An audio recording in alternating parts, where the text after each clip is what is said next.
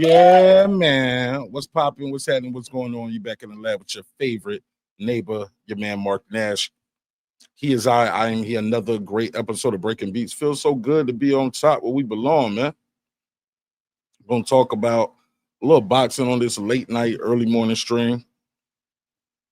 Depending on where you're at in the world. What time you gonna see this episode? We'll run this intro. Settings are not right here. So let me get those out real quick. We're going to start.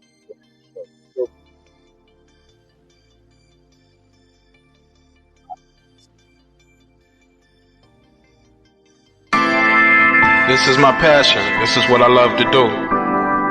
But some days, sometimes, I'm just like you, man. I hate this job. Damn, I hate this job. Damn, I hate this job. Damn, I hate my job. Damn, I hate this job. I'm just like you. Damn, I hate this job. Man, I hate this job. Man, I hate my job. From a good dream I awake, sun rays on my face, planning out my day, hoping this ain't the one that I catch a case. I feel so good, I feel so straight. My manager keep calling me saying, hurry up, you late. Hurry up, you lay off, y'all. Man, I hate this job. Man, I hate this job. Been trying to play it cool, but it's hard to play it off. I've been hanging on to this bullshit, cause my car still ain't paid off. I know I'm on my way up, my boy just got laid off, so y'all. Man, I hate this job. Man, I hate this job. These hooks is so ratchet. These hooks is so sneaky. Y'all don't even really pay enough for y'all to only pay bi-weekly. I'm trying to double up my cash. Take this job, shove it up your ass. Yo, man, I hate this job. Sometimes I wanna say, walk in and slap my boss. This shit is getting hard. Damn, I hate this job. Gotta make it out of this struggle, bruh. And I don't really mean to take it out on you. You just a customer, but damn, I hate this job. Damn, I hate my job. Damn, I hate this job. Damn, I hate my job. Damn, I hate this job. Damn, I hate this job. Damn, I hate my job. Damn, I hate this job. We're the reason why your stockholders always stay afloat. Yet I'm asking, are they hiring? Like everywhere I go, schedule will say 9, but I think it's fine if I clock in at 9:04. I work 40 hours a week plus overtime just to be bro. So y'all, man, I hate this job. Hate that I applied. So much has transpired since the day that I was high. Told me I could advance, but you were telling me lies. Gotta give your notice before I quit, but you don't say shit right before I'm fired. Damn, man, I hate this job. Sometimes I wanna say, walk in and slap my boss. This shit is getting hard. Damn, I hate this job. Gotta make it out of this struggle, bruh. And I don't really mean to take it out on you. You just a customer, but damn, I hate this job. Damn, I hate my job. Damn, I hate this job. Damn, I hate my job. Damn, I hate this job. Damn, I hate this job. Damn, I hate my job. Damn, I hate this job. You and your procedures, you and your protocol, you and your policies, none of that shit don't apply to me. You and your quotas, you and your standards, you and your 2 sick days a year. Y'all niggas bananas. Wonder why the postman's posted with hammers, going postal with Popo on camera. His wage got him enraged, stressed out, it's hard to maintain. He flips the middle, grabs his. He said, if you don't get the picture, I quit, you ain't shit, mother. Man, I hate this job. Sometimes I wanna say, walk in and slap my boss. This shit is getting hard. Damn, I hate this job. Gotta make it out of this struggle, bruh. And I don't really mean to take it out on you. You just a customer, but damn, I hate this job. Damn, I hate my job. Damn, I hate this job. Damn, I hate my job. Damn, I hate this job. Damn, I hate this job. Damn, I hate my job. Damn, I hate this job. Look, man, I hate this job. I put my pants on one leg at a time, just like you. I'm out here trying to take care of my family. Damn, I hate this job. It's not always glamorous, for real, but I do what I gotta do for me and mine, you know? Damn, I hate this job. Damn, I hate my job. Damn, I hate this job. Damn, I hate my job. Damn, I hate this job. Damn, I hate this job. Damn, I hate my job. Damn, I hate this job. Damn, I hate this job. Damn, I hate this job. Damn, I hate my job. Damn, I hate this job. I'm just like you, nigga. Damn, I hate this job. Man, I hate this job. Man, I hate my job.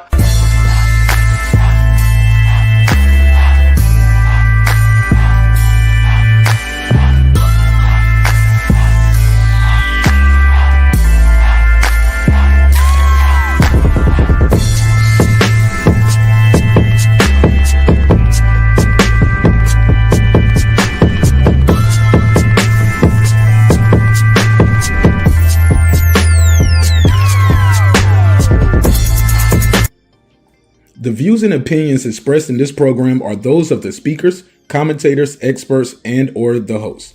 They do not explicitly nor necessarily reflect nor represent the channel's policy or the views held by the channel or broadcaster. The broadcaster or its channel cannot be held accountable for all or any views expressed during the program.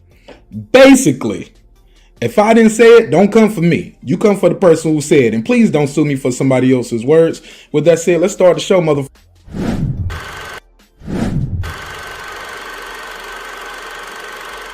This that squad sound.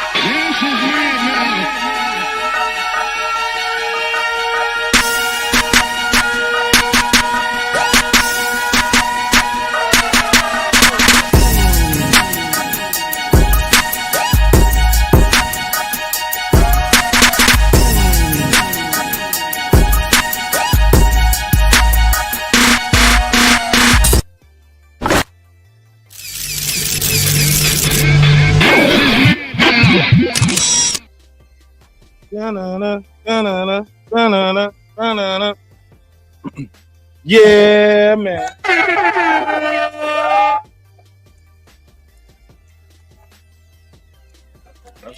messed it up. Okay, so it's two streams going on. If you want to see the horizontal one, just go to click the channel and you'll see the other one there. You'll know which one you're on because some of them have a little phone beside it, look like a little vertical phone. That's the vertical live. The horizontal live, it's the other one. So you'll see the full screen, depending on if you're on your phone, on your tablet. Make it a little bit easier. So I wish I was in Saudi. Bruh. Okay, so it look like all of y'all on the vertical live. Nobody looks like they on the jet. All right, shout out to Al Money. What's popping? Sir Senior, what up? Unbiased Brim Reaper.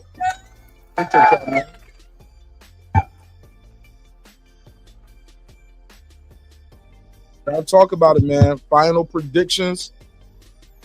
Got to get these final takes, these final predictions for this fight. It's going down in a major way. Haney versus Norman, man.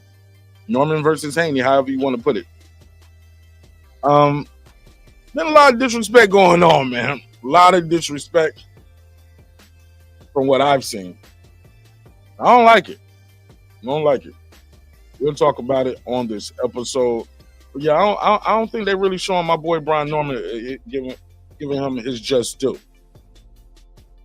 Even when you look at the way they pronounce it, I put it up here because that's how they got it built. Haney versus Norman.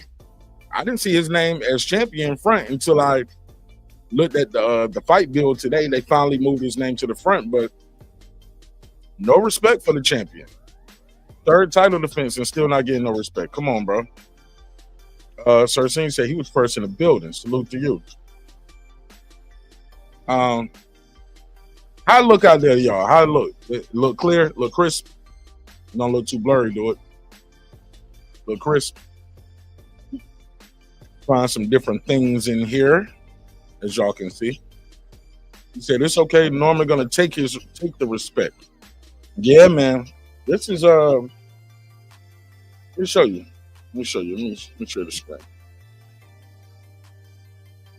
Let me know how the audio sound too. How it sound, how it look. Let me know how it sound out there to y'all. As we proceed to give you what you need. He said it's clear. It's clear. Cool. Appreciate that.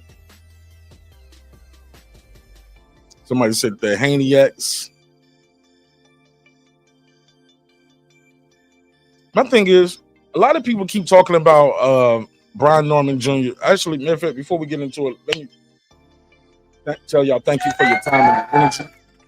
Thanks for allowing me to continue out this morning. Hopefully, we'll be thoroughly entertained. Let's talk about this. We got to talk about, of course, the ring Night of Champions, right? We got to talk about that. That's what we're here for. Also, we got to talk about the Joshua versus Jake Paul fight. What? For those who didn't think it was real, it's definitely real. It's official. Like, these dudes took the pictures, like, posters. I was telling somebody, I was like, man, we might need to go to Miami for this. My homie's like, I ain't going to no Jake Paul fight. I was like, bro, it ain't about Jake Paul. It's Miami, nigga. Well, also, too, it's about Joshua. I'm an Anthony Joshua fan. I don't hide it. And shit, I don't know how many more times he's going to be if I'm going to ever see him again, right? Because they said his next fight is going to be February in Saudi, and they want to have a big fight at the end of the year next year in 26 in London, which I think is going to be the Fury fight, right? Bro, when the next time you going to see Anthony Joshua? Make a $92 million for this one. Gonna have a big fight in Saudi, then have a fight after that shit. You might not ever see Anthony Joshua again if you're an American fan trying to see him box. So you might need to go to Miami, man. Take that Miami trip if you want to see him box. He said the mic sounds nice. My mic sounds nice. Check one. My mic. Y'all don't even know that. It's pass up. That 90s chick might know what that is, but some of y'all youngest might not even get that. Appreciate it. It's the same mic. Same mic. I was just I think the music sometimes is too loud. I can't really tell, but I'm gonna be able to tell tomorrow when I get them new headphones. I got some new headphones coming in tomorrow. And some other aesthetics for the studio. Also in boxing news, Crawford versus Canelo, question mark.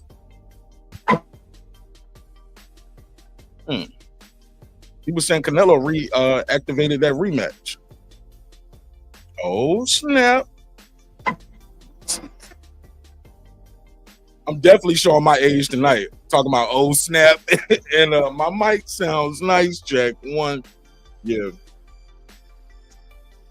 So we're going to talk about all of that and more in this episode. Those are the three things I really want to tap into and talk about.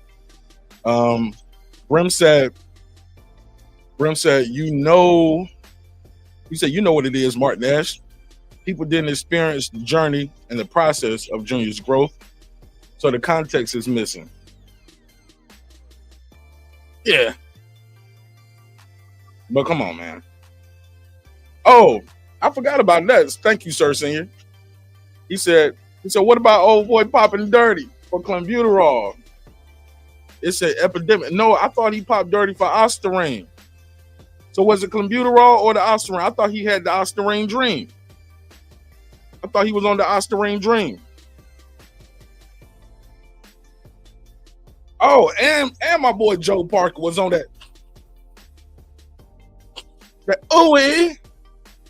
Nigga was on that Charlie Wilson pack. So we're gonna run through some of these topics, man.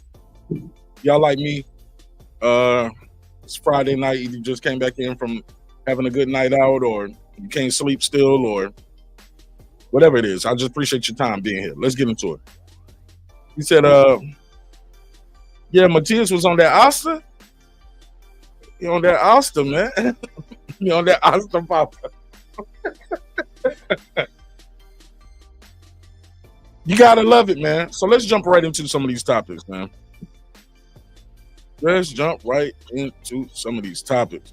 Let me share the screen so y'all know what I mean. Can I go through real quick just to fill the room out real quick and get like I want to get a feel for the room. Let me share the screen. I'm trying to get y'all picks too. I want y'all picks on wax.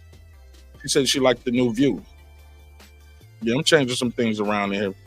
Oh, you on the phone? Hey, Foodie, if you want to, it's a double joint. So if you like to see the full screen versus this phone look, you can go to just click on my channel name and just click on the other version. It should be one that has like a little, look like an icon, like a phone. That's the vertical. The other version is the full screen. So if you're a person who like to watch on your TV in a full screen, you might want to watch the full screen or the horizontal live, the landscape view. If you like the vertical, if you're on the phone and like to do that, that's different. So yeah, but yeah, I'm changing some things around. Investing in myself, man. Y'all invest in me. I invested back into the company. She said, I don't like the vertical view. Yeah, I see you on the regular view, Karma. That's the cool thing about this too. It'll show you how people are watching. So I can see Sir is on the vertical, Foodie's on the vertical, Karma is on the full screen. Our money was on the vertical. Yeah, she don't like the vertical. Man, I don't like the vertical too much neither. But you know, I'm spoiled. I like things how they've been sometimes. All right, so let's share the screen. I think what my biggest thing is with the vertical is sometimes it's hard to see things like this right here. Like right now, if you're watching on the TV, I'm still on the screen. If you're watching vertical, I'm off the screen. And it doesn't show as much. And it's hard to see sometimes. And on the vertical, you know, you can't pinch and zoom in with your phone, but you can pinch and zoom in on the full screen. Brim said, I'm on both. Well, it don't show you on both over here. He said, Mac Mark. He said, can you behold? What's up? You still certified player to me, brother. Salute to you. All right, let's go through and get some predictions real quick. Let's go and put them on wax. So let's get this out the way. Let's get these predictions on wax. Let's go. Benavidez versus Yarde. Who y'all got, man? That's a note. Let's take it from the bottom. Pause. Abdullah Mason versus Sam Notes. Some people don't know Sam Notes, but Sam Notes is about 28 years old. Or as they say in the UK, 28 years of age. He's been 12 rounds several times, had some late round knockouts. As you know, Abdullah Mason has not been past the 6th round yet in his career. So he's going to be breathing some rare air if it goes that long. So let's go through it. Somebody said, not so small. Mark, you ain't go to Saudi. Does it look like I'm in Saudi? So who y'all got, man? Who y'all got? Mason or Notes? Sam Notes. Let me get some predictions, man. Knowing y'all, everybody gonna say Abdullah Mason. I don't think nobody. Now I brought the whole studio with me to Saudi, Brim. I brought everything. I took the mic, the mixer, the backdrop, my lights, the room. I took everything. Who y'all got, man? Y'all got Mason or Sam Notes? There we go. Let me see some predictions in the chat.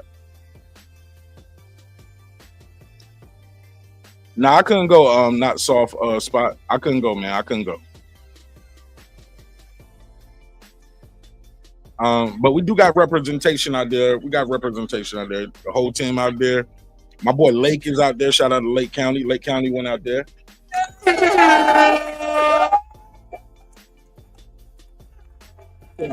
Tate's supposed to land today. My boy Dr. Charles supposed to get there today. So we're good. We got representation out there. Major League, man. 49-24. He said he got Mason. All right, cool. Karma said, what's up, Brim? Oh, Lake out there. Yeah, Lake out there. Lake sent me some videos and stuff. I need to upload them. Send me some videos today. I'm going to upload them probably tonight or in the morning. He said the tape maker, yeah, his ass left his visa at the crib. He left it at the crib? I thought he said it expired. Oh well, I don't know if he's gonna get another one over the weekend. I don't know how that worked. Wishing the best though. I don't know if he's gonna make it over there on the after that. That's crazy. So somebody said Mason. I got Mason. Let me see who y'all got. Who you got? Not soft spot 9915. Who you got? Nah, man, I ain't go to Saudi. But it's okay. Hey, look, the fight is Saturday. The crew gonna be back on Sunday, so I ain't missing too much. Everybody coming back the next day, except Lake. Lake gonna be over there for a minute. I think Lake gonna go to Dubai while he in that area because Dubai is like an hour away. So I think Lake might be going pitching a hop over there to Dubai. So team doing good, man. Everybody doing good. Okay, Foodie got Mason. Okay. I hope he made it. Yeah, I don't think he did though, because when I saw him on his last video, he was at the airport. He was at the airport. Okay. All right, let's go to the next one, man. Ben Rodriguez. Now, this is gonna be a fireworks show right here.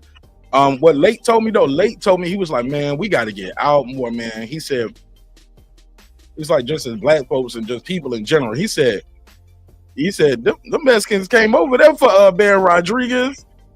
He said them Argentinians are deep as hell over there. Great Britain is deep. I was like, damn. Hold up. I just looked at this. I just noticed they got David Benavidez. They put a Mexican flag beside David Benavidez' picture up here. Come on, man. Wasn't he born in Arizona? I want to go to Arizona, Martin. Where was David Benavidez born at, man? Wasn't he born in Arizona? Or am I tripping? Because last time I checked, he was an American boxer. Yeah, he born in Phoenix. Oh, man. Wrong button. What we doing here, man? we just gonna change our nationality when we got a big fight. Boy. Must be nice. Must be nice. Why not the Ecuadorian flag? Oh, since he the Mexican monster, you got to start putting that. It won't fit right. You say if you the Mexican monster and you got an American flag up there. Come on, man. Why you doing, David? Like, I'm just keeping it a bug, Brim. I'm keeping it a thou wow. On the powwow, bro. I'm just keeping it a thou wow. He born in Phoenix. He was born in Phoenix. I tell you what, if something happened over there, God forbid, and he can't come back home, you think he gonna call Mexico to come get him, or he gonna call Donald Trump? I'm just asking. You gonna call Trump? You're like, I'm American, man. Come get me. Yeah, man. I don't know. I can't really rock with that. He's the Mex, like my boy said. He the Mexican Ecuadorian monster. Said no, he El Banero Roja. Yeah, they got to fix that. Nah, he want it that way. We want it that way. That shit by design. Let's go through this next one though. Who y'all got? The Argentinian, or y'all got Bam? Y'all got Martinez or Bam? I got Bam by murder, bro. I'm just saying, bro.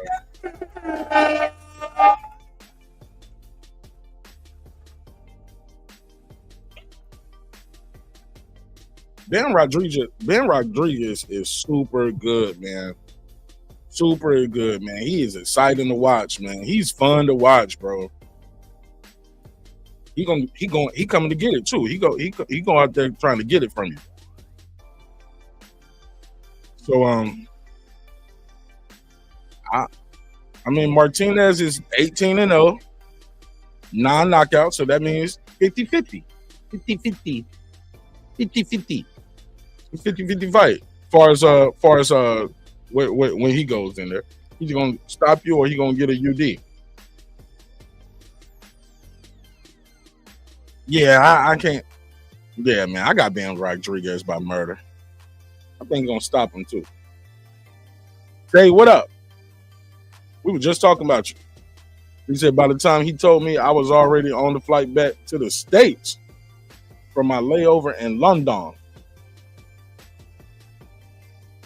Damn, nigga, you made it all the way to London?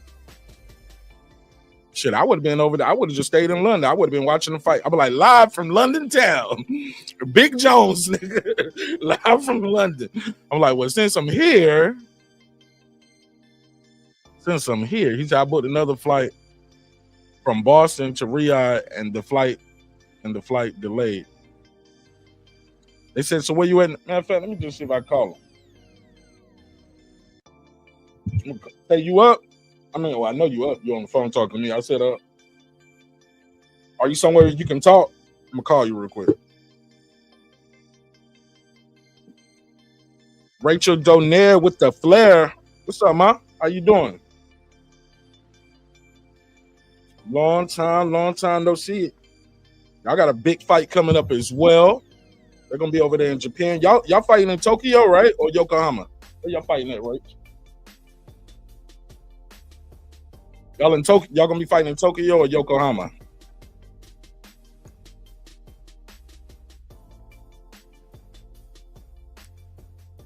Again, if you're okay, Tokyo, that's what's up, man. I had a good ass time in Japan. Small world too. While I was out in Japan, I bumped into Rachel Donaire's father while I was over there. He was there doing some work with Christian, and Christian got robbed that night. Everybody in the ring thought he got robbed that night. So be careful out there. Again, if you're watching on the vertical, you can click my channel name, and you can click the other version. There's two lives going on there. It's the vertical live and it's the horizontal live. So you can click on either one. Jarvis, what up? He said, Bam gonna stop him late. You think it's gonna be late? I got him in under 9. I got him in the mid round. I think Bam might stop him in the mid rounds. Bam is different, bro. But then again, I gotta tell y'all, these dudes gonna be fighting, from what I understand, like 2, 3 in the morning. So that's different. Foodie said, what's up, Rachel? Rachel said, what up, Foodie? That's different, man. Fighting like 2, 3 in the morning, G's. That shit hit different. That'll be like right now, if you're on the East Coast, that'll be right now, you in the back, gloved up, warming up, hitting the pads. About to go outside and fight somebody, bro? Nah, man. You want to you trying to get under something soft round right about this time, man. I don't know, man. How was that experience over there? Like getting somebody to tell you was over there for 2 fights, right? How is that? Fighting at 2, 3 in the morning, or how's the preparation you seen the guys doing it? Somebody, Rod Barnes said Haney going to sleep. You got to see. Sir Senior said time difference may play a part. Absolutely, man.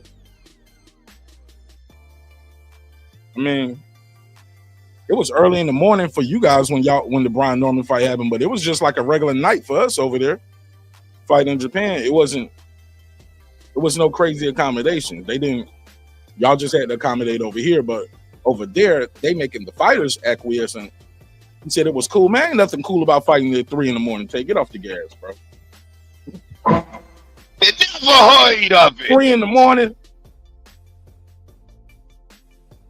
3 in the morning, Tay. That's cool. All right. Let's get to the main fight, man. Haney, well, I can't say the main event, but it's the co-main. But it's the fight I think more people are talking about. I didn't really seen a lot of breakdowns on Mason, Bam, or even Benavidez Yarde. Maybe because some people think those fights are just gonna go with the favorite. But this fight right here, it's a real 50-50 fight. It's a pick-em type fight. Ross said Haney going to sleep though. It's a pick-em type fight. Let me see if I can I'll put the link out there too. I don't care.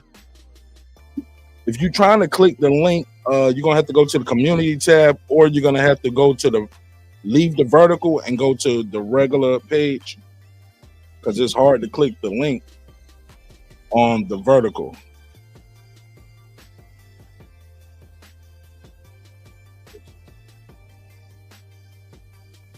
So I do that. And I put it on my post, on my wall, on the community tab on the wall. Post. Create a post. Panel link. Down. Yeah, so I got Mason, of course. I don't know a lot about Martinez. I'm not gonna hold you. I know he's an Argentinian and they tough. They're very tough. So I still picking Bam though. I still pick Bam. It's just hard to pick against him. He's very skillful. He's explosive. He's fun to watch too. But I ain't gonna lie, I got Mason winning, but I think the fight might be a little tougher than people think. Especially if it goes past round 6, because yeah, man. Dude 28, he got his grown man strength. Mason's still developing. He's 21 years old, but he got those long arms, so it can go either way.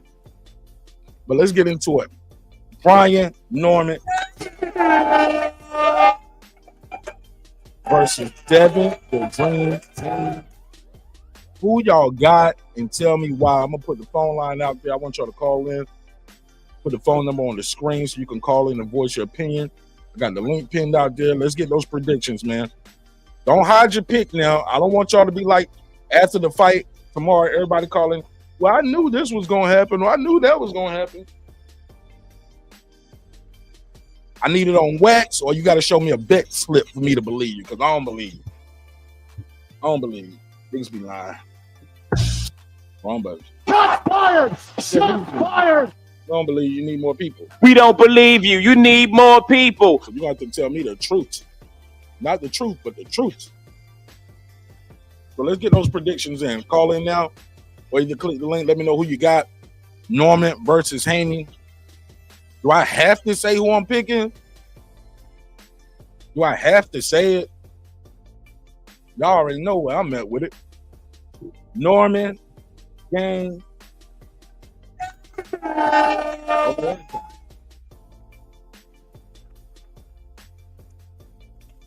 Can't change a player's game in the ninth inning, man.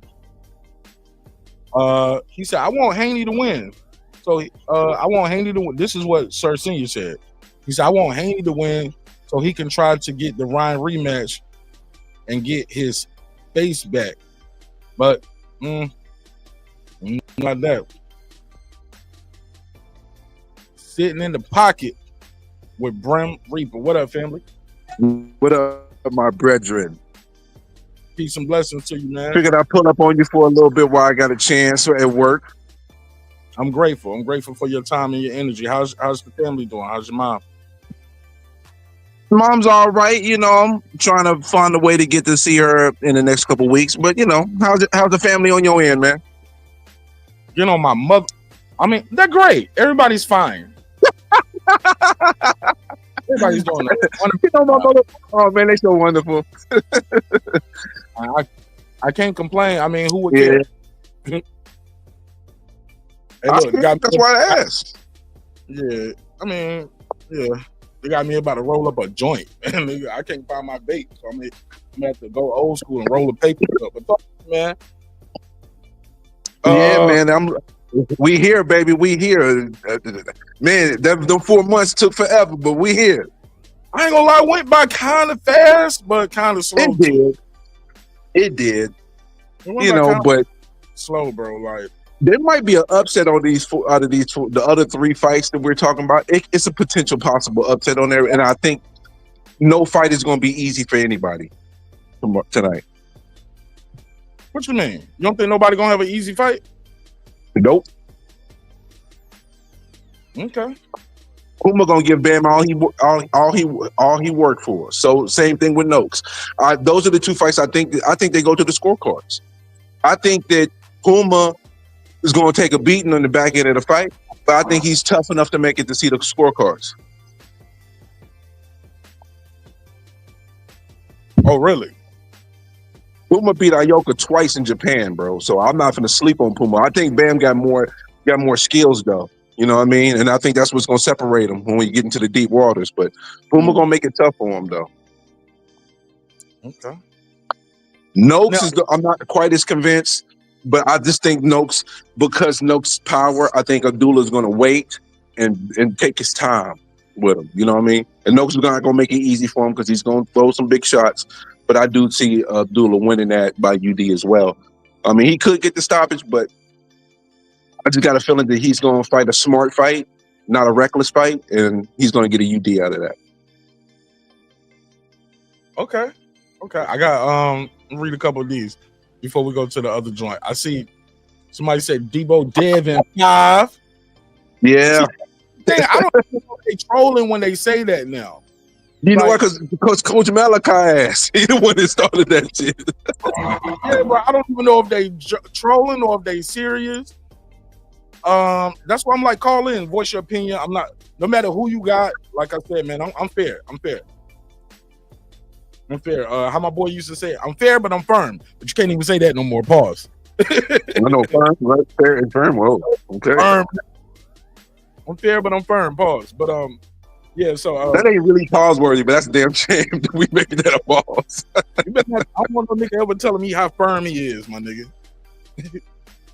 Or sturdy. I don't like niggas even saying sturdy. Like, yeah, that Damn, you can't even say sturdy, bro. Like, that's crazy. What do we come to? you sturdy, nigga. You tell me you sturdy, I'm gonna push you over. I'm gonna bump your You fell shoulder. down, he ain't that motherfucking sturdy. Yeah, but let's talk about it, man. So I see a lot of people saying that, but I don't know if they joking or trolling or but here's the thing. I see what's his name? Lean Breezy 6690. What up? Lean Breezy was like, yo, Haney washed. I don't think we can go into it banking on that. And you was here in Atlanta. You seen Junior train. The dude ain't Yes, in that sir. train. He ain't in there working like he training for a dude that's washed. Can we agree to that? 100% facts. Homie in there act like he training to fight Mike Tyson, Jake Paul, Jones Jr., Mayweather, Sugar Ray Ali. Like, Junior. Damn, what a name. Yeah. The third. Yeah, that nigga trying to fight Devin, Ali, Jones Jr. I don't think he's looking at Devin like he's washed, and I don't believe Devin Haney believes Brian Norman is a cakewalk. Absolutely. He might talk that shit. He might have called him a bum, but he don't really believe that. And if you do believe that, why would you? What does that say about you? You fighting a bum?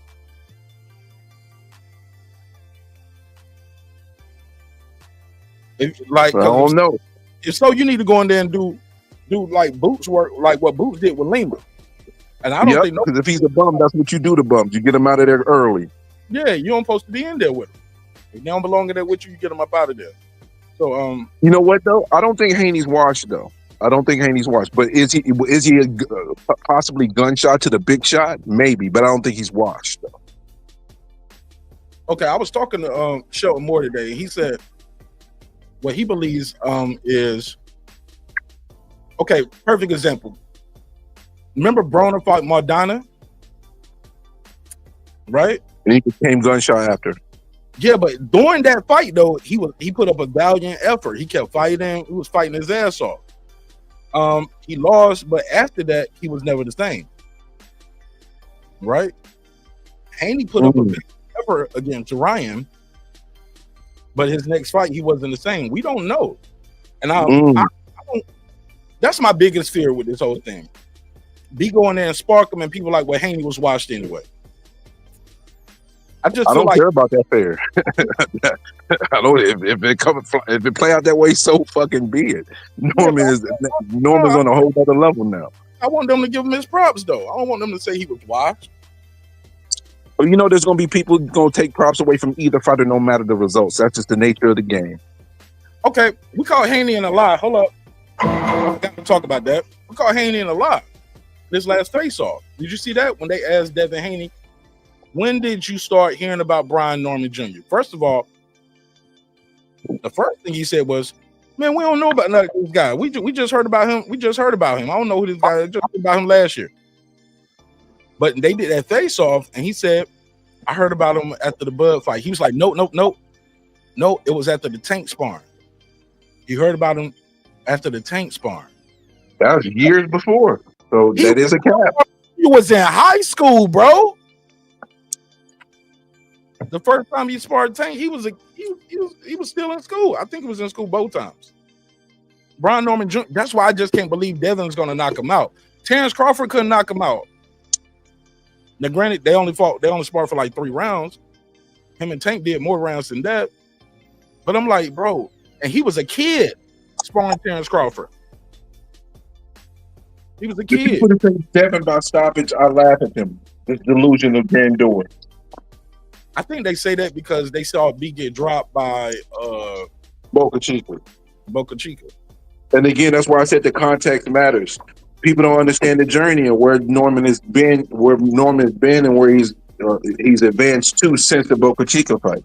And people keep on forgetting that after he got knocked out by Boca Chica, the end of the second round and the third round, Norman was putting them things on him. But and they calling him Chinny, but I never hear people say Inoue is chinny. He's been dropped. Some people actually are trying. There's been people trying to say that. There has been, especially the overly biased American fans who shade anybody that's foreign. I ain't talking about overly biased. I'm just saying normal people. I don't hear them because overly biased, like you can never argue with that, right? I don't even hear people saying Abdullah Mason is chinny. They don't call Teofimo Lopez chinny. But they say Devin is chinny, even though I think Devin got a great chin, man. He kept getting up from a guy who was heavier and was on drugs. So I give him credit. Hey, Mark, somebody made a really good point, and I wanted to point it out to you. Tell me if you agree or not. Him getting up is having heart. His chin is still in question.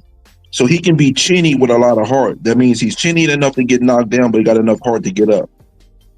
Y'all niggas, boy, y'all boys good, man.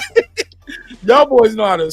Y'all boys good with them words, man. God. Somebody said that and it hit home for me though. That's why I had to tell you about it. Yeah, but the chin, you can have all the heart in the world, but the chin is gone. Your chin is your chin. And he got hit and he getting up. And Devin tends to get hurt by clean punches. He has a history of getting hurt. That ain't the first time he got hurt. It's boxing. Not the second or the third. He got over 30. What, don't he got like 30 fights? How many fights he got? Oh, yeah, he got 30 fights and he's been hurting probably about 4 of them. Bro, I can bank. I can take that to the bank, bro. I can take that to the bank. You've been driving for 30. You've been driving for 30 years, and you got in 4 accidents. Yeah, you got in 4 accidents. I'll still let you take me to the stove. Still drive the car. Yeah, but your insurance premium was higher. How spaced out they are, though, right?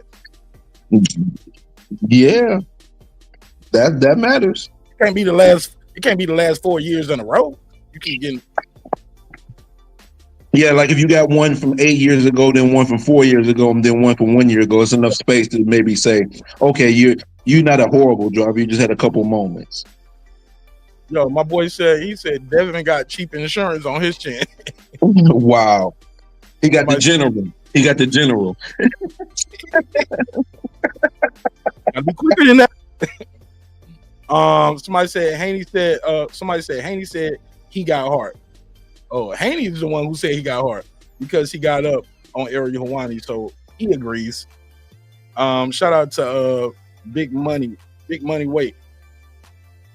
Somebody said I'm gonna call.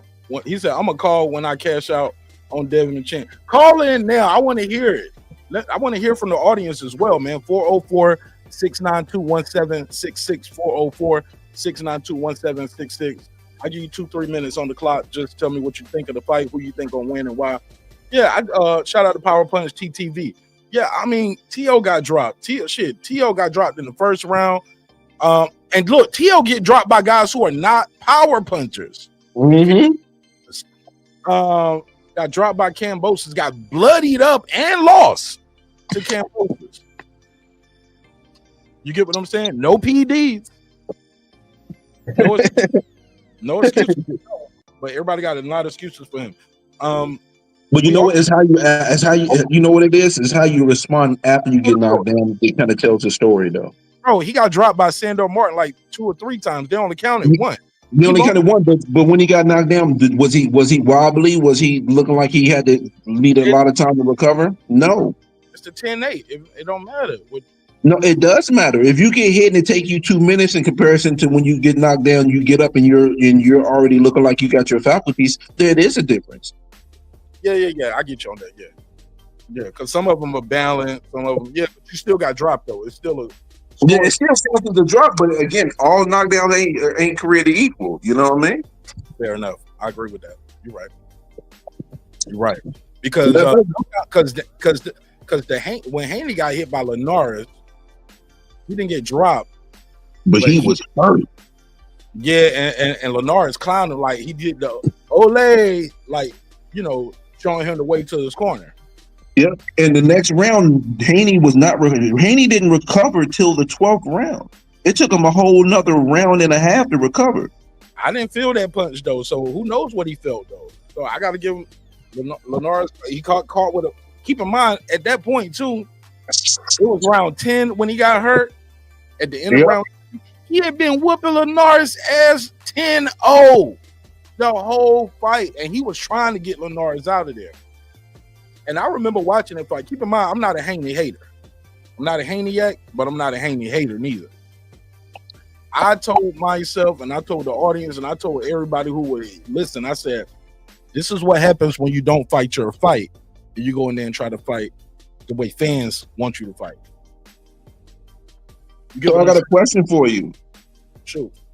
Because based on the things you're saying is, I would ask you this. So that means if Haney fights his fight to his 100% level, will Norman beat him?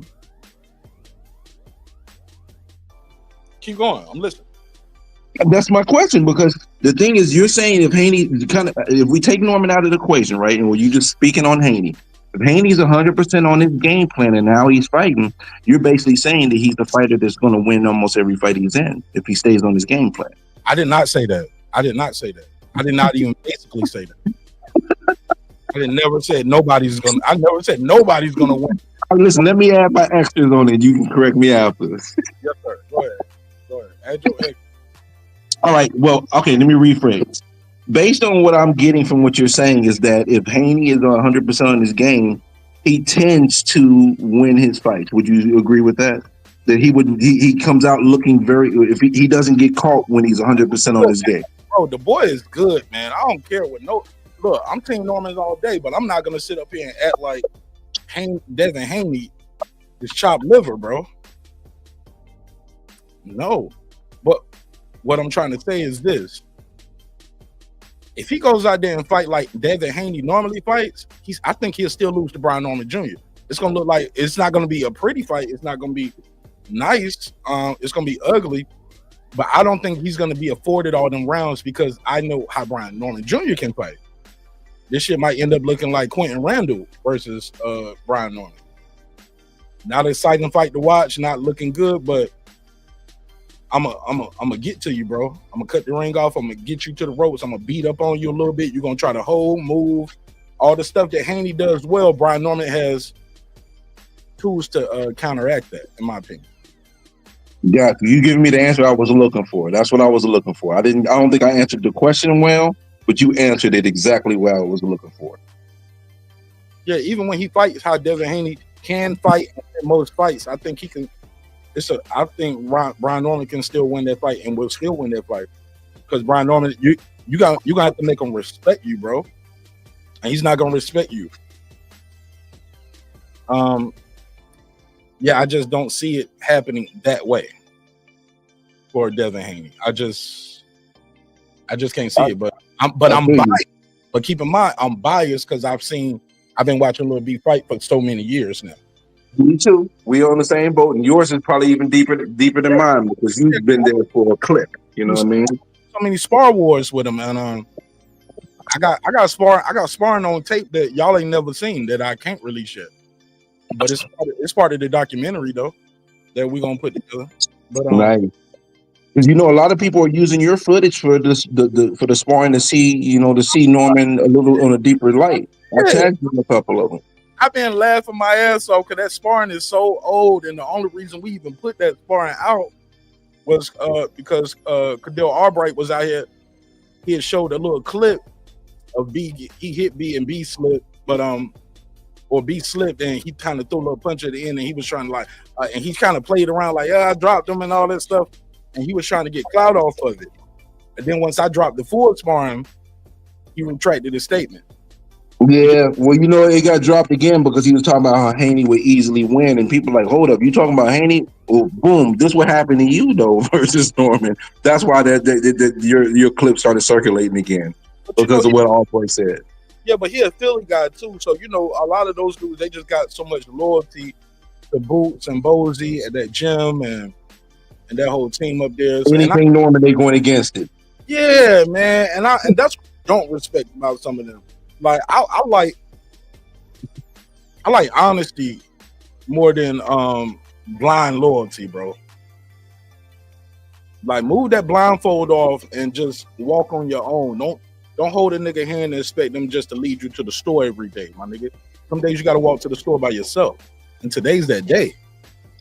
You know what I'm saying? So I don't really rock with on no block with no niggas like that, bro.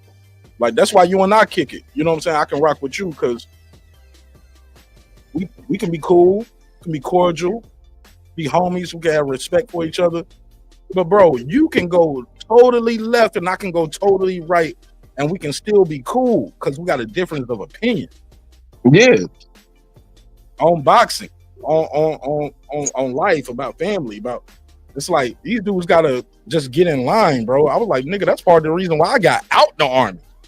Because I don't want nobody to just tell me what to think and I just gotta follow orders blindly.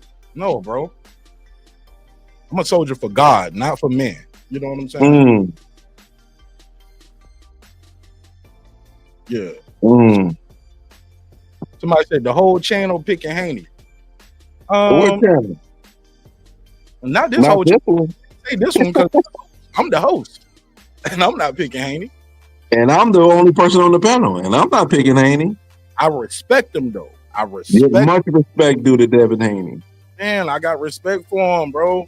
I got. You know what I've experienced though through this whole build up though, Mark, is that a lot of Haney fans, if you're against Haney in this fight, they automatically say you're a Haney hater. I'm like, hold up, this is the very first fight I've ever picked against Devin Haney. I picked Devin Haney to knock out Regis Prograde, beat Loma, beat Ryan. And now because I'm my horse, I'm going for the horse that the staple that I'm rooting for. Now I'm a Haney hater. Like, come on, man, this is ridiculous. But that's why they say you're a fanboy. You get what I'm saying? They'll be like, it's crazy. They be calling me a fanboy, and I'm up here sitting here objectively breaking down how Devin Haney can win the actual fight. But I'm a fanboy. But I'm sitting here telling you the avenues that Devin can win this fight. Look, 90% of other fights, I'll probably pick Haney. I'm gonna tell you who I had beating Haney. Other than I thought if he fought Shakur, I thought he was gonna lose to Shakur. Yep, that's about it. Oh, he talking about YSM. Yeah, bro. Yeah. Oh yeah, that's a gift. Oh yeah, you already know that.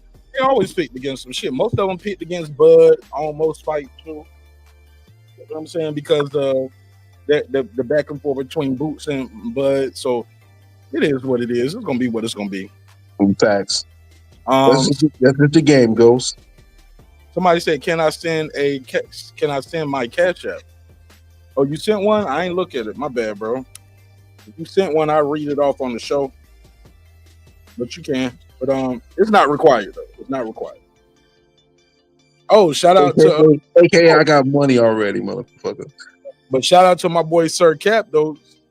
Appreciate it. I usually don't like to say the amounts on the show because I think that's my business. But I don't mind saying this one. Shout out to my boy Sir Cap with the 50 ball. It's 50, 50, 50, 50. You said I was thinking you were gonna say Sir Senior, but you said Sir Cap. Yeah, it's my boy Sir Cap. His name he a producer. He go by Capital Tracks. Shout out to my boy Sir Cap. It's 50, 50, 50, 50. Appreciate it, man. Thanks for the love and support, Cap. You know, I owe Lake County a mean lunch when they come back down to the A. I don't know if you seen it, but I went on TVV, right? I take niggas out to lunch. No, I'm joking. Huh? No, nothing. Nah, Lake a vegan though, so wherever you take them at, it's gonna be cheap. Just take them to a salad bar, bro. You get off. Yo, you stupid. Now I'm gonna take him to a really good. It ain't gonna be cheap where I'm gonna take him because for what he did, he threw bread on the boy. I was in a fight and people was trying to get me kicked out, and Lake was throwing money up and wasn't playing no games, and he kept me in the game. So no, I owe him a good lunch, not no cheap lunch. No, yeah, take that nigga Lake to a salad bar. There you go. Up in the chat. He said T.O. Glove did touch the canvas. He said T.O. Glove touched the canvas in his pro debut. Oh snap! But shout out to Lane. Lane Breezy, thank you. If you sent the cash up, I didn't get it, but I appreciate you anyway.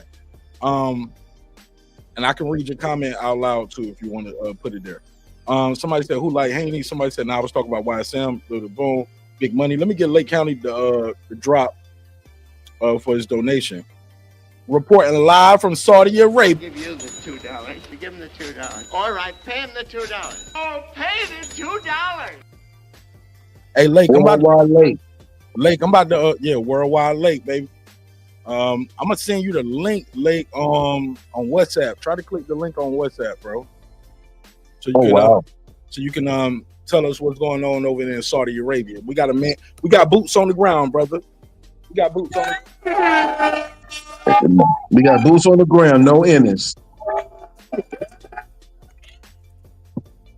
So where was I at? So I saw this going around too, where people were saying, "Hey, man, the people who are Brian Norman." Somebody was like, "Where did all these Brian Norman fans come from?" Oh yeah, I've heard a lot of that. Let me say this. They was like, Brian Norman fans. Listen to this, Brim. You ready? Mm-hmm. Brian Norman doesn't have any real fans or support. I said Brian Norman fans are really nothing but Tank Davis fans, or they Haney haters, but they was like they Shakur fans, they Tank fans, they Ryan fans, they Loma fans. I'm like, hold up, nigga, you naming everybody. like, come on, bro. Like, you naming everybody. I was like, maybe they just like Brian Norman's style. And when I say style, I ain't just talking about his style of fight, which is very exciting, right? We're talking, they might like the way he carry himself. Like, yo, this is a throwback type fighter. When he was like, man, I ain't doing no ranking nobody outfits. I'm here to throw hands and make bands. I'm wearing a $5 tee, some little "The World Is Yours" sweatpants, some white forces. Like, bro, you don't need all that. I ain't trying to do all that. I'm here to throw hands and make bands. Like, I ain't got it's not a fashion show for me. Some people can relate to that mindset, that mind state, that blue collar mentality. Like, I'm gonna just come here, do my job, and go home. I ain't trying to poly with y'all. I ain't trying to kick it with you. I don't want to cash out my dark skinned girlfriend to get a light skinned long faced girlfriend, like Cat Williams was saying. Some people, I ain't painting fingernails. I ain't doing no purses. I'm not wearing no big ass crazy jeans with some boots with a heel on it. Some people just like that they can, like, bro, I can walk outside and just be me. Brian Norman Jr. got money too. Let's not mistake it.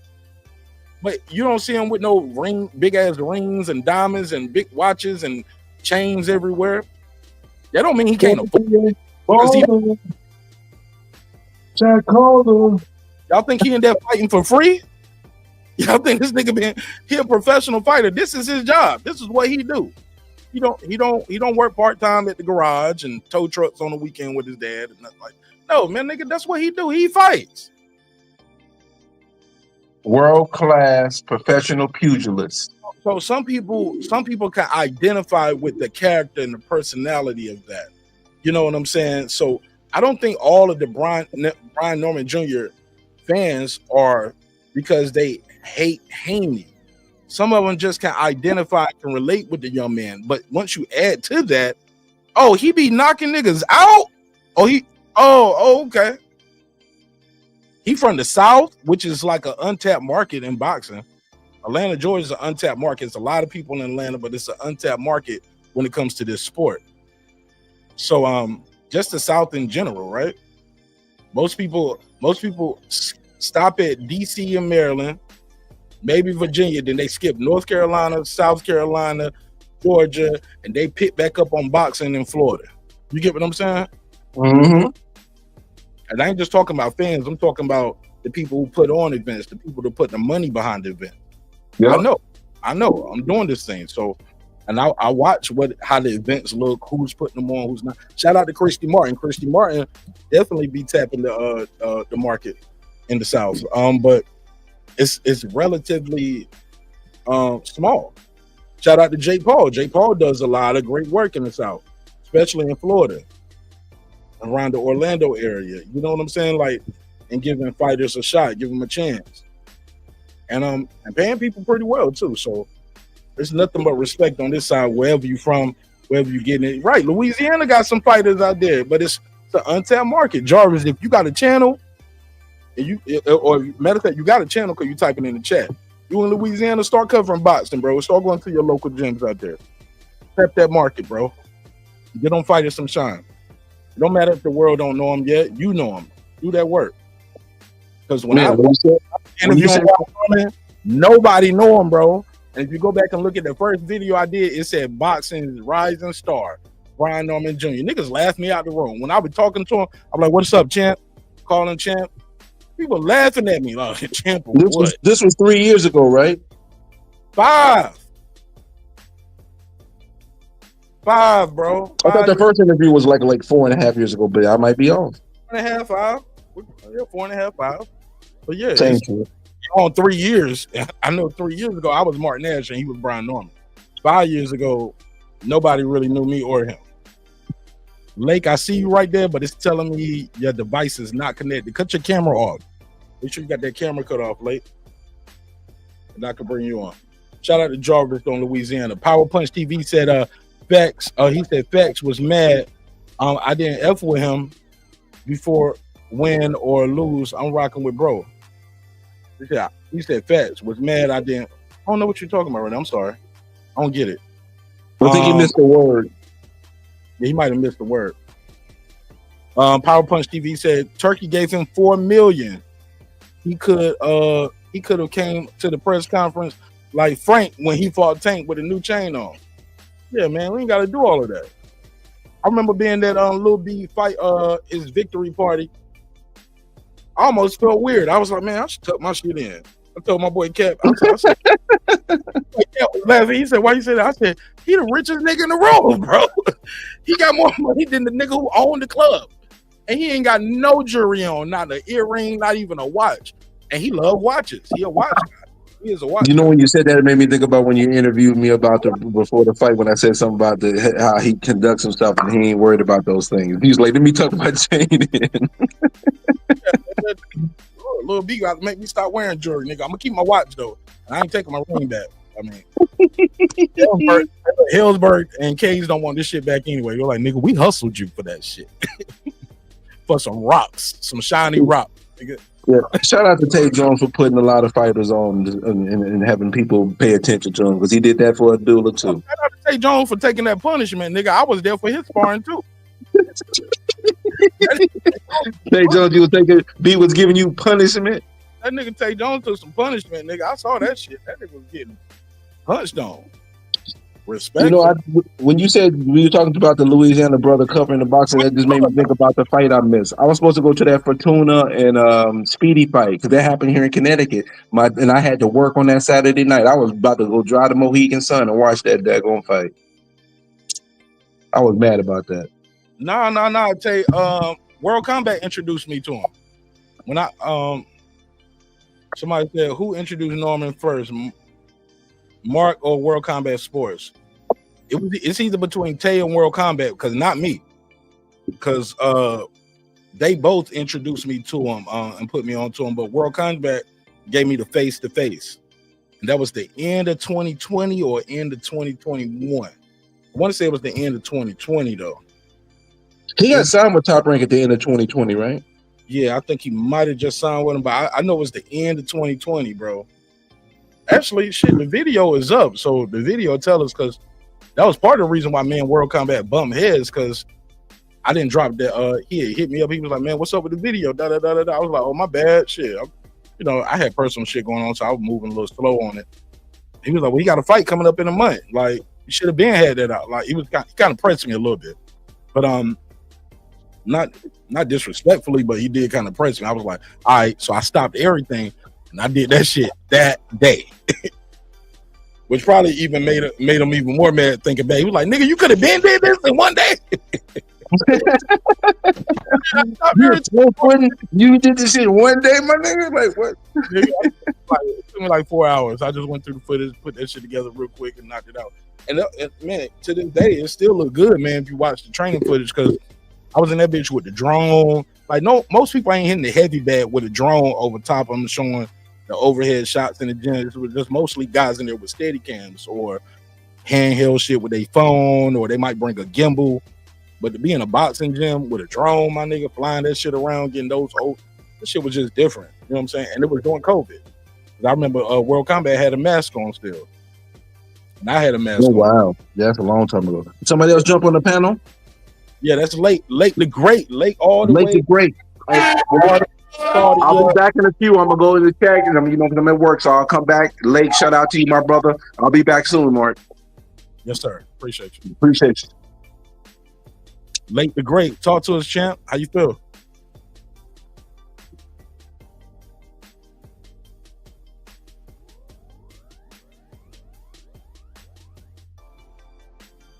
Somebody said I just bought a new piece. Fuck that. I'm going to shine. Okay. Lake, can you hear us? We do not hear you. Oh, Tay laughing when I said yeah, Tay was getting punched on. We taking some punishment. Hell yeah, Tay was in there sparring with Lil B. He can tell you what them punches feel like that. Now here's the joke that I wanted to say earlier. When I walked into the gym, I saw Tay there. He had on like shorts. He dressed like in the gym. I got on some shit. I might be overdressed. And I was like, shit, nigga. Or I might have just had a sweat on or something like that. But regardless, I remember telling Tay, I was like, yeah, man, got my. I had my pops with me. I was like, yeah, shit, I got pops with me. I got my bag in the trunk. Nigga, I keep my go bag with me. You know what I'm saying? On some fighters shit. I said, so he was like, yeah, shit, I'm warm up. You know what I'm saying? In case he needs some more extra work. I said, how about this, Tay? You get in there, I'm gonna get in there. My nigga. I started seeing trap in his hands. I was like, bruh, Tay, I was just joking, my nigga. Like, you really about to get in there? You're like, yeah. Them niggas can't handle a little beat right now. I gotta make sure you ready, bro. I was like, oh.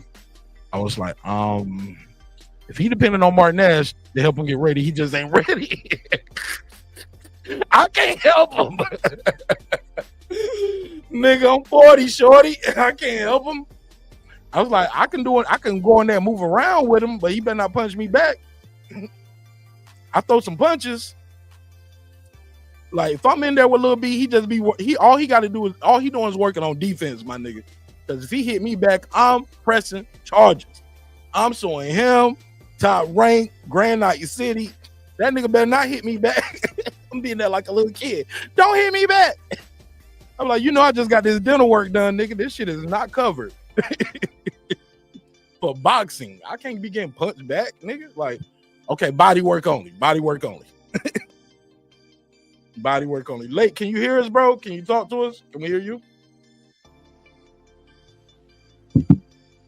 I saw your face a while ago. Yo. There you go. Live Saudi Arabia Riyadh season, baby. We got Lake County. Boots on the ground. Our man right there. Talk to us, Lake. How is Saudi Arabia treating us, bro? Catch me in Riyadh causing trouble. Last week, messed around. You know the rest, man. Double, baby. My dog. You know the rest, man. Talk to us, man. Man, they doing a little construction around in this area. Hopefully, you can't hear that crane operating in the background. So hopefully, it's fine, but we can deal with it. Talk to us, bro. You are in Saudi Arabia, Riyadh season. How is it? How's it been going? Man, it's a beautiful country right now, man. It's beautiful out here. Bumped to the Normans a few times, man. B is locked in. What you say? Are you at the hotel still, or are you outside? Where you at? Nah, I'm at the hotel right now. I got to be somewhere that got Wi-Fi for me to even be on here. Can you go be on the phone or be on the internet? Can you go by your window and show us some of Saudi Arabia? For the people you said, can I look out my window? Yeah, can you go to the window? Let me see.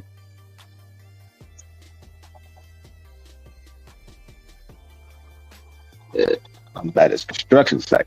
Let's see. Show us what. Oh, it's always construction. My camera. Yeah.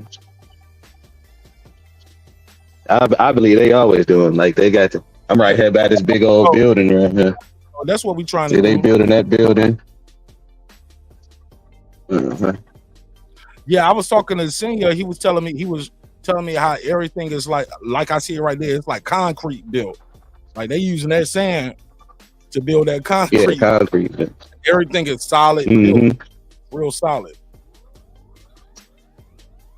So it's almost lunchtime over there, right? Yeah. And I'm up on like the. Nah, it's yeah, I guess you could say that. It's about 10 minutes to 11 a.m. So I'm about what's the name? I'm about on the 9th floor right now. So that's probably why I'm having like No, you internet good. issues. Good, we good. You good. I'm glad you showed us. And what's reception issues? No, it ain't that bad. It ain't that bad. We glad. Hey, do they do the call to That prayer? ain't even what it looked like. That ain't even what it looked like in a nice area. What up, Lake? This Brandon. Hey, sorry, Mark. Do they do the call of prayer? Do you No, hear? go ahead. Do they do the call of prayer in the morning at 5 o'clock in the Oh morning? yeah. You hear that all? Yeah. So They do it 5 times. You hear all that. You hear all that. They play it over the speakers. It's not real. Hold on, Brent. Oh, Brent, Lake, give us more description of that. So at 5 a.m., like, can you tell us all the times they do it, and what is it like? Like it come like you get a like an Amber Alert to your phone, like what happens? Like how is that? Nah, nah. They just do it several times throughout the day. Put them over like little speakers. They don't blast it, but you can hear it wherever you go. You could be out at the mall. You could just be out in traffic. You know, they just kind of just play it throughout little speakers throughout the city. They play like it's time to pray, or do people pull over the car? Do people stop shopping? Or are people still shopping and like, well, I'm gonna do my 5 times later on? Nah, they don't do all that. Some people. I mean, you know, it's like 5 a.m. You know, 11:45, maybe like 2:50. You know, a little bit after 5 p.m. and like around 6:30 p.m. So they do it like that many times throughout the day, and you could just kind of be anywhere. Next thing you know, you'll just be hearing the prayers come through the speakers. But you know, some people, you know, they'll go in the back if they're at work. You know, pull out their rug, you know, start praying. Some people will still be serving people, but you can still hear the prayer. Now they do they do the prayer. They do is it like the same prayer every time, or is it like a different prayer, depending on what time of day it is? The call to prayer. It ain't. I don't think it's the actual prayer. It's a call to prayer. It's called a done. Well, you ain't never been. You don't know what they doing. It don't matter. Don't matter. From what I understand, that it's not the actual prayer that they reading across the speakers. Well, let Lake tell us. Well, Lake, what did you hear being in Saudi Arabia? Well, I can't tell you what all I heard because I don't speak Arabic.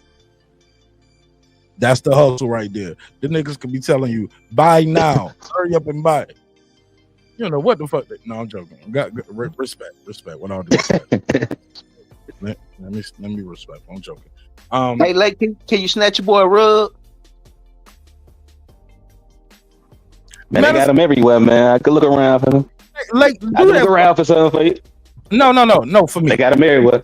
Look, don't bring him shit. Like, bring me that 2 prayer rugs. I want 2. I need 3. I'll send you the money. I need 1 for me, 1 for my wife, and for my daughter. I'm gonna send you the money. Bring us back 3 prayer rugs. I'm gonna cash app you right now.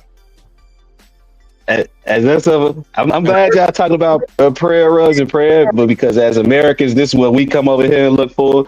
We come over here and look for their cologne because, like, that Arabic cologne.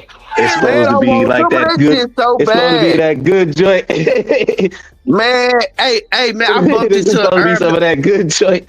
Man, it is. I bumped into a herb the other day, and I asked him. I'm like, "Damn, what you?" He was like, "Man, you can't buy this herb cologne." I was like, "Motherfucker!" I already knew, but beautiful, bro, beautiful. And they cologne lasts way longer, and it smells better than what we get from like the Europeans who like that Yves Saint Laurent, myself. Yeah, I love all that stuff. They stuff just lasts long and it's way cheaper. Because I think they make it with slave labor, so you can. No, bro, it's like an oil base. It's oil base. I'm so thinking. Look, these are jokes I can say here. I couldn't say it there. Is that why you didn't go? No. But seriously though, Shadow Ghost said, he said, "What's good, Martinez?" He said, "Long time no see. Just wanted to swing through. Just wanted to swing by because I know Norman is your guy. I'm pulling for Brian." He said, "I think it's disrespectful how some making it seem like nobody knew him before this," and that's what we was talking about. Devin admitted like, yo, I knew about him after the Tank sparring. That means he knew about Brian Norman Jr. since he was in high school, bro. Junior high and high school. Knew about him as a 10th grade kid. Come on, bro. So all of that, nobody knows this guy. He a bum and all of that. Nah, bro. Yeah. Devin said he was a good fighter, though, man. You know, he said he was a good fighter at the weigh-in. You know, he said he's a good fighter. He said he's looking for Brian for B to bring out the best Devin Haney. He's giving him all his credit. Okay. Yeah, but it sounded like he said that late, like he was just. They was like, "Devin, you said he was a bum before. How do you feel now?" He was like, "He's a high fighter. He's a good fighter. He's a great fighter." And just or whatever he said. He might have said he's a good fighter or a great fighter, but then he looked at his dad and smirked like, "I gotta say that." Like, I don't think he still believes it yet. Well, I mean, I think he do because I could tell by how every time they do the face-off, Devin Haney is always prepared on that back leg like he ready to throw a punch. Look at both those face-off at the press conference. The first press conference and the weigh-in. Devin Haney ain't just walking up straight to him like how B walking up straight up. Devin Haney first is getting in a stance, and then he's trying to wait to see what B does. And then after he see that B is chill, then he kind of get in his like face-off stance where he on both legs straight parallel. So look at that and tell me if he's not respecting B, or you know what I'm saying, he don't think B's a good fighter. I don't. What you think, Brandon? Watching before I keep responding, I'm gonna share the mic. Go ahead, Brandon. I just personally think Devin nervous. I think Devin just talking and trying to get in his head. Like deep down, do I think he the caliber he is? No, but do I think he think that he's a bum like he said? No, I think that was out of emotion. So no, I don't think that, bro. I think Devin finna run. Me personally, I think Devin finna run. I think if B ain't ready to chase him and ain't ready to cut off this ring, this dude finna run. You could tell in the first face-off they had, the way he was moving, I was like, yeah, he finna have his track shoes on. So I just think that if he have his track shoes on, this gonna be one of them kind of fights, bro. I just think this dude finna go. I can't see this dude sitting there wanting to fight. I just think this dude finna run. Me personally, I think he finna run. We finna see him running, like and grabbing and clinching and holding. I just can't. I can't see it, huh? Can he win this fight that way though? It depends on how he make it look. Like if he come out and he a step ahead of B as far as he can't catch up with him, I think he can win it like that. Cause he ain't gonna do nothing. He just gonna make it where it makes it look like B is a step behind. It be, you know what I mean? Like if 12 rounds, him doing that, yeah, he can win like that. Cause he can outpoint him. It's not that he beat him. Only thing they've been trying to do is outpoint you. I don't think he's gonna be able to beat this guy that way. I hope not. I hope he don't, because don't nobody want to see that shit. Don't nobody want to see that. Don't nobody want to see that. Him holding, clinching, grabbing. Every time he throw a punch, he grab, he move, he do that. Nobody wants to see that. That's why I'm hoping to God that B can cut this damn ring off, because he's gonna have to. And he can, bro, and he will. This guy's gonna have to stop and fight him, or he's gonna have to hold and reset. And I don't think he's gonna win. Yes. You're not gonna win that way. Not just trying to run, grab, jab, and hold. Because before they break y'all up, Lil B is gonna give you some punishment. Lil B is gonna punish him in that process. As Quentin Randall, like Quentin Randall was an Olympian, bro. He was not just an Olympian; he was the captain of the team. But you know how Devin fight though. You know what I mean, Mark? You know that when he get in that mode, it's a Quentin Randall. He has a Quentin Randall type style, and Quentin Randall is taller and has a longer reach and a jab. And B was able to break that. He has good feet. Quentin Randall ain't the Quentin Randall y'all see now. Ain't the Quentin Randall B fought. He fought an undefeated, very confident Quentin Randall. So it was an ugly fight. I'm excited. I just hope it ain't and I hope he don't get in there and let Devin try to box him. Man, fuck all that boxing. Not hurt him. Like, no boxing. Hurt. Fuck all that boxing. Hurt. Pain. It's the only way you're gonna break somebody like him. You're gonna have to, like, you know what I mean? Like I want to see him hurt him. I don't want to see him get in there and try to box and Matt Witch and witch with him and try to let him get into, like, man, hurt this dude, man. Every time you get close to him, hit him. You know what I mean? Like, that's the only way I could see. But other than that, Devin gonna come in there with that style. I can just see it. He gonna come in there. He gonna run. Yeah, I don't see him. I don't know if he can win. But can't you see him coming with that style? Like, I can't see him letting Brian I can't see him letting him. I can't even see him wanting to taste that power. Like, let me mix it up a little bit. I can't see that. I can't see that. I just see defense, one punch at a time from Devin, back on his guard, moving, one punch at a time. You know what I mean? That's what I see. Talk to me, like, what you feel? You know, ain't nothing wrong with that right there, because you see what happened with Jin Sasaki when he wasn't taking it one punch at a time. He lost 6 weeks of his memory, you know what I'm saying? So you got to pick your shots, you know what I'm saying? You know, it's called boxing. They're going to both have to box, you know what I mean? Because, like, the thing about it is, no matter how effective Devin punches land on beat, you know, it's still a scoring punch, you know what I'm saying? Like, those jabs and those, those non-power punches, I would say, you know, still score on the cards. You know what I'm saying? You can look for the slam dunks of a Shaquille O'Neal, or you can look for a layup of a John Stockton. It's still a scored point. You know what I'm saying? So, you know, I hear what Brandon is saying, like, you know, try to hurt him, but, you know what I'm saying, just, you know, but still try to get your points in. Don't just be trying to just look for points just to hurt somebody, you know what I'm saying? And you just constantly getting scored on yourself, you know what I'm saying? Yeah, because you can look up and you can be down 6-1 or 6-2, 7-3, looking for a knockout all night. I hope it don't go that long. Like, I hope this fight don't go past 8 rounds. I want to see 9 rounds and hopefully B get him out. Because Devin, if we go into 12 rounds, then I don't want to see that. Like, I don't want to see him go to the scorecard.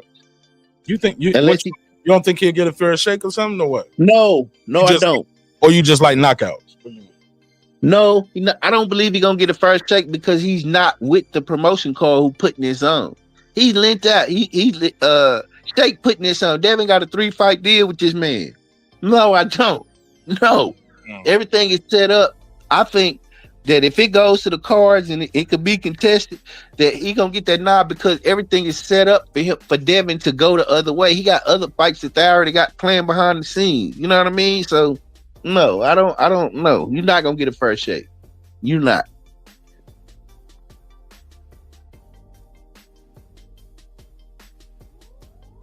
Hey, can I ask like a question though, Mark, if you don't mind?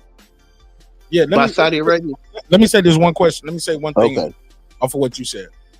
What you said makes a lot of sense because some would argue the plan is for him to take Brian Norman's title and him and Ryan to fight in a rematch, and after Ryan takes Barrio's title. You get what I'm saying? So you got a title unification because there's no reason why Ryan Garcia should be getting literally a 3rd title shot in a row. You lost to Devin on the scales. Then you got a no contest. Then you lost to Rowley for the vacant title, and now you about to get a 3rd title shot in a row. Like, that's crazy, especially after the way you lost to Rowley too. Like, but Late dropped off. He'll be back though. He said he'll be right back. What's your question? I was gonna ask him about the gold because I know he's been shopping. They known for that gold. Like, they got a big gold market. I was gonna ask him if he saw it and all that shit and what he thought about it. Okay, let me go to caller 404. You on the floor? What's your name? Where you from? For the people who don't know. I can't hear you, man. I'm from Atlanta, Georgia. What's happening, man? There we go. Tell the people your name. Where you from, player? Man, it's Tay Jones from Atlanta, bro. It's gone. Yeah, this Big Jones right here, man. Jones walk around with that damn ball main jacket on. Cause I'm balling, man. Yeah, man, because I'm balling, man. Talk to us, man. So tell us how you how the hell you let your visa expire before you got on that plane? No, so you know, of course I had one going the 2 times that I went. But you gotta remind yourself that was in 20. No, you gotta remind yourself, nigga. I know. No, I'm saying you gotta remind yourself that was 2023, I think it was. Yeah, 23 in June. But so you get a 90. So you okay? Listen. So you get a 90. You get a 90-day pass over there, and you get a 30-day pass. But in my mind, I'm like, shit. I already got the visa. I'm cool. But then when I get to London, they say they give me the paper. I'm like, what the fuck this for? They say the visa. And so when I'm looking at the thing, I'm like, fuck. So I go online, try to do it. That shit was like 26. And I was like, 26 what? 26 of November. And I'm like, well, I'm gonna have to goddamn figure this shit out. And they were like, well, you can pay when you get over there. So I'm like, well, how much it is? They were like, we don't know, because of course I'm in London, right? Yeah. So shit, I text B, and I'm like, shit, bro, how much the visa is? He said, shit, let me find out, because somebody just flew in yesterday. He got back to me. He was like, it's $400. I'm like, God damn, $400? Like American? Yeah. That's what he said, $400. So I'm thinking to myself, like, well, God damn, I'm only gonna be there for goddamn 20 hours, at least 20 hours. Why you ain't called Big Nash, man? Hold on, let me finish. And then I was like, well, shit, if that's the case, man, I'm a goddamn gone. I'm not doing no 400 for goddamn 20 minutes. I'm 20 hours. And so shit, by the time he got back to me, I was already on the flight back, and he was like, the lady said it was 400 SAR, which is $100 in American. I'm like, God damn, why you? Yeah. So when he told me that shit, I was already on the way back. So when I got back, I just had hit my wife. I was like, look, we stopped over here in Boston. It's 100. So I'm gonna go ahead and get on this flight. It's gonna leave at 8:50. I'm gonna get to I was gonna fly to Dubai, and Dubai straight over there. Yeah, Dubai. And right. And I would have got there at 9 something at night, which was still cool because I know they ain't walking to 3. The flight got delayed. Damn.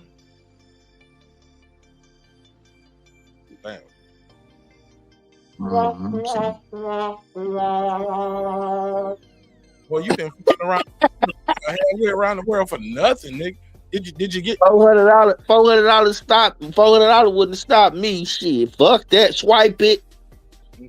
Wow, man. Well. Take fly VIP everywhere you go too. Like. Oh, my bad. You know what I'm saying? So $400 would have been like, I just spent $400. See, for you and me, we would have been like, well, we already $2,800 in the whole league. Right.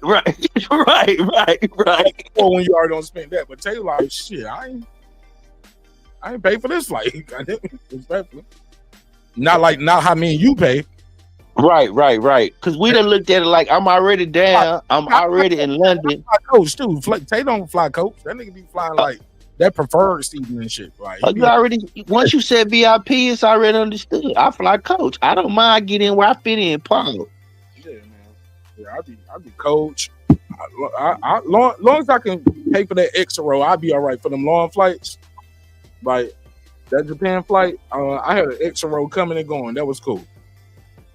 You know what I'm saying? I can do that. Your money there. I can just do the extra row and I buy my drink on the plane if I want to drink. But this nigga Tay be up there. I would like some Grey Poupon and some Sean Dawn. He said he flew to London and said, "Nah, fuck it, I'm gonna go back to the house." What? Yeah. What? This nigga jet setter, bro. He a jet setter. Man, 400 for 20 hours at least. Yeah. At least 20 hours, bro. And you smart, and you make smart. Hey, look, in the words of Floyd Mayweather, you make smart investments. Hey, look. Shit, I mean, put that shit on. Hey, look, put that shit on. I would have been leaving. I would have been leaving like 6 o'clock. I would have been leaving at 6 o'clock. So this shit was just like, it would have been dumb. Yeah, the money I was gonna travel with, a lot of that money I just put it on the fight. You know what I'm saying? Like since I can't go. The money Yeah. I was like, shit, I was gonna spend. No. You used the wrong language. Don't say you can't go. You wasn't willing to go. Don't say you can't. No, I can't go. You don't know my life. Yeah, you don't know my life, my nigga. You don't know me like that. No, he really couldn't go for sure. Yeah, you don't know me like that, B. Yeah. So it is what it is, though. But they don't know what's going on, huh, Mark? And they don't supposed to know. Right. That ain't. Yeah, I can't tell them all of that. Hey, look, niggas be making this videos. yeah. That is fucking hilarious, bro. That is hilarious. Matter of fact, that's why I'm over here busy. My show going on now. I just had to leave. Pittsburgh, T and Ridge are arguing about Trump and shit. So I was like, let me step out for a second. Oh yeah, man. That shit ain't going nowhere. This fight gonna happen today. That Trump, all that still here going on Monday morning. I clicked the like button over there while Reggie was talking. When Deuce started talking, I changed my like to a dislike though. Hilarious. Yeah. Hey, leave my partner alone. I'm like, nigga, you don't give me my like back over here. Talking that crazy shit, hating on Jasmine Crockett. See, I was listening. Oh, you was listening to that. I was there. You too, nigga. You part of the dislike too, nigga. Hey, man, I do my best. Dude's talking about I don't even think she got no black friends. I was like, what? Nigga, dislike. Bye. Let me start my show. Okay, let me get back to this boxing shit. See, I be listening, man. I be everywhere. Like air. Shadow Go said Norman Jr. He said Norman Jr. a throwback fighter. I love that about him. No smoke and mirrors. He's gonna give you that work. Somebody said just act like you want to be there. I think he talked about you, Tay. Somebody said I respect how Devin don't duck no smoke, but when his performance is subpar and criticize him, they'll say you don't know boxing. Nobody wants to see that. That don't mean you have to brawl with no defense. Tay, you a fighter. Talk to us about that because you did do some work with Lil B. I was jokingly talking about you earlier. I don't know if you heard it. I was like, I saw Tay in the gym.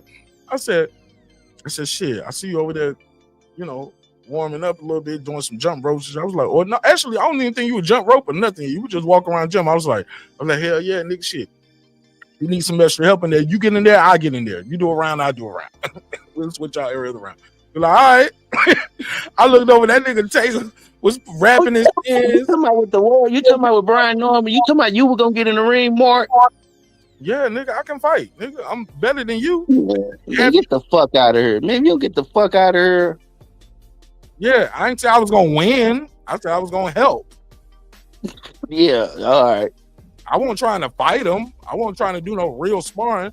He just working on things. So I would be in that bitch moving all night like Dev. Like really, like Dev, fighting for my life, trying not to get hit, nigga. Lateral movement. Don't punch me in the face.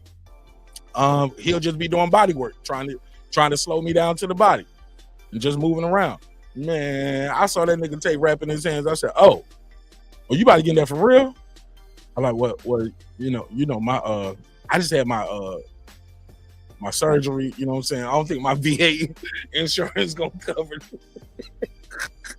I was like, I'm actually parked in like a no toe zone right now. I mean a toe zone, like I had all kinds of excuses. That nigga Tay got his ass in there. Yeah. And start getting beat on respectfully. With all due respect, Tay. Like girls do. That's my nigga, man. Shit, that's my brother, man. Take what's up. Why are you? Hey, you get in there, I'm gonna get in there. You go work, I'm gonna work. But shit. As soon as you get you around, I'm gonna get me around. And then back out then be like, boy, he got his ass whooped. Hey, Tay, I just had a haircut. Like my Beijing wasn't dry yet. Like I didn't want to fuck up the ring and the gloves. Like I had a lot going on. I had some dental surgery I just got done. I had my dad with me. Like, you know what I'm saying? My dad a Vietnam vet. He probably would have pulled out the damn knife or something. Try to charge the ring. He don't know what's going on. Like, hey, what's going on with my boy? You know what I'm saying? But but on some serious shit. On some serious shit though. Hey, talk to us about that experience, man. You went in there because some people was like, oh, he definitely gonna lose. He in there sparring with Tay Jones. They think you was his own. Fucking hilarious. They were like, you know, Well, see, because your weight. but I mean, they looking at what what weight you used to fight at, not what weight you walk around at too. You know what I'm saying? and then what they don't know is I've been sparring that boy since he was 13, 14 years old. Talk to him. And then not even that. When he was running around Atlanta beating everybody's ass, it was only one person as he wasn't beating, and that was mine. Up until him get ready for this fight. And that's the truth. You know what I'm saying? So that's why I be laughing at people, because people don't know. Honestly, how I got better was sparring Brian Norman Jr. That's what people don't know. So how is it that I seen him beat on all the fight, especially the fighters that he brought into his camp, Devin Haney, I was there for that. So I watched him beat on Carl bad when he was on night. I watched him beat on a lot of these fighters. How is it that he? Hey man, why you talking about my boy Charles? Man, Charles Conway. Oh, no. I'm just telling the truth. So basically, you know, it's like this though. How is it that he beating everybody ass that's supposed to be elite, that's supposed to be these top tier fighters, but he wasn't beating on me like that? I'm trying to figure that out. You know what I'm saying? And I was sparring him since 13, 14 years old. The last time we sparred before we sparred recently, it was literally right after his fight with Centennial. And that shit went back and forth. You know what I'm saying? So that's why I was like, shit, it ain't nothing. I'm gonna help my boy out. Yeah. That's what you told me before you got in there. I gotta make sure you're ready, bro. Yeah. Do my part. You know what I'm saying? Yeah. I watched him beat on numerous people. And never done me like he's done everybody else. Up until recently. I'm about to say up until recently, for sure. And I even told him on the scene, I said, bro, do you know that nigga has never dropped me? Never did. I'm gonna be honest too. That. I was there. I got that on footage when you fought Brian Sr. Mm-hmm. You did better against him. And he's a big dude, and he's a bigger guy. He's a heavyweight. That's all you think. A heavyweight shot. Better than that, you get what I'm saying? But I think you probably was in better shape, with all due respect. Man, that motherfucker hit like a fucking. People just don't know how hard. Harder. It will be hit harder than the pop. Yeah. Now, is it the power? Is it the snap? Is it the punch place? Honestly, it's really like all three of them, and the reflexes are so quick. So you don't see it coming. You can't brace for it, right? It's not even that you don't see it coming. It's just that it's more so. It's really all three. That's how I can't really explain it, but it's really all three. Because by the time you get ready to throw, he already coming with another set of punches. You know what I'm saying? And then it's so quick. It's so quick. You're not necessarily knowing where it's going. Like he might feint you, and then if he feints you, you bite for it. Boom! He gonna place a punch right where he know you're gonna go.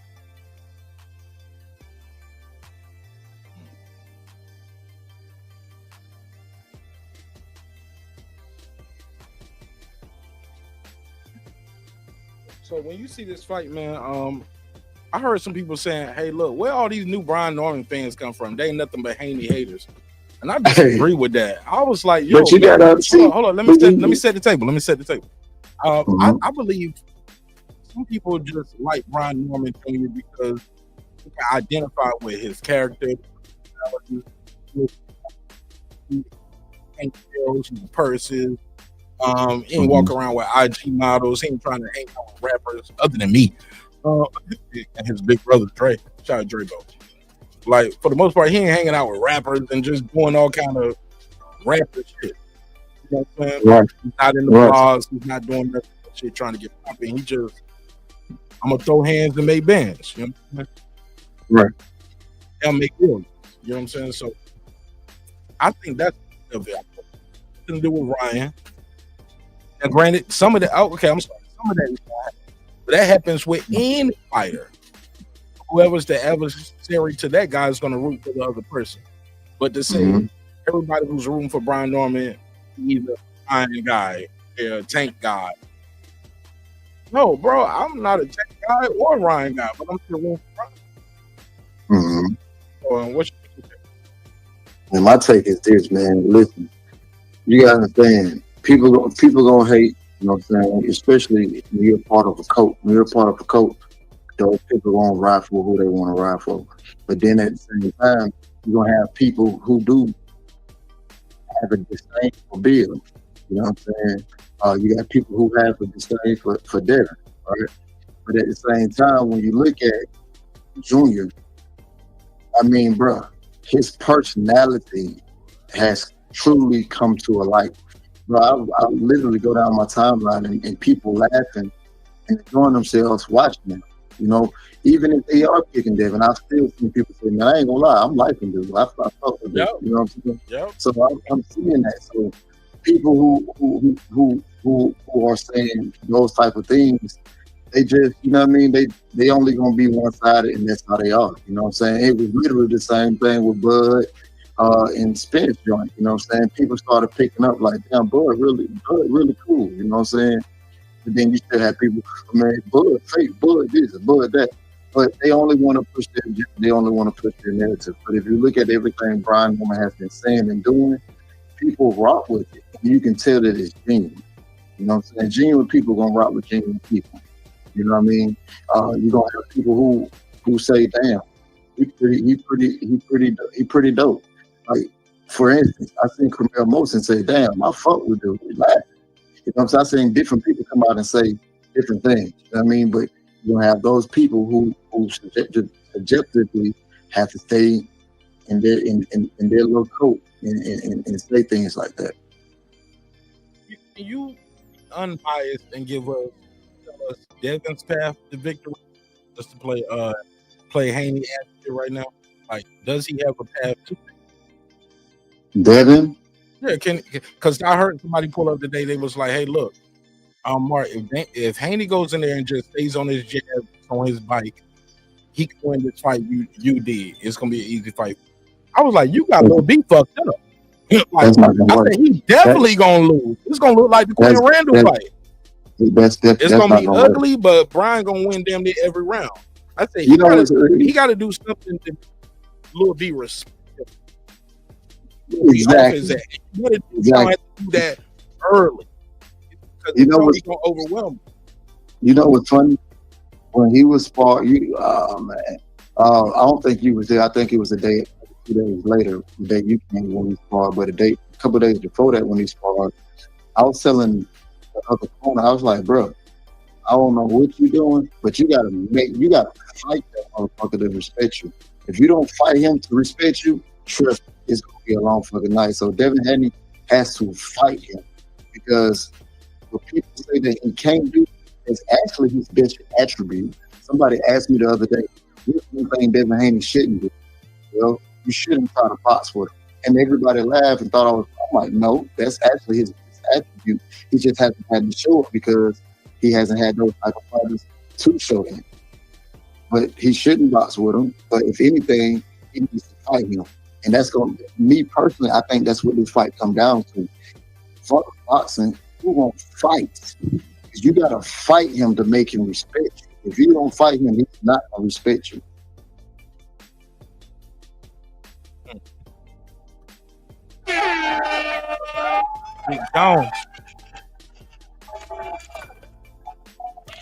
It's just the truth, man. It's just the truth.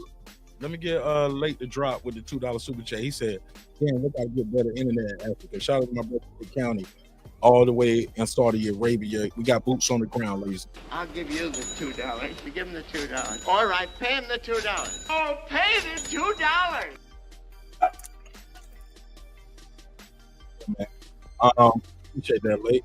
Dragon leg in the building. And again, y'all, if y'all watching on the vertical view, you can click the just click my name on and go to YouTube channel. You can click the other version. If you see something that looks like a little box, that's the phone. So that means you're watching a vertical view. If you want to see the full screen on your phone, or you want to see the full screen on your TV, definitely click the other version. But we're doing the simulcast. Shout out to Shadow Ghost though. Because that's something I wanted to touch on that too, right? When he was talking about, and I want you to elaborate a little more on that. Is it possible some people just like Little B's personality, bro? Like, isn't this what we wanted from our favorite fighters? Like, it's like, I hate to say it, like, I want to compare them because they different fighters, different styles, different upbringing and everything. That's part of the reason why some people like Bud. Right. Like, he's just a throwback type guy. We know Bud got millions of dollars. Right. But Bud, you don't always see Bud out here shining. Bud be walking around in Nike Tech suits like he about to hit a lick any minute now. But Right. Bud look like he still got a ski mask in the glove compartment, bro. But There's some zip ties. It's very rare that you catch them out with chains and stuff on. You know what I'm saying? Because every time I see him, you know, even at fights and stuff, you know, he better have chains and stuff on. Yeah, he might just have on a t-shirt and some like a Nike Tech or some shit. Yeah, you gotta be sure. Somebody got to tell that nigga, hey man, wear your Versace shirt today. All right. Right. Yeah, but Bud walk around that shit regular duck. But I think that's why people. Hey, look, I heard my boy ready to do an episode. He was talking about the first face off when Deb was going out there jumping. He was like, Brian Norman Jr. didn't even brush his hair this day. He ain't brushed his hair. He just woke up and went across the street, did the press conference, and went back to training. Yeah, he don't give a fuck. Yeah. Man, I heard some of the most outrageous things leading up to this fight, man. I'm like, man, people just don't even know he ain't got no money to get in the gym. I'm like, what? Man, he ain't got no. Hold on. Said he ain't got no money to get in the gym. Who trains in the parking lot? Like, what? Bro, they're talking about once he got the party and the gym was closed that one day. Because they didn't think Little B was gonna train on Sunday. It's okay. That ain't gonna stop nothing. Don't stop nothing, bro. See, that's the loser mentality. That's what you would do. You would just say, well, fuck it, I'm going home today. The gym closed. No, man, I still got a jump rope. I can jump rope here. It's road outside. I can still go running. You got your pads, right. And you know, Coach Myron and B, they got their own pads and shit. Wrap your hands up. Let you hit these mitts right here. We can do this.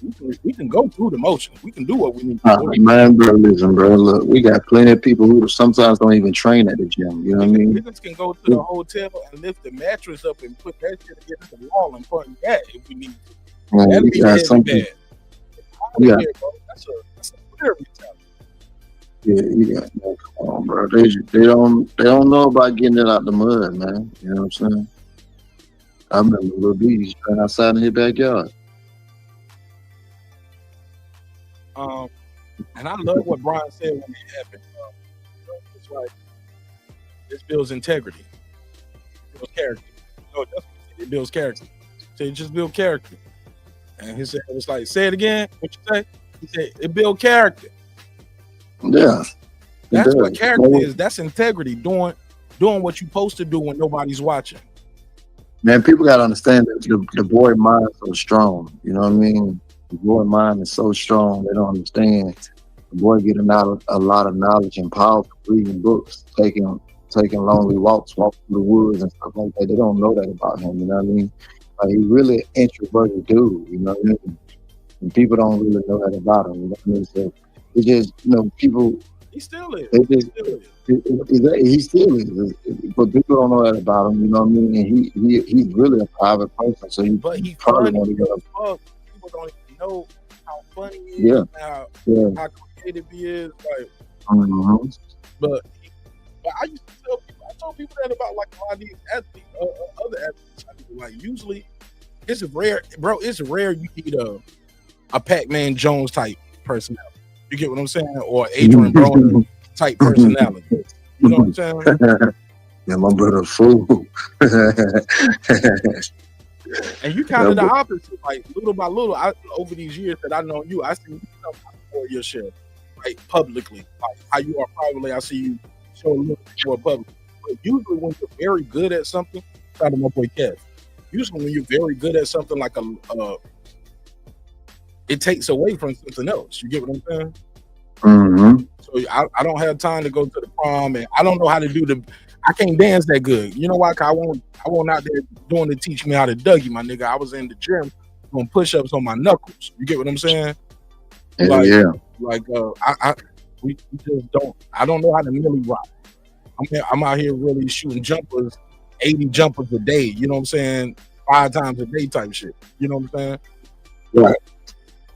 So usually when you see those guys who really good at boxing, really good at track, really good at football, really good at basketball, it's usually for something else dies, and usually it's that personality, because when you're doing these type of things, it's hard to find people that be right beside you doing it.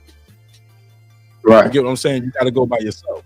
You got to run the miles by yourself, my nigga. I can't run 5 miles not at your pace. You know what I'm saying? If I'm gonna do 5 miles with Lil B, we're gonna put on the episode of Law and Order, my nigga. You better put on the episode of Law and Order. All right, you ready? I'll be ready when you get back. No, I'll do it on treadmill right beside you. But you might be on mile 8 or 9, but shit, I'm gonna hit my 5 miles for this Law and Order episode. Hopefully. You get what I'm saying? Hopefully. Yeah. But shit, he can do his 5 miles in an episode of Martin. You get what I'm saying? For sure. You get what I'm saying? Like, I can't. Shout out to my brother Kev for renewing his membership. Appreciate it, bro. Kev, I don't know if you're on the phone. I'm just going up and down my timeline right now, man. Everybody tired. Not tired, but everybody asshole. Tired of talking about it. No, not tired of talking. They asshole tight. Oh shit! Pause. Oh shit! Nervous. I don't know what to be nervous about. Nah, bro, I ain't gonna lie.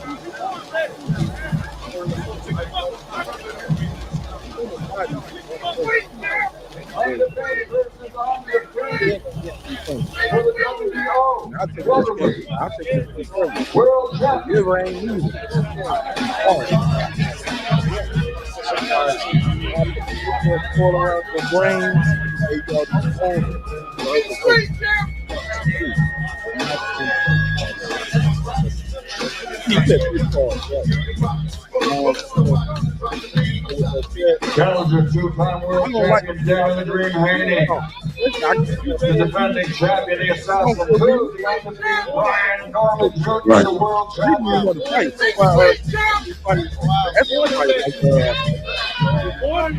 Brian Norman Jr. ranked number 1 in the world. Oh man, and I can't fight. I don't mean you're gonna fight somebody. Guys, sit down. You need to get down, mate. Don't remember that too long. Down. Need down, guys. Right. I get it.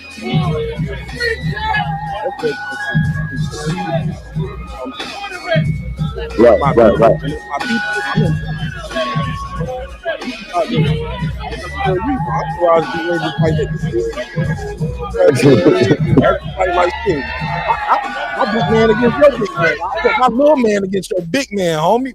My little man against your big man ass, homie. Let's go. Like right now. Going down. Yeah, so I feel the energy. That's what it is. It's okay to be nervous. Let's let you know you're alive. A lot of people said Devin Haney had a lot of nervous energy at that first face off, and it's like somebody must have told him, because this next one he kind of dialed back a little bit. He wasn't hopping around like he's doing right here. I'm showing it on the screen right now. Undefeated versus again, if you watch it on the vertical, just click my name, and you can go to the YouTube channel and go to the horizontal screen and see the full screen. Two-time world champion. Man, I don't think about it, man. You do face off in amateurs. You know what I'm saying? These boys done had over a ton of million fights. Man, that shit, man. I don't really get too much into that. You know what I'm saying? But you can definitely tell that somebody said something to him, or he probably seen it all over social media, and you can like, I fucked up, man. Let me do this. I mean, so I don't really take that with a grain of salt at all. I don't think nothing about it. You know, so people always talk about body language, but I don't take nothing from that, Assassin number 2. I just don't think he really know what he's getting into. Sanctioned I by hate the this angle right here. 'Cause WBO. This angle don't show. Undefeated This versus angle make it look like he undefeated. just Somebody turned around and walked away while has Devin was got doing to that. go. That's not what happened. The challenger, two-time world champion Devin the Dream Haney, the reigning and defending undefeated champion Brian Norman Jr. Let's build and the everything. number Build it. 2. Just started talking. Walked away a little bit like Championship of the world, sanctioned by already the over. WBO. I don't think he understand what he's getting himself into, man. That's what I think. Has got to go. Maybe he doesn't believe. Maybe he believes Two-time everything. world champion, You know, Devin he's the Dream on my level. Haney, the reigning and defending undefeated champion Brian Norman Jr. The How far assassin number apart is 2. that space and competition of the Championship name of the Devin world, fought and sanctioned by what the it was at when he WBO. fought? I mean, if you want me to be honest, you know what I'm saying? You can't shit on Devin Haney resume at all. He did fight those guys.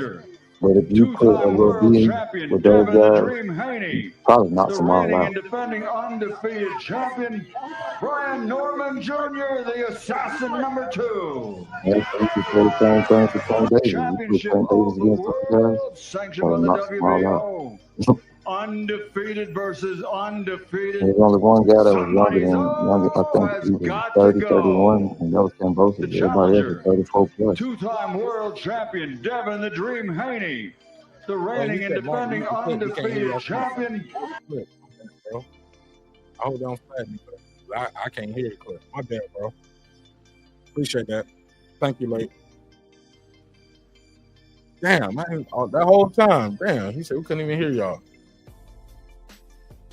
That's terrible. Yeah, it is. What was the last thing y'all heard? Damn, they couldn't even hear us. Somebody said you can see the breathing technique, experience with it. I guess they talking about when they did. So it's like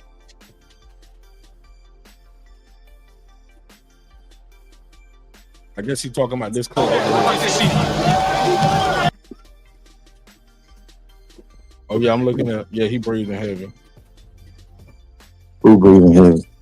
No, I think they both breathing right. No, I see Devin's shoulders going up and down. I can see Devin's shoulders going up. I see what you're talking about.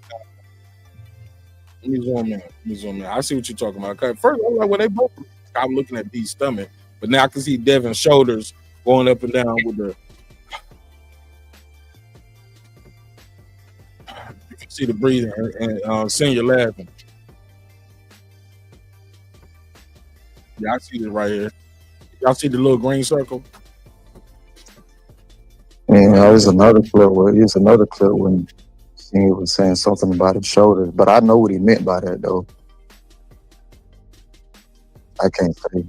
He said what?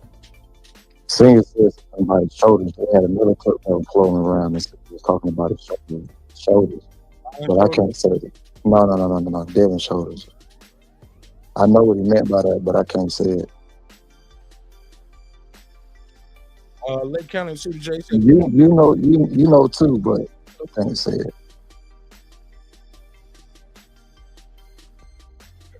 That's why I just kept moving. Puma Martinez and set notes clearly won the fan support at the weigh-in. If you're a fan, you got to start showing up for your favorite fighter. Shout out to Lake County.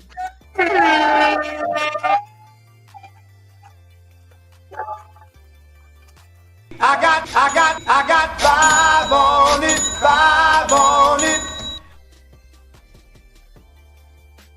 on it. He's okay, and that was the Mark mute. We can't hear y'all speak. Sorry about that, yo. He said, Mark, have you been in the camp? Yeah. He said, how's Norman feet looking? I never thought he had bad feet. Like, I don't know where that narrative came from. Mm-hmm. I still don't know where that came from. Like, what fight are y'all talking about? And I hate to keep bringing this guy's name up because he's my guy, but Quinn Randall had great feet and was moving all night, but he was able to put the ring off. Like, these knockouts just don't happen because he just punch hard. You gotta set them shits up. He set them up. He set it up by getting in position. Even with the way he, like, bro, people like, oh well, Derek Cuevas won't shit because he got him out with a jab, made him quit with the jab. You know how many jabs Derek Cuevas done threw and felt in his career? His first title shot. But you know how many jabs I've seen Brian Norman Jr. knock people out in the But gym it's with? the way he set it up. Is the jab, the way it came so hard. It's like a straight left. You know, you call it a jab, but it's already hitting with a left hook, right hand. So it basically looked like a 2-1. But if you look at Lil B's feet while he's doing it, he's stepping into that shot. You get what I'm saying? So it's not a typical jab. That 2-1 is like after he had already caught him with a left foot, right hand, and then he's stepping into that shot. And most people wouldn't throw that punch at that place at that time.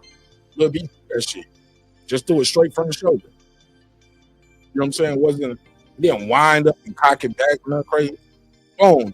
And he punched straight through the target. That nigga said, I'm good for the night. That nigga said, I'm good. That ain't my night, bro. You want to know what's crazy? We've been waiting like 8 years for a title The last person Brian Norman fought a style that fought like Devin Haney. He knocked their ass through the ropes.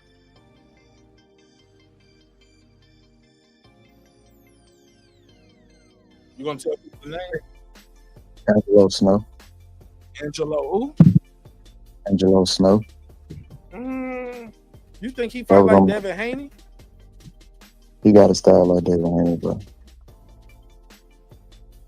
I think you did. Trust me. Nah, Devin Haney has Trust me, bro. Devin Haney is creative with his offense. That's what I like about Devin Haney. He's very creative with his offense. Part on my card. So what? Part of my card. I'm telling you, I don't think nobody fights like. Devin Haney is better than a whole bunch of people getting credit for. No, I'm saying stylistically. I'm not talking about. I'm just talking about style. You're talking about the deep and the jab and the movement, right? Mm-hmm. But what about the offense? The creative offense, like Devin Haney got to pull a counter. Snow ain't got to pull a counter. He didn't have one that night. Okay. That's all I'm saying. Devin Haney had unlike Which kind of had a but I don't think this shit gonna be on no. People be thinking like, oh, it's gonna look like Reese. Nigga, you wish.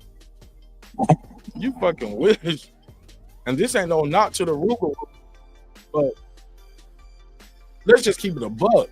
He didn't look that good in his fight before Devin Haney. You know what I'm saying? Mm-hmm. Not to mention that, and I hate to sound like a broken record, but some of y'all hearing me for the first time say it, so I'm gonna say it anyway. Not just that, when you look at when he started boxing, he was already sparring guys like you, Bud, Tank Davis, at the age where he first picked up boxing gloves. That's what Lil B was doing around that time. Yeah, that's crazy because I remember I'm the one who brought Tank to him. You get what I'm saying? That was 2017. Yeah, early 2017 so too. Imagine just putting on boxing gloves for the first time, and like some of y'all don't get it. Y'all be like, all right, well, so what? He went pro. He had street fights. He knew how to fight. No, bro, this other kid, this is what he do. Like tournament winning all over the country. You know what I'm saying? local, state, regionals, national type shit. Like niggas is out here traveling around, going to other countries and beating up dudes. And so by the time he get his age, he's going pro. You get what I'm saying? Mm-hmm. But he got so many years of experience. Mm-hmm. Just been fighting for years. He's the guy in high school that ain't getting into no lunchroom, bathroom fights and shit like nigga. Man, that's Brian Norman J. But man, he fight. He a boxer, bro. He been like at that point, all the kids in the school know him because they know he been boxing. They was kids in 7th grade. You know what I'm saying? Or was 7 years old in kindergarten, 1st grade, 2nd grade, 3rd grade, 4th. So keep going up. Just that one guy in school that everybody know, like, yeah, he's smaller than him, but he'll beat him up. Yeah, because that's what he do. He'll fight. I think the funny part about it all, man, everybody talking about, bro, just been fighting your whole life.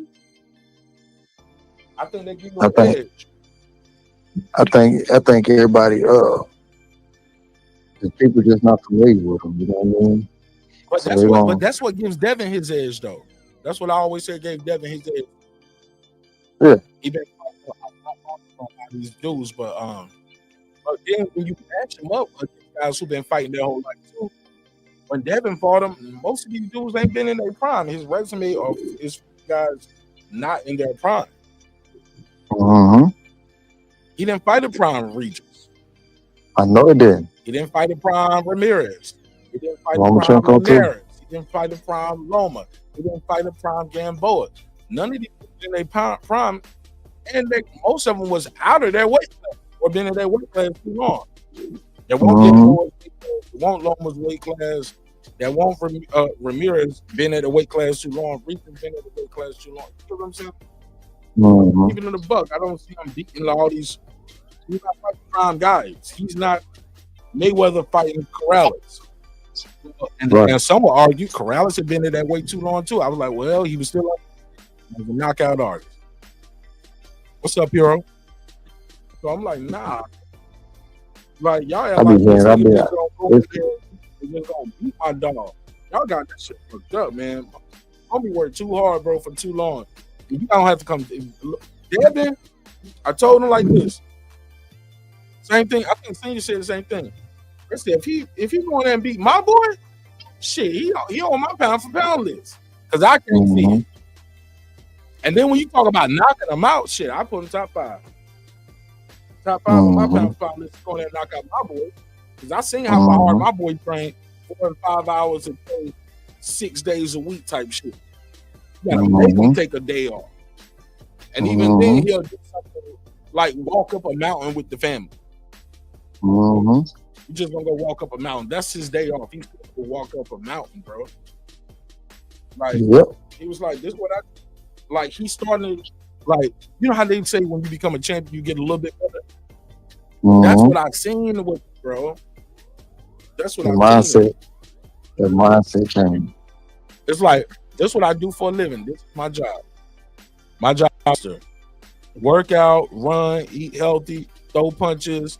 Dude, I gotta be I gotta be able to do 1,000 sit-ups a day type shit. Like I gotta be able to run 5 miles. He was like, because he always told me, he said 4 and 5. He was like, Mark, 5 miles is 5 miles. It's just how quick can you do it? It's the intensity. Training is the training. The time is gonna be the time. And if we already know I'm gonna be in here for 4 hours today, shit, it's the intensity. What am I gonna do in here for 4 hours? So I'm excited about this fight. What's up, Hero? What up, gang? What's up, Hero? Chilling. What's going on with Mark? You see the title, you see the thumbnail, you know what we here for. Yeah, I know, my brother. I can read. I was just saying, what up? You sound like you been eating pussy all night. I wish, bro. Now I'm just getting off of a cold, so like excuse me, my throat a little bit, but I feel cool. I'm straight. I'm good. All right. How you been, man? I haven't seen you in a cool minute.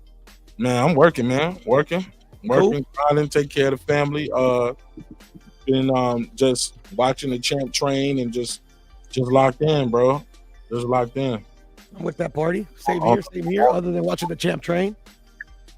Yeah, right. Yeah, just like focus on what matters the most. You know what I'm saying? Yeah, man. On Mark Nash business, not YouTube gossip business. Yeah. Talk to me though, man. What you got? I know you got Haney all day, right? No. I think Norman's gonna win, but I think Devin is obviously capable of winning. But I got Brian in UD 12 or late stoppage. Yeah, see, and that's what I was telling people too. I think Brian, everybody keep going for the stoppage. I'm like, I think he's gonna win. He's gonna win these rounds. Devin, I think Devin at his level and his skill set, he knows how to survive, bro. Mm-hmm. And he's got a hell of a chin too. Devin's proven he's got a hell of a chin, man. Oh my God, we had a whole debate about that like 2-3 hours ago. Like, and they was telling me, "Well, Mark, how is that heart or is that chin?" I said, "Well, that shit connected to each other, right? Because you can just knock somebody's shit loose and they can have all the heart in the world, but they sleep. They're gonna be like, what's my boy's name who was on the ground still swinging? Simon, was that Simon Brown? Okay, yeah. Remember that video? Yeah. Who knocked out Simon Brown? It was a couple of them. There was one heavyweight. I think it was like Daryl Washington, and then Simon Brown, obviously as well, with the hands up in the air. Yeah, but you sleep and your body, arms are still moving. That's hard. Shit, Zab Judah got hard, but Costa Zoo knocked his shit loose. And Zab, my brother, I got love for Zab. But Zab was ready to fight Frank Nate, Jay Nady, the ref, but the rule said but Zab stood up too quick. You get what I'm saying? Stood up, said something to him like, man, that was a slip or something, and then he fell back down again. Jay waved it off. Yeah, he was hurt. Definitely hurt. Up and fall again, they gotta wave it. That's supposed to be the rule. Yeah. But Zab stood up too quick and he didn't give himself time to gather. That's why what happened. That's why I think when people say he got so when people say Lil B got hurt by Boca Chica, I was like, no, that comes from his dad telling him, hey, look, one day if you get knocked down, this is how you get yourself time to recover. Don't just jump right back up. I like you ain't hurt. Shit, you already lost the point. You get what I'm saying? It's already in 8 rounds. And then he gonna blitz you because he think you hurt. Give yourself some time, take yourself. The crowd gonna be going crazy, people gonna be laughing, whatever. Give yourself a second. Stand up, gather yourself, and then go back to business. But and I think so when he did like this, when he dropped him down, he was like, oh, he was frozen in the air. I'm like, no, he was like, hold up, what the fuck? Let me get myself together. Took the knee, listen, stood up. He beat the fuck out that nigga for the rest of the fight until the dude threw an illegal elbow and a headbutt and quit. Yeah, he definitely quit. It was crazy because I thought it was going well in that fight. But he quit. Because they had the camera in the corner. And you can hear what they said, and I screen recorded. I couldn't continue. Right then, I was like, oh, he quit. Yeah, no, I thought he definitely quit too. But it was a smart move for him because it won't gonna get no better for him. And they knew if we quit before the 4th round, it'd be a no contest. No contest, yeah, no, for sure. That's what his corner told him. His corner straight up told him, like, it's gonna be a no contest. Just no. Just say you can't see. You good. We good. No facts. Yeah. And that's a key of having a former fighter in your corner to teach you how to recover from knockdown, to get up right away. Mm-hmm. If not, you learn from experience, Yeah. So when it comes to the heart and the chin thing, Brent said, it's heart, not chin. I'm sorry, Tay, what you think? Because you've been in there, you've been fighting and you actually fought a former world champion. I just feel like I always tell you shouldn't have been in there. I didn't think you should have been in there with a former 2-time champion. I don't even think you had 10 fights. You know what I'm saying? Yeah, I just don't give a fuck. Good opportunity though, and you still my dog just for even stepping to the plate. Yep, and I almost knocked him out too. So yeah, for sure. Ain't that the difference between the fighter and the commentator? Absolutely. Yeah, niggas be delusional. Yeah. Talk to us though, tell us about that, like that right there, because you did get stopped. Is it the heart or the? Because even with the chin, shit, like people say the chin. Well, what happened when I hit you to the body? So you ain't got no liver. Like what we gonna say there? But we always say nigga ain't got no chin. Hold up. So he ain't got no liver neither. Oh, he he ain't got no ribs. If I break your ribs and they punch you in your lungs, or you get what I'm saying? Like I just feel personally, I just feel like you gotta fight him. If you don't fight him, he's not gonna respect you. It's just how he is, bro. I'm telling you. Yeah. And you can see early signs of that if you look at that that Albright sparring that I had. He had that slip with Albright, and he smiled. Albright did a little chicken leg like and you can hear B say, "Man, y'all didn't know it was a slip." They was like, "Nah, that was not." Like you can hear them Philly niggas trying to hype it up. Everybody against Lil B. And Lil B smiled, tapped his gloves, and after that, he was not playing with Kadar Albright no more. It won't no Kadar Albright didn't go in there and try to get him out of there and try to do nothing else crazy. And he started taming him. All that movement stopped. The body work, the straights to the body, the jab to the body, hooks to the body. He took that boy legs away. So now the shorter guy with the less reach don't walk you down. And people like, well, the dog Albright weighed this much. He fighting this way. I'm like, that ain't what he was walking around at. That nigga don't walk around at 135, 140. He walk around 155, 160, like most of these dudes. You know what I'm saying? Might be 150, 155. And Lil B was smaller then than he is now. You know what I'm saying? He bigger now because that tenacity. I'm gonna let you know too. That weight cut. People was talking about the weight cut, right? I knew you was gonna talk about that. That's funny. Talk about it. Go ahead. What you got? Man, that's funny to me because I remember, matter of fact, the same day we sparred, after we finished sparring, because he did what? I think he did 6 rounds with old boy and 2 with me. Bro, listen. Hey, man.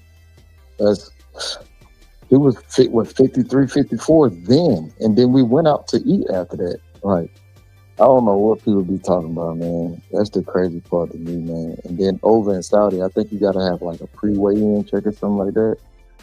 So people just be talking, bro. Literally be talking. But we can also say the same thing about Devin because when we seen when he was hopping around and shit like that, people was talking about how they seen his cheekbones again. So I mean, like I said, man, I saw it in the tunnel before he walked out. How his eyes looked something. Yeah, cutting to muscle again. Yeah.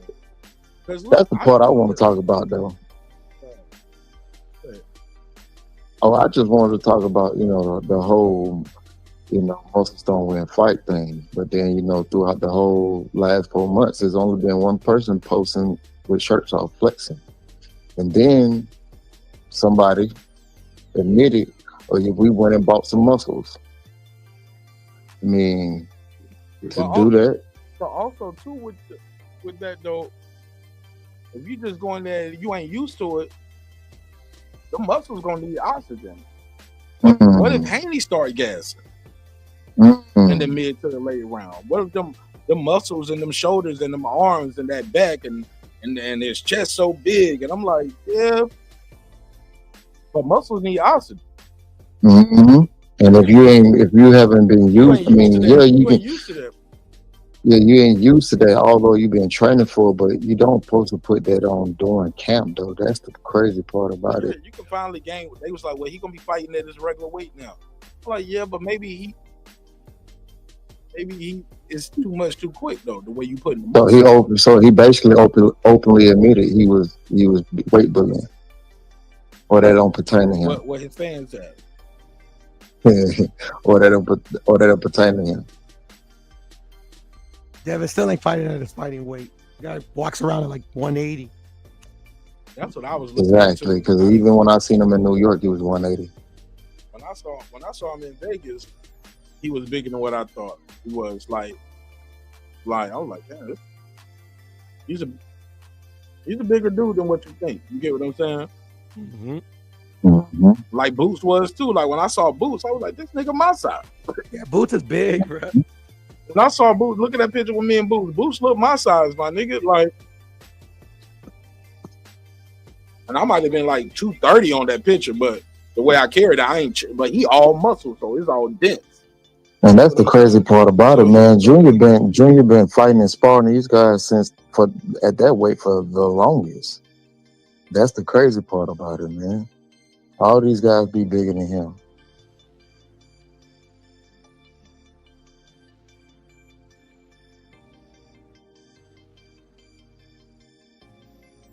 Yeah, man.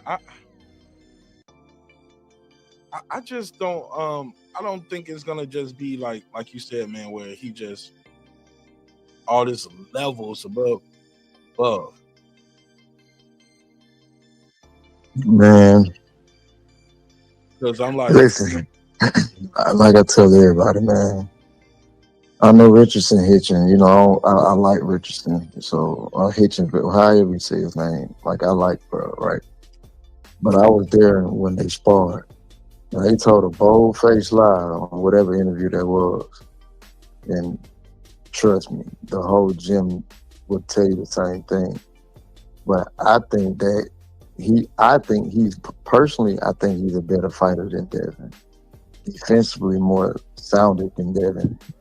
And I saw what happened when those two sparred. So Bernie the people boxer that said say it wasn't too much to look at. He said it won't that much. And Brian said he was like, Richardson act like he beat him up. Like he said it wasn't that bad. It was just decent work. It was good work. Yeah. Exactly. It was just decent work. That's what I'm saying. But I've seen that style. You see what I'm saying? Seen him against that style. Too, Lil B don't be in there sparring trying to hurt these dudes. They just get hurt. Exactly. That's that. Man, maybe I'm talking too much, and that's why I'm. B turned nigga cornier with an up jab, bro. And like the first minute and a half of the round, sparring was over. Of course. I'm not gonna say the fighter name because he still got a career out there. You know what I'm saying? But like you told that nigga cornier, bro. And like the first round, first minute and a half or less, like 45, 50 seconds into the round,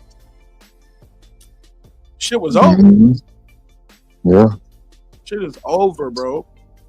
He wasn't trying to hurt him. He was trying to get some work in. I seen him spar guys and he'll have him in the way and he'll kind of back off or he'll pause like, you good? Or he'll help you, or if he days you, he's gonna help you straighten up. Just tap, you know what I'm saying? Get up, nigga. He'll back up, get on his bike, you know what I'm saying? Like, then you come to me a little bit then. Niggas don't want to walk towards him. Be like, nah, come on. You know what I'm saying? Let's work. Like, so I hate that even with that sparring footage that I got with him up here, I hate the fact that it's out there, but I ain't gonna say I hate that it's out there. I like it that it's out there because it's important to see the growth. You know what I'm saying? And see the journey. But some people think that that's how he fights now, and that's what he about to do. I'm like, oh, you new to the Brian Norman show. I can't wait for y'all to see what happens tomorrow night. I cannot wait. Like this is we've been waiting for shit like this our whole life, bro. You know what I'm saying? You know what I'm saying? Our whole team in this is just to be like, yo, finally. You know what I'm saying? People finally giving us our just due. Yep. Absolutely. I can't agree more better, man. I told you gonna cry after the fight. He said, no, you think he is? I told him he might cry. After this fight. I said, cause finally people gonna get just due. He's like, nah, we supposed to beat him. We gonna beat him. This guy. He said, hey, look, send your shit when we be breaking out the film. He'll call me and we be going through the notes and shit. He'll be like, I just don't see it. Like, I don't watch this. I just can't. Because people think Brian Norman Sr. just get on YouTube and on the internet and talk all day. They were like, "Oh, they gonna lose because his daddy not focused." I'm like, his daddy ain't got to throw no punches. Man, bro, And by the time he on the internet talking to us at 2, 3, 4, 5 o'clock at night in the afternoon, or like 8, 9 o'clock at night, shit, they been done training. They finished that shit like 2, 3 o'clock in the afternoon. They woke up 5, 6, 7 in the morning and got to the job.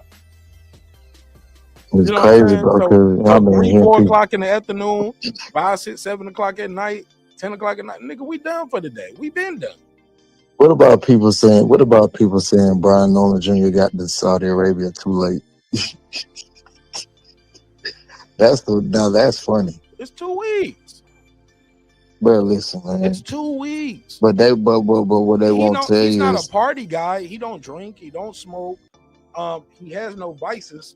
Like, his vice is his body and his fitness and working out. Like, maybe some fried food here and there. You know what I'm saying? With some pizza, some hot wings. But what I'm saying is, bro, nigga, but come on, bro. He don't have no vices. Like, bro, what's the time difference between here and Vegas? 4 hours. Okay. What's the time difference between here and Colorado? It's 3 hours, right? Shit, I don't know. I'd be forgetting. What's your point, though? My point is, Devin had to get there early, bro. He trained in 3 different time zones. But people don't talk about that. He trained in 3 different because he's been on the East Coast, he's been in Vegas, and he's been in California. Colorado and he's been in Colorado. So at the end of the day, he had to get there early. People gotta stop letting People gotta stop letting wordplay get to them. Just actually listen, bro. I know you training these different time zones. You had to go get your body. It's been a while since he did that with Cambosa. Brian just did this summer. He was like, okay, I didn't need 3 weeks last time. Last time he did 3 weeks, like, I didn't really need 3 weeks. I was there a little bit too long. I only need 2 weeks for this. He knows what he needs to do because it's so familiar. You just did it. You didn't do it 3 years ago, or 2.5, 3 years ago. You just did it, like this summer. So almost even knowing what to pack, like, oh yeah, let me make sure I bring this game, this charger, because I'm being in my room playing my video game a lot. When I ain't training, I'm gonna just go back to my room. Lil B ain't out there just going shopping, walking through the malls and doing shit like that. Nope. What time of day are they fighting? They ain't got a whole bunch of entourage people with them, calling them, saying, man, what's up with this? What's up with that? What time we getting here? We got tickets. Man, less distractions. What you say, Puro? What time of day are they fighting? What time? Local time is the fight going on? I think not our local time, but they're local. I think it's their local time, like 3 in the morning. Oh wow, well, that's something new, right? But I think that's I think that's not both really. of them. I don't think because in Australia, Devin didn't fight at that time, and then Japan, Brian didn't fight at that time. By the time but here's the thing: his body is acclimated to fighting at that time here in the States, simply because he was training at that time. Oh, okay. No. But over there though, like, cause I mean, of course, you find that. Yeah, like being up at 3 in the morning, wherever you at, it's still being up at 3 in the morning. Like when we were in Japan, we didn't fight at 3 in the morning. We fought like 9, 10 o'clock at night. Like like 8, 9 o'clock at night. It was just 5 in the morning for y'all in the US. Right, but what I'm saying is, his body is already accustomed to working out and training at the time he's supposed to be fighting. At 3 in the morning. Over there, but here would be the same time he was training here.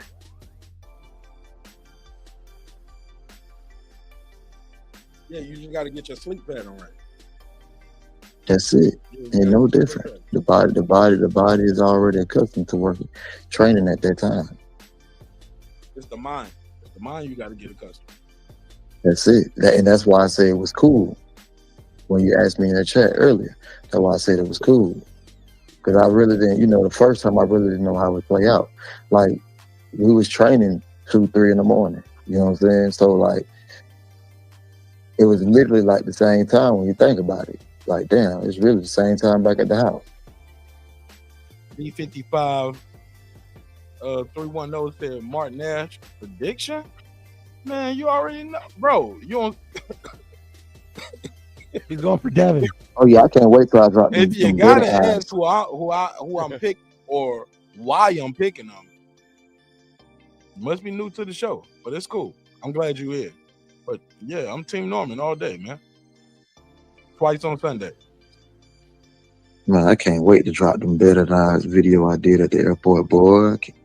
People, you know, I'm a real gambler, so I know what's going on. So when people watch it, they gonna be like, "Oh shit!" I ain't heard not one person explain them shits right yet. I just been laughing. Like they can't, you know. I seen a couple trying to smile. He the favorite now. No, he's not. Don't know what you're looking at. I want him to be the favorite though. Go on, put your money on him. You become a favorite by people just bet money on you, and that's what I've been waiting for. Because I told you that too. I said late money gonna come in on Dev because he's more popular. People know him. Bro, that's not. Never mind. It's not. I'm gonna just drop the video. That's not what's going on right now. Before your video, let me go right now. Yeah, there's not a lot of money to be made to bet straight up, but it's not, bro. Norman by decision is plus 300, so I'm gonna put a hundo on that. Well, I didn't know that. So you got to pick, so you got to pick a prop basically to win. Yeah, prop, because it's pretty much dead even on the straight up. What site you on, or you going to a casino? Well, I have my own bookie, but I usually look up the odds on proboxingodds.com. What you got your own bookie? What bookie you use? Oh, it's a local bookie because I'm in Los Angeles. Gambling's illegal, so. Oh, so you a million crime. Hey! Send me the link to that bookie. There ain't no link. Ain't no link. Man, it's the Mexican mob. It is a link. It is a link. Trust me, it's a link. You just got to send it to me. He just can't talk about it, but he just got to send me the link. All right. Well, it's a phone number. I can tell you that. That's the link. No. Just send it to Mark, and you're gonna send it to me. All right. He said, so Mark, you got Brian Norman by decision. I just got him by clear victory, whether it's the knockout or it might. I don't know what they're gonna say it is, but I think at the end of when it's all said and done, I don't think he's gonna leave no scraps on the table, bro. I think he's gonna leave no doubt in nobody's mind. Like, bro, I'm here, bro. Like, and I'm supposed to be here. I'm not a top ranked creation. Like, I work hard for everything I got. And that was the dumbest thing said when he said he was perfectly matched. Bro, dude, that just let me know you didn't do your research. That totally let me know you. No, it did not run it through the fact machine, bro. Because before he fought Santinian, he only had 3 fights with top rank. What are we talking about?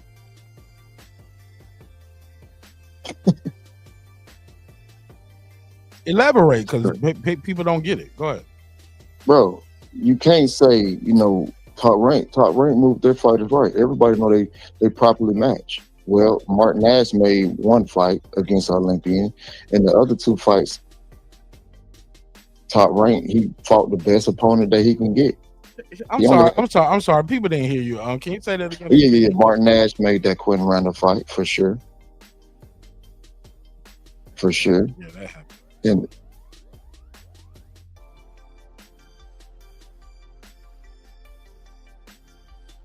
you want me to keep going? Oh, please. Oh, I was just saying, it don't make. You can't sit up there and say, "Oh, top rank. He just been matched perfectly. They the best matchmakers and da da da da." Bro, that let me know you didn't do your research, because clearly, if you go on the box rec and see, he only had 3 fights before he fought Centennial with top rank, and out of those 3, Martin Nash made, which was the Quentin Randall fight, and top rank wasn't even thinking about Quentin Randall. He brought that to Senior, and Senior said, "Fuck it, run it." Yep. He went back to his peak when it happened. It was Brad. It was Brad get all the credit for it, but yeah, that was Luke. That was my boy Lukey Boxing, Quinn Randall, and me. Yeah. Because they called them out. They was laughing. They was like, bro, we ain't never had nobody call it out. This is kind of funny for us. It's like, okay, cool. And Senior was like, don't price yourself out now when they come with you with the deal. Don't price yourself out. He said, I won't. And the rest is history. Mm-hmm. And after that, they was like, Brad was like, Martinez, you out the matchmaking business already. That shit was ugly. That was not a good fight. I was like, yeah, but good names though. And they damn sure hyped it up, sold it. Yeah, and guess what else? Quentin Randall got some more opportunity to fight on top rank as well. Fought 3 top ranked fighters after that. I might have a future in the matchmaking business. I don't care what y'all say. He said, why people capping? He said, tell them Martinez made the Randall Norman fight. I mean, that ain't me saying it. That ain't Tay saying it. The fighters will tell you. Because Randall didn't have no plug to them, and Norman them didn't even know they was looking for me. I just saw Brian Senior backstage at the damn Canelo Crawford fight. I'm sorry, Crawford and Spence fight. And that wouldn't have happened without Rachel Donaire and Nonito. So shout out to Rachel Donaire really made that shit. Because she plugged me in. Shout out to my sister Rachel Donaire. Her and the champ Nonito Donaire. So Nonito. The Filipino Flash. My brother, man. You got a big fight coming up in Japan too, yo, in Tokyo. You got a big fight coming up in Tokyo. That's gonna be dope. And I don't know if he's defending his WBA that he won in Argentina, or if he's going for a different title. But Nonito got a fight coming up. I think it's a defense, Mark. Of the WBA, right? Yeah, because he won it his last fight, right? Yeah, he's supposed to. But I'm looking. Sometimes they don't defend it, so No, he ain't vacate.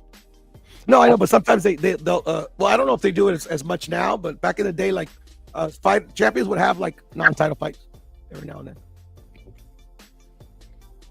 Yeah, I think this is a defense. I think so as well. Because he's like older too, like he's trying to get legacy, Yeah, I think he want to get. I think he wants to. Nonito, I talked to him. What he told me is what he wants to get undisputed. Okay. He wants to be undisputed. Man. He's been unified multiple times, but he's never been undisputed. He had 2 belts, he had 3 belts, but never been undisputed. So even on that song, but it'd be a good accolade. You don't need it, but it'd be on that song, we joke about it. I was like 9-time champion going for the 10. He said, we went back and counted, man. He said, I already had 10 titles. And so we laughed about it. Then we talked again, and I said 10-time champion, and he was like, bro, it's actually 11. I was like, for real? He was like, yeah, I don't even know. I didn't know. He said, I'll just be fighting, man. He said, I forgot that it was 2 titles on the line here and this right here. So yeah, man, 11-time world champion, bro. So shout out to my brother Nonito. Somebody said, got on Brian Norman. You got to call in for all of that, D55. D55 phone line on the screen, 44692-1766. That's the live number to the show. You can call in and voice your opinion. He said heavy on Brian Norman Jr. money line. He said bet heavy. Yeah, call in, bro. Shout out to Major League Maine. He said Norman is a minus 115 on Hard Rock. Okay. Somebody said, Mark, you got Brian Norman by decision. I got him by victory. I don't care if it's a KO, TKO, decision, split decision, majority decision. I don't care if people walk away but like, well, I don't think he won the fight. I just want to hear them say, and still. You get what I'm saying? That's what matters to me, bro. That's what matters to me. Udo definitely wants the decision. I'm just glad he hit a punch on the nigga who was talking about his grandmama. God bless the dead. God bless that sister. Met a beautiful woman inside and out. I'm glad that he get to go in there and be like, oh, your dad was talking crazy about my grandmama. Oh, my nigga, I got you. You playing in my face. think I'm gonna lose. They think you gonna knock me out. You Debo, all this Debo shit. Oh, I can't wait. You know what I'm saying? Like levels above you, you a bum. I ain't fought nobody, man. I'm just glad that homie finally be able to say, yo, today's the day. You gonna have to be everything you said you was, because I'm about to be everything I said I was. Like, I'm not playing with you, dog. Not playing with you. Don't be surprised if Lil B blitz him somewhere early in the fight. Well, he just blitzed his ass on some Danny Dubois versus AJ shit. Remember when we saw that fight? We was like, damn, he just blitzed AJ. Just blitzed AJ. AJ got dropped in every round except one. Was it like he got dropped in the fight stopped in 5? I think he dropped him in every round except one of those rounds. And then it was over. Yep. Belt to ass. Danny Dubois put belt to ass. I keep telling people, like, that shit was like the worst I ever seen AJ look. It was like, nah, he looked better. I was like, bro, he lost every round, got dropped every round. Even the round he didn't get dropped in, he lost that round too. Yep. I was like, so I don't know how it's gonna happen. I don't care how it's gonna happen, but I'm riding with my dog, and I just can't wait. I just can't wait for people to really see how good he is. Now, I was talking to Brandon was on the show earlier, and I said my biggest fear is go out there and beat him too fast, too easy. And people be like, "Well, Devin wasn't that good, or he had already, or he was already washed." You know what I'm saying? I was like, "Nah, I don't." They gonna say that anyways, Mark. Yeah, they gonna say that anyway. Yeah.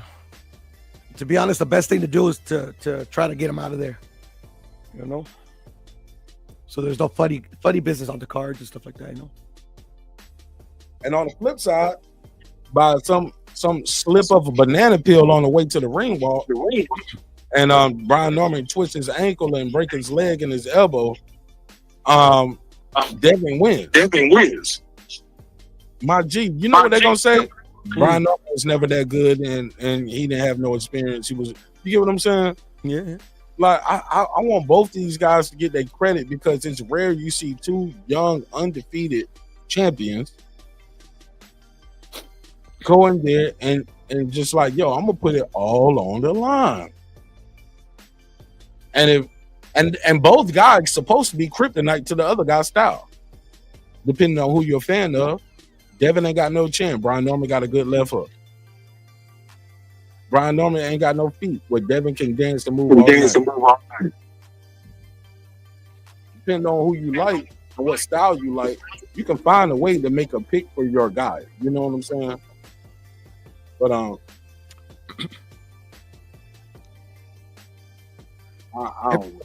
every style can be beat by any style. You know, you gotta have a good game plan. Except my style. Man, that's the easiest one to beat, bro. My Your style is unwinnable. Man, my style is hostile. Your style is no style. What you mean?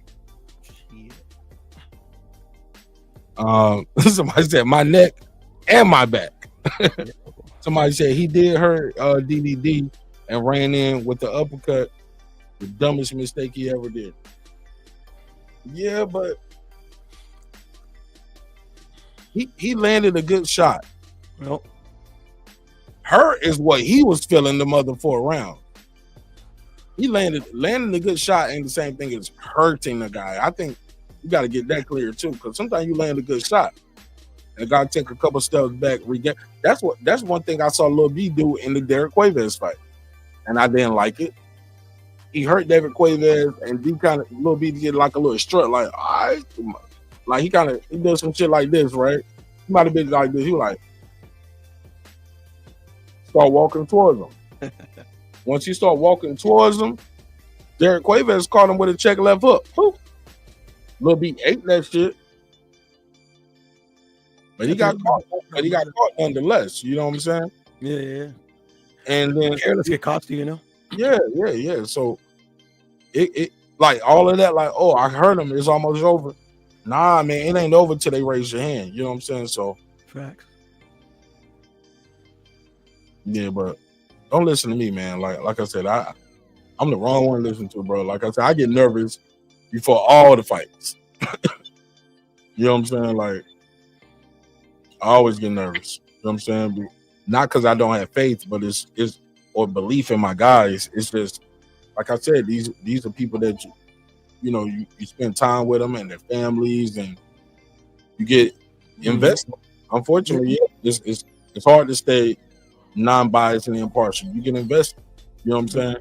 You're a boxing fan. That's what boxing fans usually. Yeah, but being a fan is one thing. But when you're around the people every day, or for weeks and months at a time, or years at a time, and y'all talk about things outside of boxing, or y'all talk about things like outside of their fight. Yeah, no, I get it. Yeah, it's a little different. You just don't want to see your friend getting punched in the head, my nigga. Like I want to jump in. You get what I'm saying? For sure. You know what I'm saying? But like, people like, nah, it's 1-on-1. You be like, I want to hear that. Nah, I'm jumping in, my nigga. Shit, I be wanting to go pinky with it. Like niggas be talking crazy about my bros sometimes. I be like, No! Oh, shit! Say it again. Say something else. Oh! Say something else. ready to go in, but I be like, nah, that's the show. Let them say what they want to say. Yeah. We don't want you getting your ass kicked either, Mark. Never heard of it. Never heard of it. It's been a long time, brother. It's been a long time. Well, I ain't gonna lie. I lose all the time in the gym, in the dojo. Training, yeah, I lose all the time in training. That's how you learn, bro. Yeah. That's why we train. That's why we. Hey, look, shout out to Sensei. He be like, "This is why we come to class." I be on the ground, trying to catch my breath, looking like Tate Jones after that body shot. I'm telling you. He be like, "This is why we come to class. This is why we train." You know what I'm saying? Mm-hmm. That shit is no joke. This shit is no joke, bro. Oh, so you do have a new studio. Nice. Yeah, I'm still working on it, man. It's gonna look even better. It's gonna look even better next week, because in like 2 weeks, I'm gonna have the bigger screen right here. Tomorrow, I got some more LEDs that's gonna be right here. As far as the like with some boxing shit, I got some LED boxing gloves and some cool shit. Some of the shit that's gonna be right here, y'all ain't even gonna be able to see it unless I do like a pre-recording, because I got a 49-inch monitor with a little long joint with the curve. Pause. Yeah, but I'm gonna have that. You got to do it like a video. Yeah, cause I got a mixing console right here. Y'all know I produce too, so I got a mixing board here, like a big boy mixing board, and I want to buy another panel. Right now it's a 16-track mixer, but I want to buy another 8-track console. But I need the space, so I got to move this monitor, buy a bigger monitor, and put above here. Put a sign right here. I probably have some gloves over here, some stuff from Nonito. Actually, no, the stuff from Nonito and B, I'm gonna probably put it in my gym. So I got a gym in there too. So the gym with all the mirrors, I'm gonna have all my boxing stuff from all the camps and all the teams. Mix it up a little bit. You know, everybody puts those like fake belts in the background and stuff like that. You know, I don't even want to say nothing, because I don't want to knock niggas who doing it, but I'm just saying. I'm not knocking them either. I'm just saying, you know, do your own thing. You know? And I'm not doing that, but I'm gonna keep my lights up though. But I'm not gonna be the undisputed champ in my room. Nigga got every belt, right? I think they're pretty cool, but yeah, everybody's got them in their background. Nah, man, I'm good on that. If nothing else, I'll probably have like the warm up or something. Like I said, all that stuff I really want to have it in my gym. And that's what keep me going in the gym. Like studio, I want the studio, but right here, I just got a vision for what I want to do with this space right here. And y'all don't even see that, but y'all gonna see it on pre-recorded videos when I start doing those. One more though. Yeah, I like the little sound deafening panels or whatever they're called. Man, that's dope. They work too. Yeah, and I got them all around. Y'all just see the back wall. But I see the back wall, but I see part of the other one, or the door. I see the door. Got them on that door too. Got them right there. I gotta fix my booth. I ain't even worked on the booth yet. It's coming together, man. It's taking me a while and a lot of money. Yeah, nothing's free. Nothing's free. My new headphones get here in a couple of hours though. What brand? Newman. Oh, okay. Cool. I got some NDH 20s. You never heard of You send me that link? Never heard of it. I've heard of the brand, the first brand you told me, but not like that's it. He ain't send me the link neither. You gotta send it to me so I can send it to you. No, I need that link. You capping, man. You know Puro capping, man. No, I'm not capping. I'll send it to her. Yeah. But oh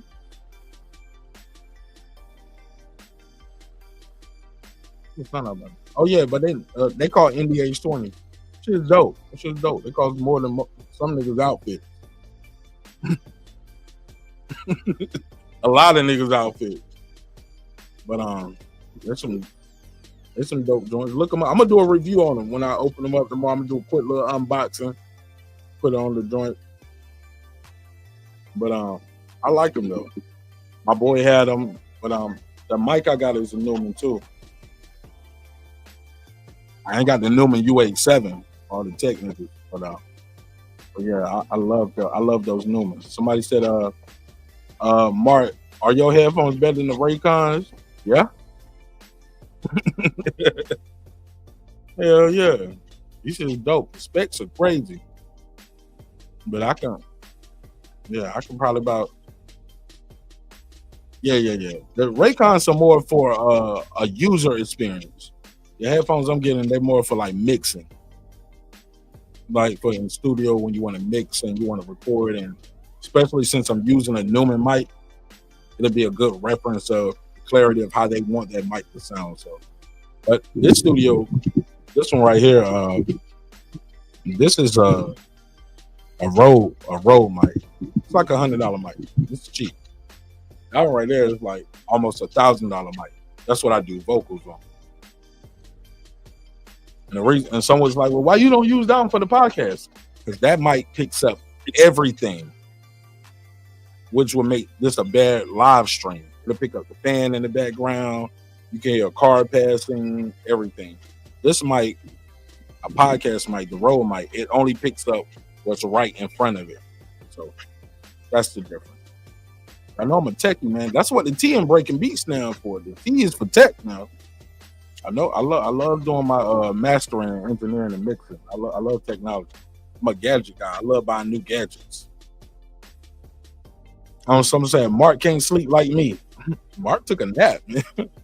My old nigga, bro. I be taking naps. Plus, I know my daughter ain't got no school in the morning. Wife off. Yeah, they're gonna just leave me alone in the morning. They're gonna make breakfast, and I'm gonna wake up and smell it. Smell the breakfast, go get something to eat, go get my hair cut. I might skip the haircut. I'll just wear a hat tomorrow anyway. Might skip the haircut tomorrow. But yeah, I'm gonna just chill, man. Just get ready for tomorrow night. I'm gonna wake up, kick it, put up my new lights, finish working on my studio a little bit, and then I'm gonna take a nap. When a grown man power nap. Wake up and get ready to do a live stream. I'm not gonna do a live reaction to the show because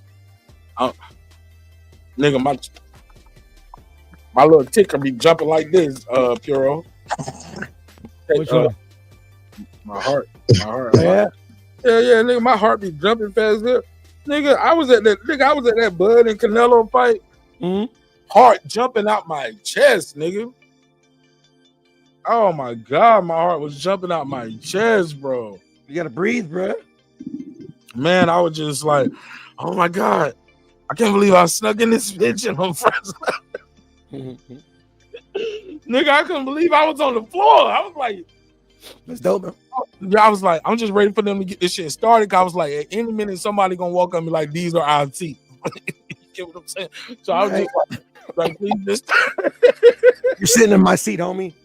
At any minute, I was just waiting for that to happen. So I already stole some fight programs. I got them in my hand. little wristbands that they had for the ring. I was like, put a couple of those in my pocket. Let me get about 3 or 4 of these fight programs. Them shits was heavy as hell too. Them shits are like they about like that thick. You know what I'm saying? It's like them shits was heavy, man. I took them shits right back to the room. I was like, yeah, I'm gonna catch me a cab from here. So I took a shower, did a wardrobe change and everything. But but leading up to that fight, nigga, I was in the audience. Shit just jumping on my chest, bro. I was like, oh my God, bro, we are here. Somebody's gonna ask for their seat back. Them seats were like anywhere between $3,000 and $6,000. And they were sold. So I had already looked online and found like, okay, if I gotta move from here, I know a seat's open in this section that hasn't been bought yet. So I already knew I would move to. But I was enjoying kicking it with Rachel and Nonito at that point. But they had spotted me. They was like, Mark Nash. Actually, they was like, Mark. I was like, don't look. You don't know nobody here on these levels. Then they said, Mark Nash. Then I looked back. I said, oh, Rachel Nonito. So I walked back like 3 rows. Yeah, that's how close I was. I was bucking. But I'm glad I did too, and I'm glad I ain't say, because the part of me was like, well, you cool here, but go move back up there. I was like, nah, I'm staying right here with the homies. I'm gonna sit 1 row behind them. And sure enough, that row I was sitting at, people start filing in, bro. So, but where I was at, I still had me a seat to my left and like 2 or 3 seats to my right that never came up. No, I had 2 seats to my left. Well, I had 1 seat to my left, but it was a couple. They had the 2 end seats. So when they walked up, I just slid over 1. Actually, I slid over 2, like, just give them their space. Give y'all that extra seat in the middle. He never was like, hey, homie, these are ours too. So I just chill right there. And I was like, I'm gonna just chill right here. Niggas went and got me a drink. I was like, Nania was like, you want something to drink? I was like, please, can I have some water? Thirsty. He's like, oh, you want water? I was like, well, shit, right up. Nigga, bring a margarita too. Shit, and a bottle of water. Fuck it. Because I can't leave. I can't leave. If I leave, I'm never getting back in. Not in this area. So that shit was crazy, man. Man, I got a crazy life, bro. I got some stories, my nigga. And I didn't even tell y'all the whole story. But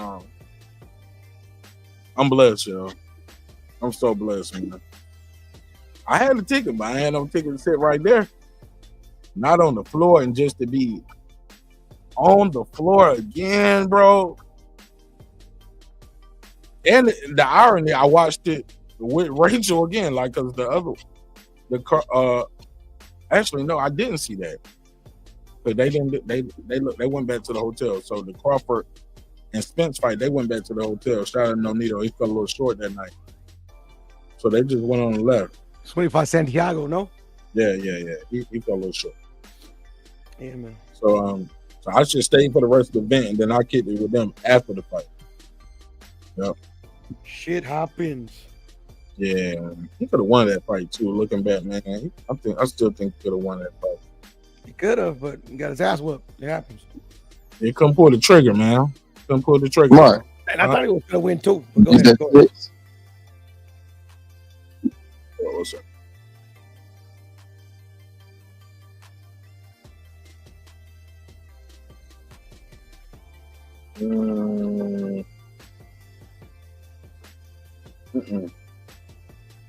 Hold on one second.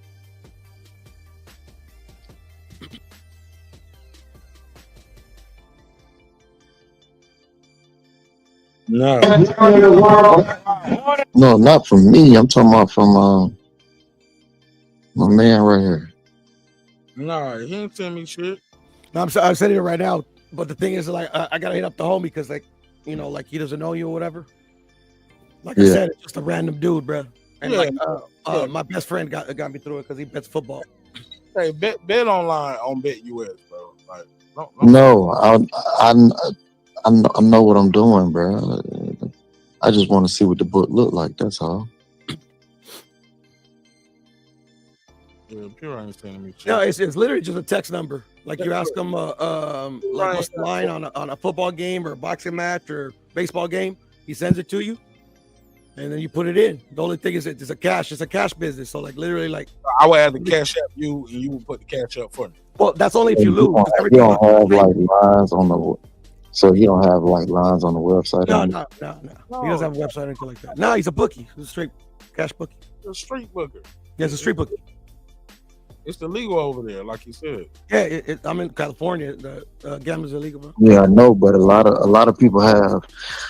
Trust me, I got 3 local bookies myself. I know a lot of people have. No, I feel you. It's just my bookie don't have it like that advanced. Oh, okay. Yeah, but as soon as he hits me up, because it's 2 a.m. over here, so he's probably out partying. You know, I'll send Mark to. Yeah, you forgot this, Bureau. What's up, brother? You forgot something. What I forget? Oh, you can't see the screen. Huh? No, I can see the screen. Yeah, you forgot that cat. No, that's that's meaningless unless it's a red bucket hat, bro. No, you forgot the cat. Hey, Mark, I'm doing this for you, bro. Because like literally, like if he loses and he don't send me the money, I gotta pay it. No. He would send you the money up front. No, I'm just saying it's like there is no money up front. Up to you unless you lose to go collect the money and send us the money. Because you can just ask him the odds. How about that? I ask him the odds or whatever, but I put it in. But like literally, I don't send him any money. So you don't even go send them. You don't take cash on. How did you place your bet? No, like I said, I just text him and I place the bet, lock it in. If I lose, we square up at the end of every month. He pays me what I owe, and I pay him what I owe him if I lose. Oh, you a better for real, bro. You dealing with them niggas that are you dealing with some sicarios. No, it's okay, I literally done this guy for like 15 years now. It's not like my Mexican mafia, nigga. It's my best friend, my best friend's bookie. Man, you snitch. Like, it's funny though, because the first time I went to go pick up, because I hadn't even started betting with him at that time, but like my best friend, he told me, "Hey, go pick up this cash from a homie." I went somewhere like in Compton, like just a random like a house. The guy came out, gave me a big wad of cash. And I'm like, oh yeah, I'm Paul's homie. He's like, oh, okay, cool. They gave me a wad of cash. I'm like, okay. You was like, I want to do this. No, I've always been a bettor. It's just like literally like Vegas is the only other place. And then my boy told me that he had a book. Yeah, I be fucking with this bet US, man. That's what I be doing legally. You know what? We have a lot over here, but they don't really let you bet, bro. It's a scam. I know Cash App Patel be listening, man. So I just got to say that. Cash App. Scam, bro. Yeah, the FBI director. They looking for all the little crowns, not the big shit. Every time I ever won, like on Bovada, they like, oh no, like use this winnings towards more bet. That's what that was the one that happened to me when I bet on.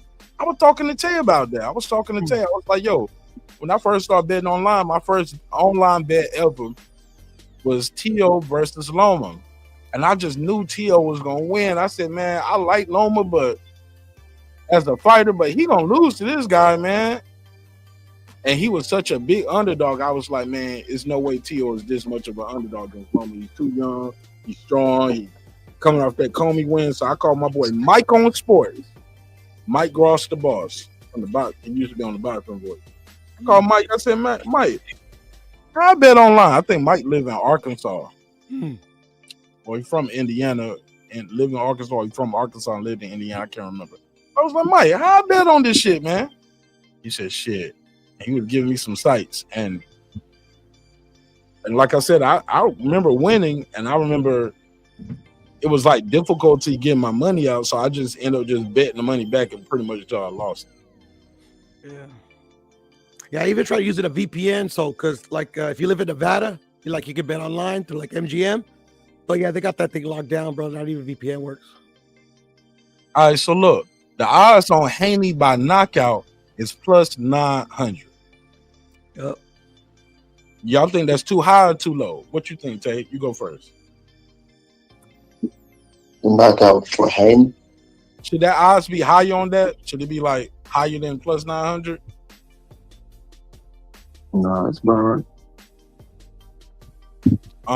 Devin by decision or technical decision plus 125. Higher or lower?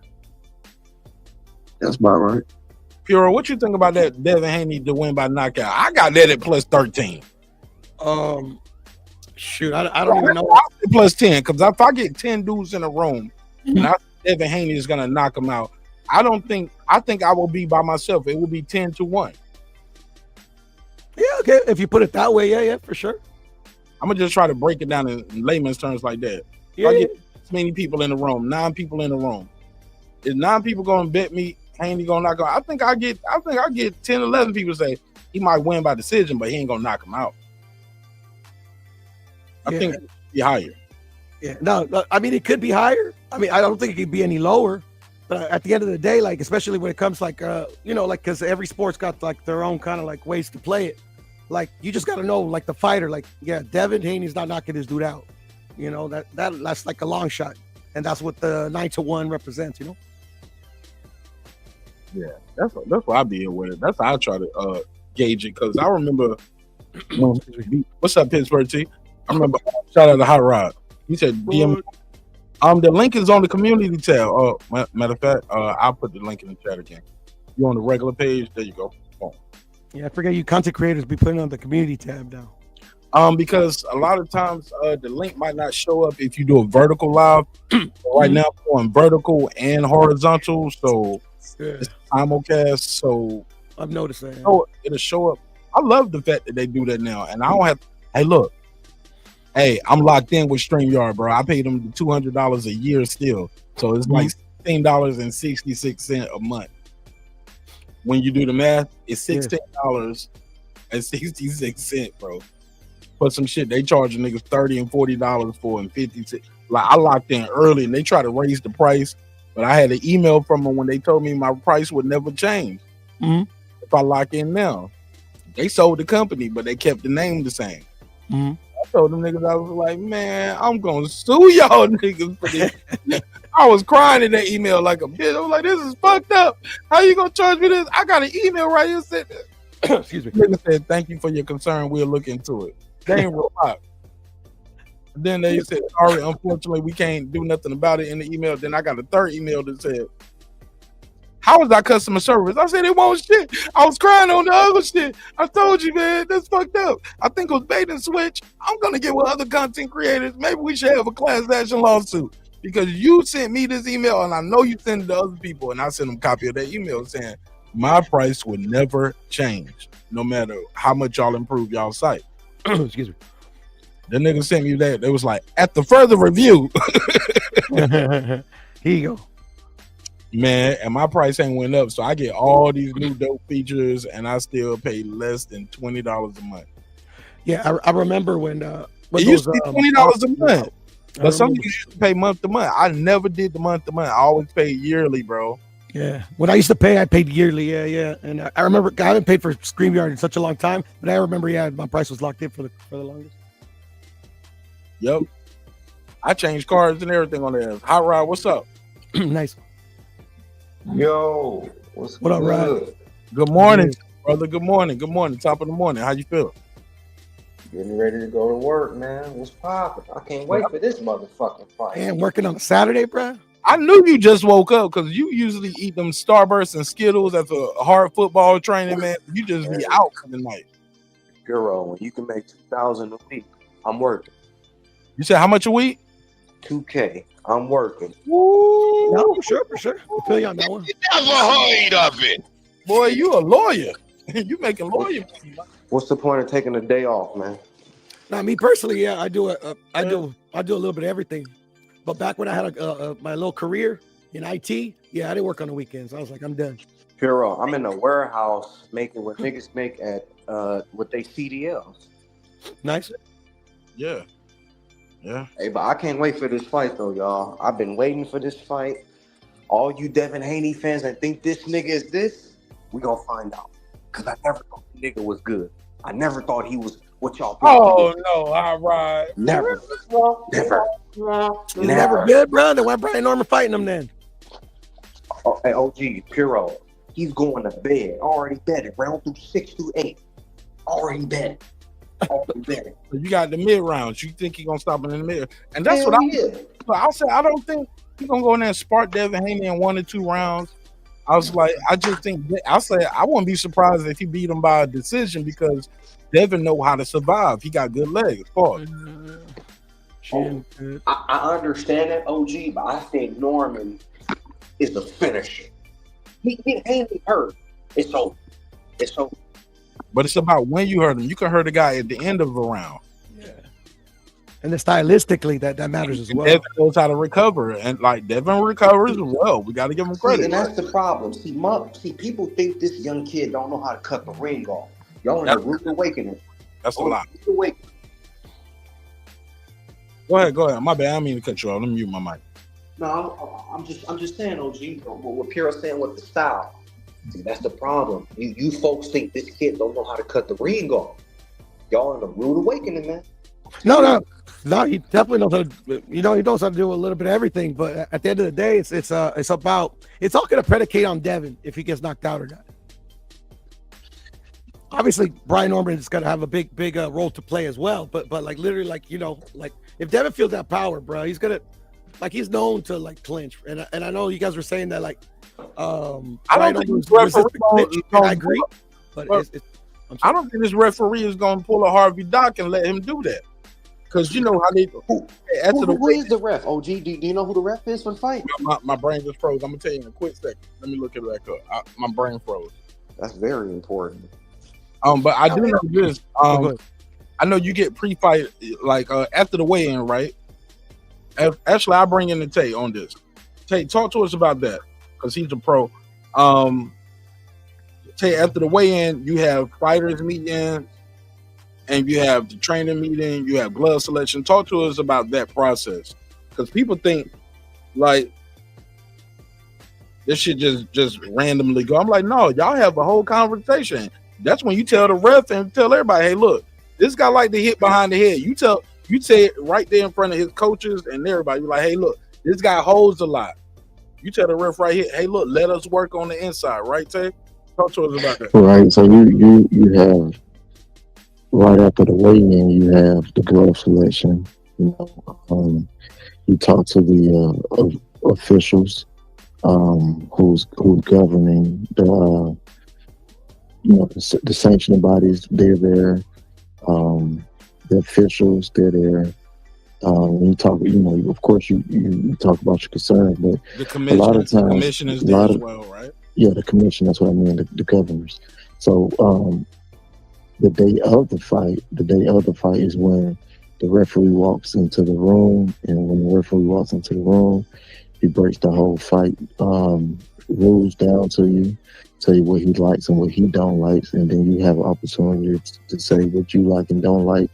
And you make the referee aware of certain things before the fight happens. And that's when you'll tell the ref, hey, ref, you're going to be holding all night. Don't let him hold all night. That's when you will tell the ref that, right? Mm-hmm. Hey, ref, he likes to hit low. You're going to be trying to hit low blowers, ref. Keep your eye on that. Hey, ref, he likes to punch behind the ear and behind the head. You're going to say it's a right on the behind the ear, but it's a rabbit punch. Have they announced the ref already? Yeah, all that shit is out. The judges and the ref is out. Because I looked it up a little bit, and like as of 4 days ago, it was still to be determined. Nah, they told me. I just. Oh, they told you. Okay. No, you don't have to say. You don't have to say, just in case you Who's don't. the ref? Yeah, they told me. I'm just trying to. No. Yeah, because like I looked it up real quick because I was curious. Yeah, but he did tell me already. I'm just trying to remember. Yeah, no, for sure. And I'm not saying to tell us. If there's a reason you can't tell us, it's cool. Nah, I just can't remember, bro. I didn't now, and I thought it would just be online at this point. So, but he did already tell me, so it wasn't nothing like I was just like. No. What about the judging panel? Is it a good judging panel, or are they rookies? They were happy. They were happy with the judges. They was like, yeah, they was like, but this is Brian Senior I'm talking to too as well. And Brian, I would assume he would know. Yeah, he don't give a fuck about none of that shit. He don't give a fuck about none of that. I would be concerned if I'm senior. Man, it don't matter. He just every time I told him, he said, "Man, it don't matter, bro. It don't matter." Because he hasn't been robbed in a fight or like had a questionable decision. He just can't Hero. See, And I'm not trying to like put a seed in anybody's head. It's just, I don't like how they do. But boxing has been his business since what, 1985, 1987? Like that's what he been doing. I'm sorry, 95 or 97. Like no, and trust me, like I trust him, his judgment more than I judge mine. I just, like, me personally, I just don't like when they like don't release that information, like the fights, like essentially in a few hours. Like, you know what I'm saying? I don't know why they wouldn't release that information. And I'm not saying the teams, I'm talking about like the commission and the promotion. Somebody said, yo, what time is the Mason fight? You mean our time or their time? Their time, it'll probably be like 2. Our time, it'll probably be like, what, like 8, right? Okay, Hot Rod said he'll be right back. He getting dressed, but he's still and the BBOC is a commission, right? The presiding commission? Yes. Okay. Yeah, bro.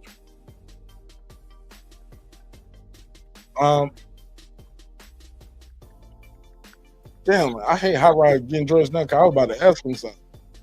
I was going to ask him, did he see a way? Well, I asked you, Pure, do you see what's Devin's path to victory? I know you said you got Norman winning, but if Devin's going to win, what's his path to victory? I mean, he could kind of turn into the old Devin and like start throwing a combination and throw off Brian Norman, because I'm pretty sure he don't want to like give up like any, like what the Brian Norman or team Norman is thinking what Devin's going to do, or but Norman ever since for the longest he's been a bunch of guy. I mean to cut you off, but I mean to cut you off, but in the words of the great Brian Norman Sr., he said, "Shit, I can tell you whatever because he can't change it now." The fight's he can. It's just like he just the fight's in a couple of hours. You can't change it. You can't go. No. I get that, but he doesn't know. You get what I'm saying? Like right now, he's like we're all assuming what the game plan is on Haney's side and even Norman's side. Like, obviously, more than we do. So I'm saying that's one of the ways he can win. Is like he could throw a curveball and fight a game plan that he wasn't expecting. You get what I'm saying? And then the other way that I can see is the way he fought Ramirez, bro. He's like literally run for his life. I heard Devin do an interview recently, and he said, Tay, what you think it is? He said, I'm not gonna be hard to find. I'm not gonna be hard to find in there. Ooh, I was like, ooh, shit. That's that D-Boy Dev talk that they was talking about. That's that D-Boy Dev shit. Like, oh, I'm not gonna be hard to find. Talk to us, Tay. Yeah, well, we all know what happened to Debo. That's what I was gonna say. Craig cheated. He hit him with a brick. He cheated. Mm-hmm. He cheated. He knocked him out with a brick. If he ain't cheating, he ain't trying. Go ahead, Tay. I just told you. Oh, that's all. He said, I said it, nigga. That's all I got. All right, Pure. Pure, what you think? Like, he said, I'm not gonna be hard to find. And most people think that's the recipe for disaster for Devin. But I think I'm sorry, go ahead. I think even for win, lose, or draw for marketing value, Devin needs to fight. Whether he win the fight, whether he lose the fight, right now, that Tom and Jerry shit, they came up with the Tom and Jerry shit based off his performance.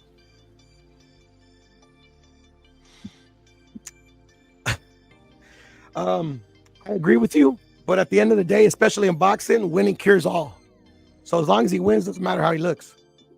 As long as he gets the W. Like, obviously, like because the fight was so bad in the Times Square fight between him and Ramirez, like you would think he would want to show a better account of himself offensively and stuff like that. But being like I said, especially in boxing, man, winning cures all. And also about like he ain't gonna be hard to find. Like my wise dad once said, God rest his soul, talk is cheap.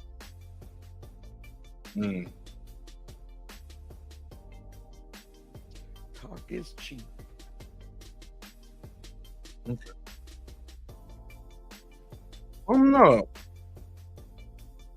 Oh, Pure, why I got you up here? Did you think that was the energy in that face off? Which one? The latest one or the one where he's kind of dancing around? Not the one, the face off, not the way in. The press stop. I'm sorry, I'm over here eating some. You good, brother? I'm eating some chocolate, man. So you're talking about when he's dancing and stuff, right? When he's kind of like doing the little dance. Mm-hmm. Yeah. I kind of saw it two ways. Like, yeah, it did seem to me like a bit of nervous energy, but then like I don't know why it came to in my head. I'm thinking like maybe he's taking a playbook out of Ryan's playbook against him. Like he threw Devin for a loop with his antics in that fight. Like I remember you even thought like you bet I forgot Brim or somebody that the fight might not even happen. So I think I bet Brian Norman Sr. Oh, there you go. There you go. So I bet Brian Norman just that, you know. The Ryan won't even gonna show up for the fight. This fight, I remember the rain walk, nigga. Yeah, so like literally, I think he threw everybody for a loop, especially Devin Haney, because like Devin Haney like came in with a bad game plan and everything like that. Obviously, he's not going like that far with it, but I've never really seen Devin kind of like do like little dances like that in the face-offs or whatever. He's usually kind of like looking him in the eye, saying "you too small," or like pushing Lomachenko and getting fined and stuff like that. So like literally, it could just be a tactic, you know, like literally, like why is he acting this way, stuff like that, you know. Go ahead, Tay. Did you tell me about how you felt about that? Yeah, I did. I was just like, I don't really buy into all that stuff. These guys been doing this for a long time, and facing off is just part of the game. But you can look at it two different ways. I know he had some headphones on, so we couldn't hear the music playing. Obviously, he had the headphones off when he did that. What I'm saying is he had some on, and then taking them off before he took the face off could have still been vibing. Or we don't even know if it was music playing while they were doing the face off. Good point. So I don't take it with no grain of salt, man. It is what it is. See, that looks like that looks like Ryan to me, because I remember Ryan doing something really weird in the face-off too against Devin. But I agree with not looking too much into it, because normally when you want to kind of like psych your opponent out, you don't wait till like a week of the fight. You're kind of like doing it like, from like the beginning of the promotional cycle or whatever. Yeah. Oh yeah, maybe it's just nothing. Could it be more the Floyd thing? Because remember, Floyd used to just be smiling at niggas, chewing gum hard, just laughing. Like, could it be more the Floyd type thing? Yeah, he does like to copy Floyd in a little bit. Who got more to lose in this fight right here? I know some would say Mark. The obvious is Brian Norman Jr. because he's the world champion. He loses his title. Do you agree with that, or do you feel like Devin has more to lose? I think they both have to lose in this fight, obviously. But I would say Brian, because like Brian, like coming from like an outside perspective, Brian's given Haney a shot, which he didn't earn. Like he's the bigger fighter. He's the natural welterweight. So if he loses the fight, like, I'm not gonna like, obviously anybody can lose a fight, but yeah, it's just like kind of like, I can see how like, how the how sometimes like literally like people just kind of throw you out, even like the people in the business, Why you say Haney didn't earn this? Like Haney was the champion at undisputed at 135, moved up at 140, got a title shot right away. Because he had never had a fight at 147. Correct. And he was in nobody rankings. They got him ranked. He's ranked. Now, of course. Yeah, so the rules can, play out. And I'm not even mad at Brian for taking this fight, because like Brian's already put in his work, giving Jin Sasaki a shot, Cuevas a shot. He earned his title in the ring, so it's cool. Brian Norman do his thing, But yeah, like Devin did nothing to deserve the shot. But I'm not mad at it. Whatever, people want to see it, cool. But yeah, I would say it's like a lot more to lose. It's just like, yeah, it's like if he loses, like damn, I gotta start all over and stuff like that. What you think, Tay? Who got the more to lose, Brian or Haney? Devin has more to lose. Tell me why. He's the challenger. How does he have more to lose? Yeah, he has more to lose simply because he has that high-profile name. If he loses, then people will say, "Well, I told you so." Look, we're having a Ryan Garcia fight, and then of course, will he have more fights after this? Yeah, But you understand, a lot of people don't like dealing with them. That pay cut gonna drop tremendously, huh? A lot of people don't like dealing with them. You know what I mean? Top rank don't want to deal with them no more. PBC really don't like dealing with them. I mean, where can it go? So, and that's not even, that's just being honest. It's like you give people a reason not to work with you, man. That you lost. Yeah, behind the scenes, a lot. You are good. He's very good, right? Yeah. So you're good. But people behind the scenes. Flashy, but now you lost. Oh yeah. We ain't got to fuck. And people really don't. People that make the move behind the scenes really don't like dealing with them.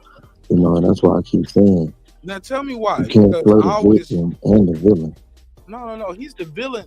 Him and Bill are villains in the boardroom. Boardroom Bill is what I like to call him. Boardroom Bill is a monster in there. I've heard Paulie Malignaggi. He was like, "How does he keep getting these short deals? I hate that." He was like, "Yo, I had to come up. I had to sign long-term contracts here. I was like, hold up, Paulie. You sound like a disgruntled employee more than a boxing pundit and a former world champion now. It's like you're mad because he didn't have to go the route you had.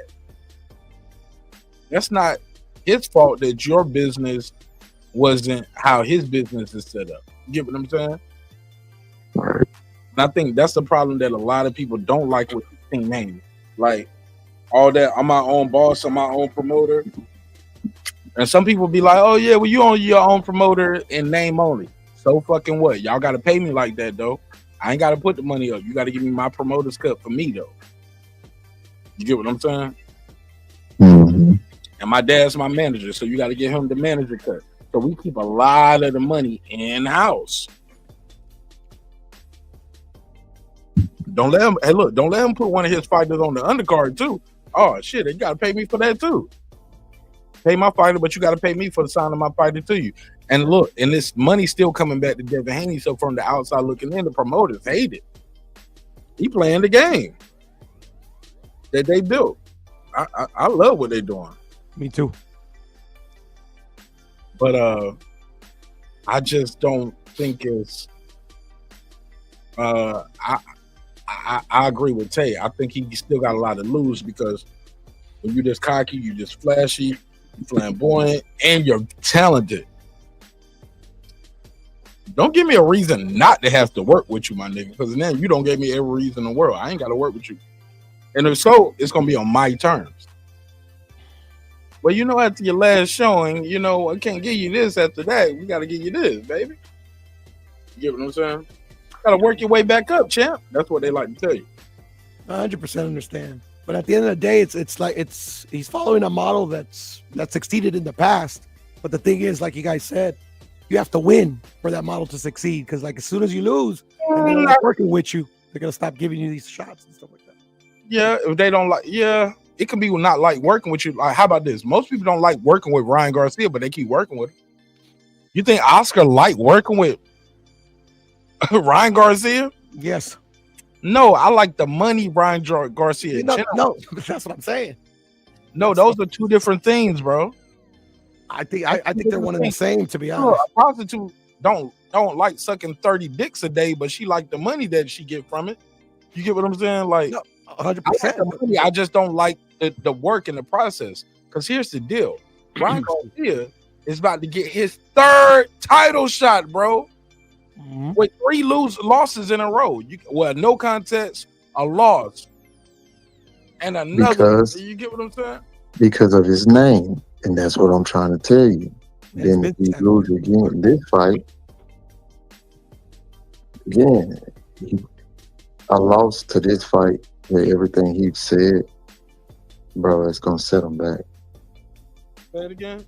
I'm sorry. What you mean? Because again, they're getting these title fights and these fights because of their name, their brand. You lose this fight, it's gonna set them back. It didn't say Ryan Garcia bad.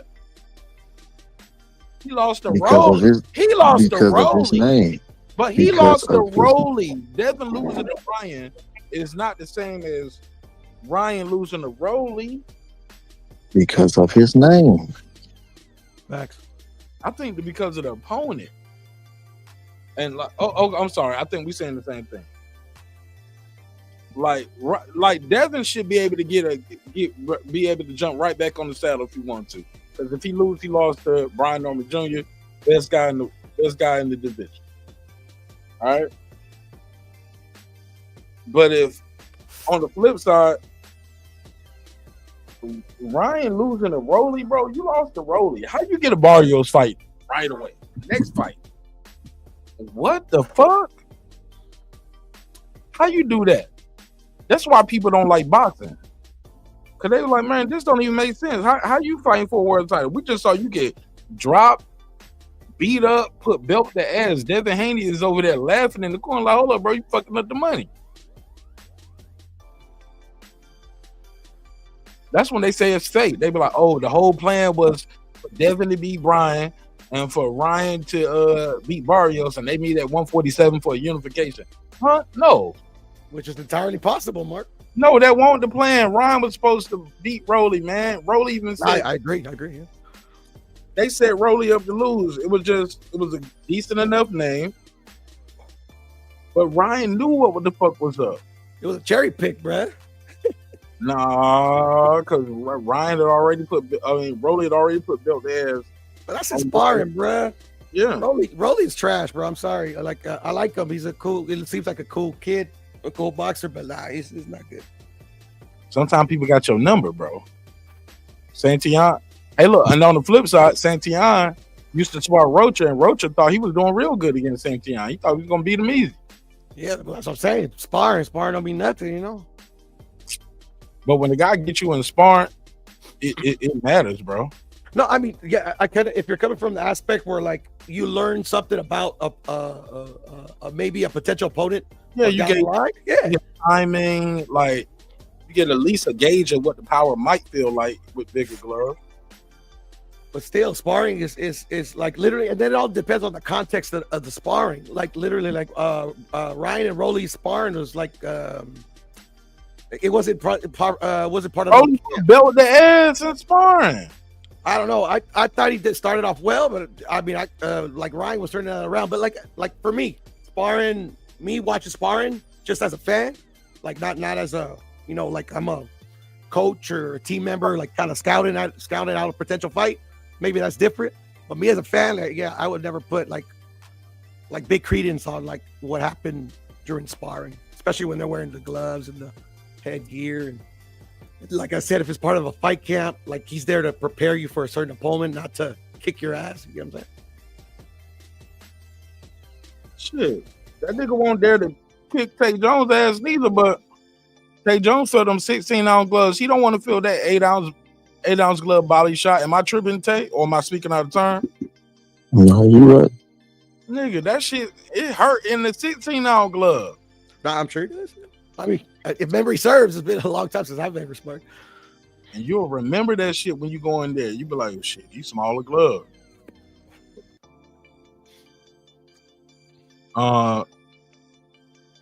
Lake County said there'll be plenty of fights for Dev if and when he loses.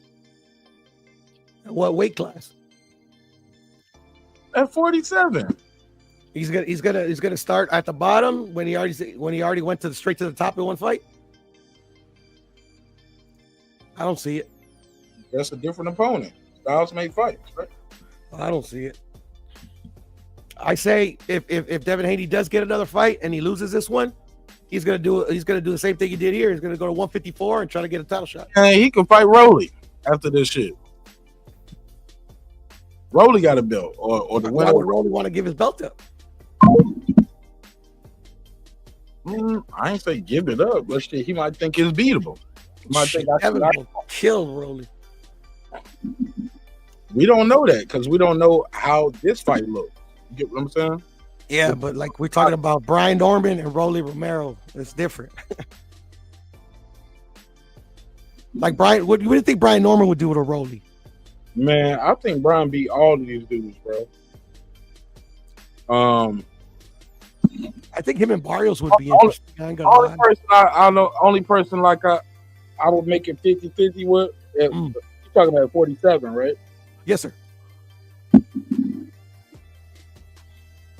Yeah, I just don't see none of you dudes beat Brian. Yeah, but I think Barrios. I think it will with Barrios too. But I think it would be interesting. Barrios, like, even though he's like not, I mean, like he obviously it'll just be a bloodier fight. He'll beat him up. It'll be an exciting fight because we know Barrios fight one way, but that's the fight. Oh, you know what? What's up? I think Conor Ben to give him a good fight. You know, because like they say the fight signed Ryan and Barrios. Mm-hmm. If Ryan like literally like shows out in that fight, I think him and Brian Norman would be an excellent fight, bro. Man, win, lose, or draw. If Ryan wins that fight, he fighting Devin Haney next. Yeah, that I know. But like, Haney even if you think Devin loses, if Devin loses, he fighting Ryan next. If Devin wins, he fighting Ryan next. Okay. That's what I think. Yeah, I mean that's a strong possibility, especially if Ryan wins his fight. Like if Ryan wins his fight, win, lose, draw, that's Devin Haney fighting next. I feel you, but that's where Brian Norman that's who he won a foot down though, brother. So what? I said that's where Brian Norman, in my opinion, like say he beats Devin and Ryan beats Barrios. That's where Brian Norman should put his foot down and be like, nah, I want Ryan for unification. You can do that all you want, but you're not ranked in no other sanctioning body, so you can't. What do you mean, sir? You can't put your foot down. You can't demand it because you're a champion. Like you're not ranked in those. Once you're a champion, you're not ranked. Yeah, but you can push for a unification, though. No, you can ask, you can request, you can beg. Yeah, it's no push. The push is somebody putting money behind you. But and that's the thing. To me, the bigger fight is Brian Norman, Ryan Garcia if they both win. But who's gonna push for Brian? Himself and the public. No, himself and his public can't pay for it. No, I think it can. No, that's not just how it works. Pure, I'm just being honest. No, and I know where you're coming from. But it's gonna take Bob, Tubi, DAZN, somebody got to come up with that bankroll and say, I want this fight, and this is what I want to. You know what I'm saying? It's gonna take Golden Boy, Top Rank, or DAZN, or all three collaborative. And I think they damn sure gonna want to do it as a three collaborative because Oscar trying to milk that, get all the juice and get out that limit.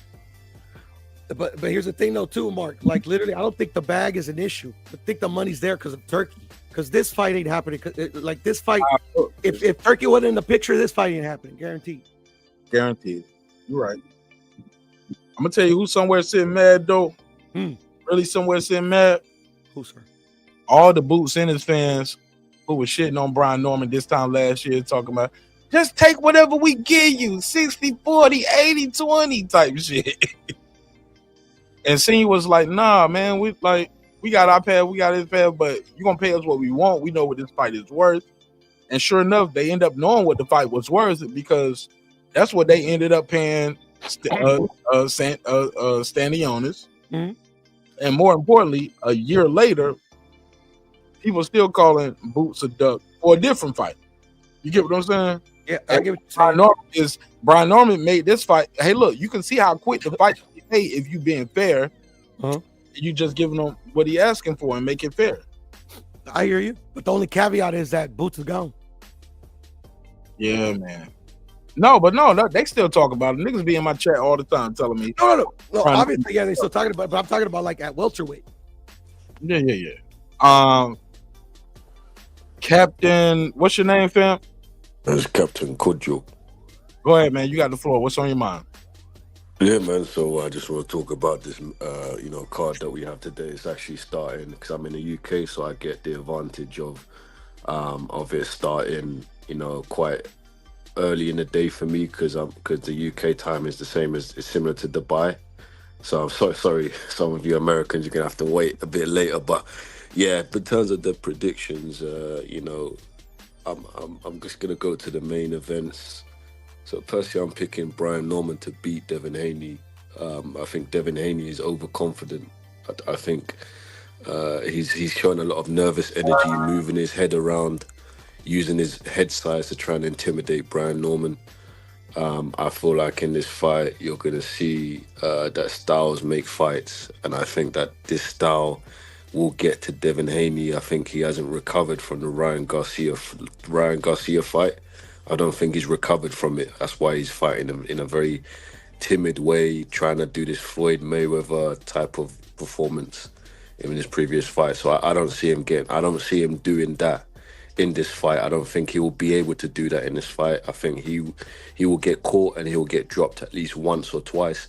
And I see it going to the cards. And I see Brian Norman maybe winning a unanimous decision or a technical knockout, if I'm being honest. And then when it comes to let me ask you. Let me reply to your breakdown. What can Devin do to win? What is his keys to victory? How can he win the fight? Well, it's to be honest, right? To answer that, and I'm going to be as simple as I can. Before I get to the answer, I just want to say styles make fights. So this style is wrong for Devin Haney. So it will be hard for him to find a way to win. But there is always a way to win, and his way to win is to not be dancing around because he's not Floyd Mayweather. Do you understand what I'm saying?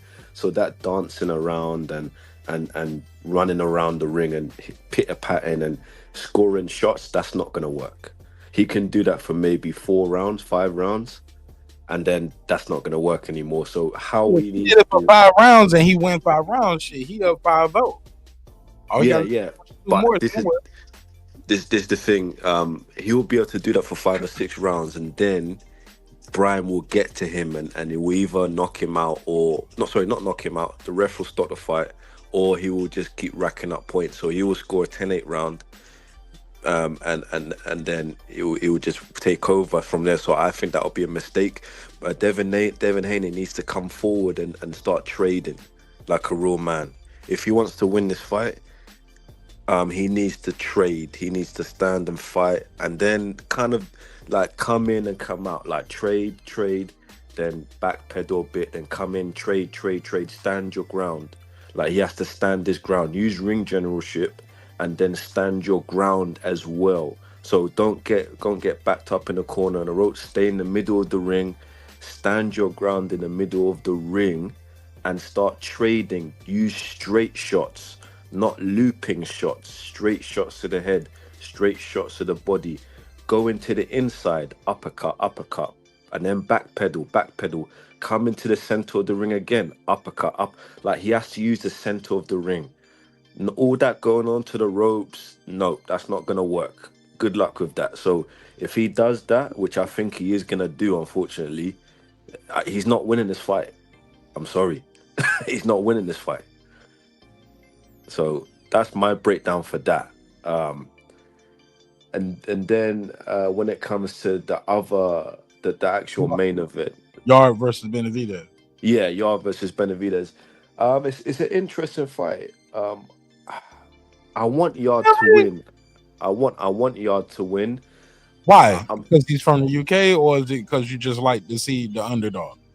No, I like to see the underdog. Like he hasn't won a world title. You know what I mean? I feel like he's not one of these black fighters, and I'm black guy, but he's not one of these black guys that are like talk with that gangster talk and talk all that crap. He's a nice person, you know what I mean? He goes to the gym, he trains, he's a consummate professional, is always in shape. I think this is not gonna be an easy fight for David, if I'm being honest. David's power hasn't carried over to light heavyweight, like everyone is saying. Like people keep saying the Mexican monster, he's gonna stop Anthony Yarde. I don't see that, because I've done research and Anthony Yarde has brought in Ruben Tabarez, which is a strength and conditioning coach that David Hay and Derek Chisora have used. So he has bulletproofed Anthony Yarde's conditioning. So what I'm trying to say is Anthony Yarde will be able to sustain those heavy shots he'll be able to generate. And I don't think David Benavidez can afford to trade too much with Anthony Yarde. If David Benavidez is going to win, he's going to have to box and go on the back foot and box. I don't think he can trade properly with Yarde, and then Yarde needs to make sure his conditioning is good. I think if his conditioning is good, right, and I'm being honest, if Yarde's conditioning is good, which I think it is, I think David Benavidez could lose this fight. I'm being honest. I think he could lose on a split decision. I think Yarde will drop David Benavidez in this fight. I'm just being honest. I think he will drop him because Yarde's back is against the wall. He knows that this is kind of like his last chance. Like, you know, Yarde is a natural cruiserweight, like heavyweight, very fast twitch muscle fiber of Jamaican descent. Do you understand? Like, I'm Jamaican as well. We're not weak. We're not pushovers. Like, we're strong people. He has a strong spirit. So in my opinion, this is not going to be an easy fight. Like, I don't know why people are thinking this is an easy fight. It's not going to be an easy fight. I do see Yarde gases out and Benavidez gets stronger, it seems, as the fight goes on. Yeah, Yarde gases out, but as I said before, he's brought in Ruben Tabarez. If you go on YouTube and type in Ruben Tabarez, he started using him in the last fight. The last fight went 12 What's rounds. The background? I never heard of him. Yeah, Ruben Tabarez is a strength and conditioning coach. Yeah, it's a strength and conditioning coach that David Hay and Derek Chisora use. So Derek Chisora, obviously, is old and over the hill, and he was able to still go 12 rounds and beat Joe Joyce and Otto Wallin. So I've seen the conditioning is improved. So I feel like the fight will go 12 rounds. I don't see anyone getting knocked out, and I think it's either gonna be David Benavidez by decision, or I could see an upset. I think I can honestly see an upset. So don't watch this fight and think, yep, David Benavidez is gonna win guaranteed. It's not that. It's not that. Like, styles make fights, and Yarde does have a style that kind of can cause problems. It can cause problems for David Benavidez. So I can, for me, this is like a 60-40, maybe like a 55-45 fight. Almost 50-50. So this is not an easy fight. 100%. So look, in the camp. Yeah, so let me ask you this: when you how you feel about Joshua versus Jake Paul? You think a lot of people from London town gonna come over to America for that fight? It's gonna be in Miami, baby. So it's gonna be beautiful out there. It's gonna be popping. It's definitely gonna be different from how London looks in the winter compared to how Miami, Florida looks in the winter. You know what I'm saying? Yeah. How you feel about that fight? Are you gonna come to America for that fight? You think a lot of people gonna come to the fight? What you think of that? Yeah, I will come. I think I will come. You know, Miami is a good place because Miami is the place in America where you've got black people of African American and Caribbean descent, and like a lot of Jamaicans. Somebody in chat said you are AJ and you're gonna be there because you're gonna be there fighting. nah, I'm not AJ. Somebody said Martinez got AJ on the phone. Sound just like him. And the people just tuning in, I'm gonna really trick them because I'm gonna keep his picture up while you talking. Go ahead. How you think about the AJ versus Jake Paul fight, AJ? Yeah, I think, you know what, like, a lot of people don't understand that Joshua's although he's not the best heavyweight. Speaking of third person, yeah, he's good. He's a good heavyweight, very good heavyweight, one of the greatest of all time. But he's a consummate professional. He's always in shape. He's very serious. He's very OCD. He's not coming in there. He's going to be training 100%. So I don't know, man. When I look at that Andy Ruiz fight, he looked like he was tired. He like he gassed out and punched his stuff out after he tried to knock Ruiz out, got dropped. And he seemed like he was trying to get his brains and his lungs back together the rest of the fight. I could be wrong, though. But I was like, no! AJ, no! I was screaming at the screen. AJ, no! No! Oh, man, my dad, I showed that fight to my dad for the first time. My dad's a two-tour Vietnam vet. I showed him that fight for the first time a couple weeks ago. And, oh, my God, he was sitting there, he was like, I don't even know why they got this big nigga in there with this mask. He said, this shit ain't even fair. I was like, yeah, you right. Yeah. Ding, ding. Let's watch it.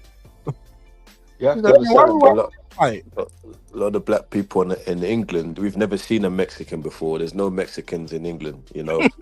So there's a couple of us out there, bro. There's a couple. Yeah, there's a couple. There's a couple. Tacos, with all due respect, I'm just no disrespect, Puro, to you, but I gotta ask him, like, who's making your fajitas and tacos out there? There are Mexicans, but like, there is a Latino place in Southeast London called Elephant and Castle, where you have a lot of Ecuadorians, Venezuelans. Y'all should call that area the border. yeah. Like, I've never seen a Mexican before.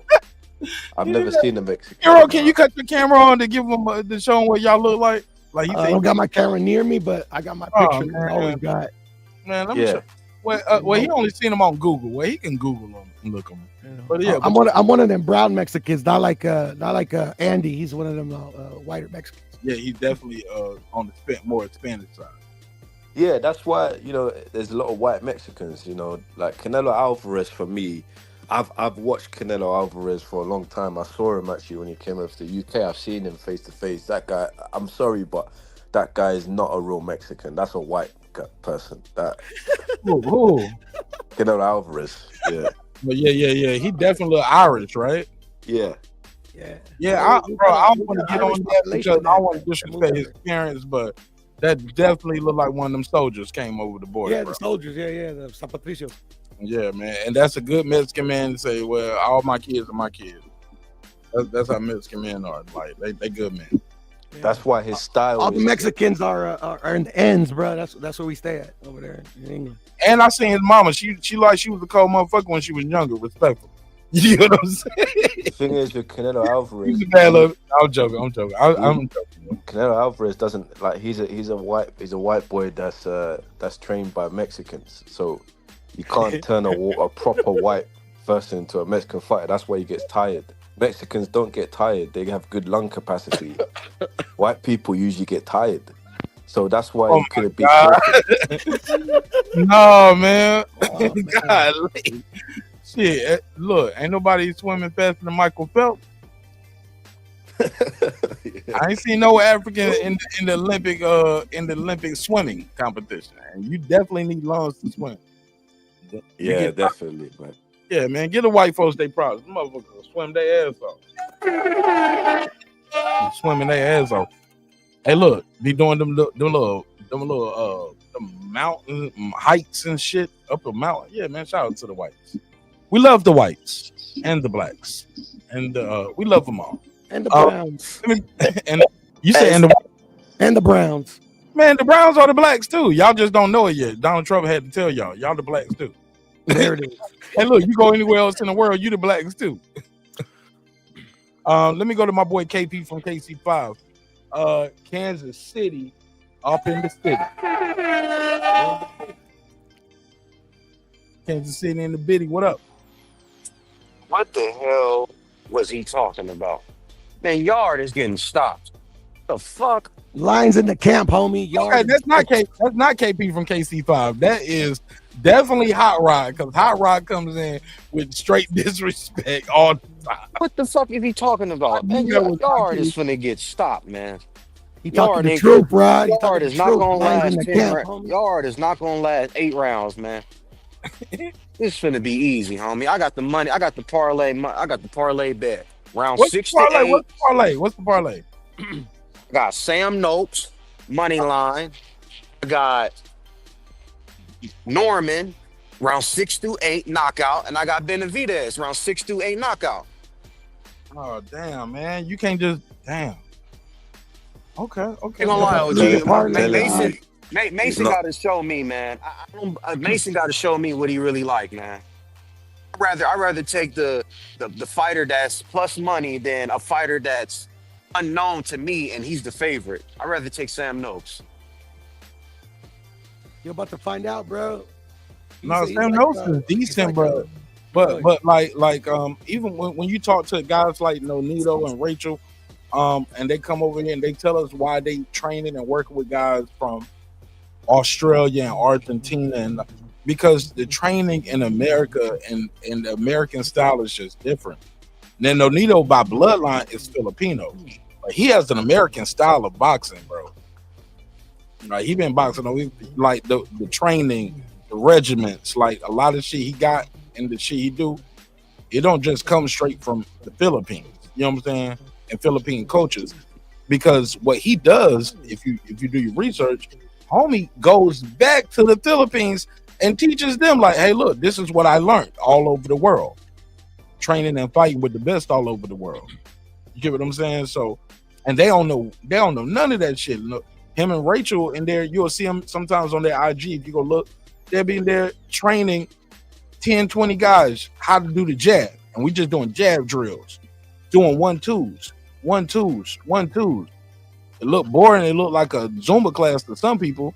But no, man, these are young amateurs and young pros, and they trying to implement a global style, a world champion style to these guys. And I don't think a lot of these guys get that.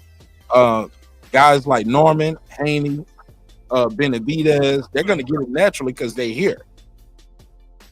And say what you want to, but America has produced more world champions and more Hall of Famers than any other country. So people come here for the work, and they also hire these guys to come abroad to teach them the word. Even Yarde came here and got the word. Him and Tunde, right? So I don't think it's impossible for him to be able to beat Benavidez. My problem is that hole in the gas tank, because he's always in shape, but the muscles need oxygen, as you all know, and he just seems like he get tired in the 10th round. That's why he's got Ruben Tabares. That's the problem. That's the problem. Actually, let me add, before you say that, Howard, let me add to what he just said, and I'll pass the mic back to you. I heard Yarde tell me. Well, I didn't hear it verbatim. Lisa Bells told me, because we was talking about the fight. She was like, yeah, he's gonna be in great shape. This is the first time he ever had strength and condition go. I was like, hey, Lisa, what the fuck was that? This your third title shot. Why is this your first time having a strength and conditioning coach? Like you've been at the top level for a long time, and what you'll find more you're around these guys, like, man, motherfuckers be regular dudes. Everybody ain't got no damn chef and a strength and conditioning coach. I mean, I ain't paying all these people. I'm gonna work out anyway. You get what I'm saying? I'm not gonna pay a nigga to blow a whistle and tell me to jump rope and do this shit right here. Like some people need it and they want it, and they hire them to see what they can do differently, because you want an edge, right? This guy's supposed to be the best. But when you really break it down, a lot of times you be like, you been had strength and conditioning coach. You didn't do all this by yourself. And then sometimes you'll find out, yes, I have, bro. I've been just doing what I like to do and what I've been told to work. And then you'll have somebody else that'll have you doing shit like you'll see Devin Haney jumping over a hurdle, touch your toe to your right, jump over a hurdle to your left, touch your toe to your left. Like that's helping you work your muscles, work your body.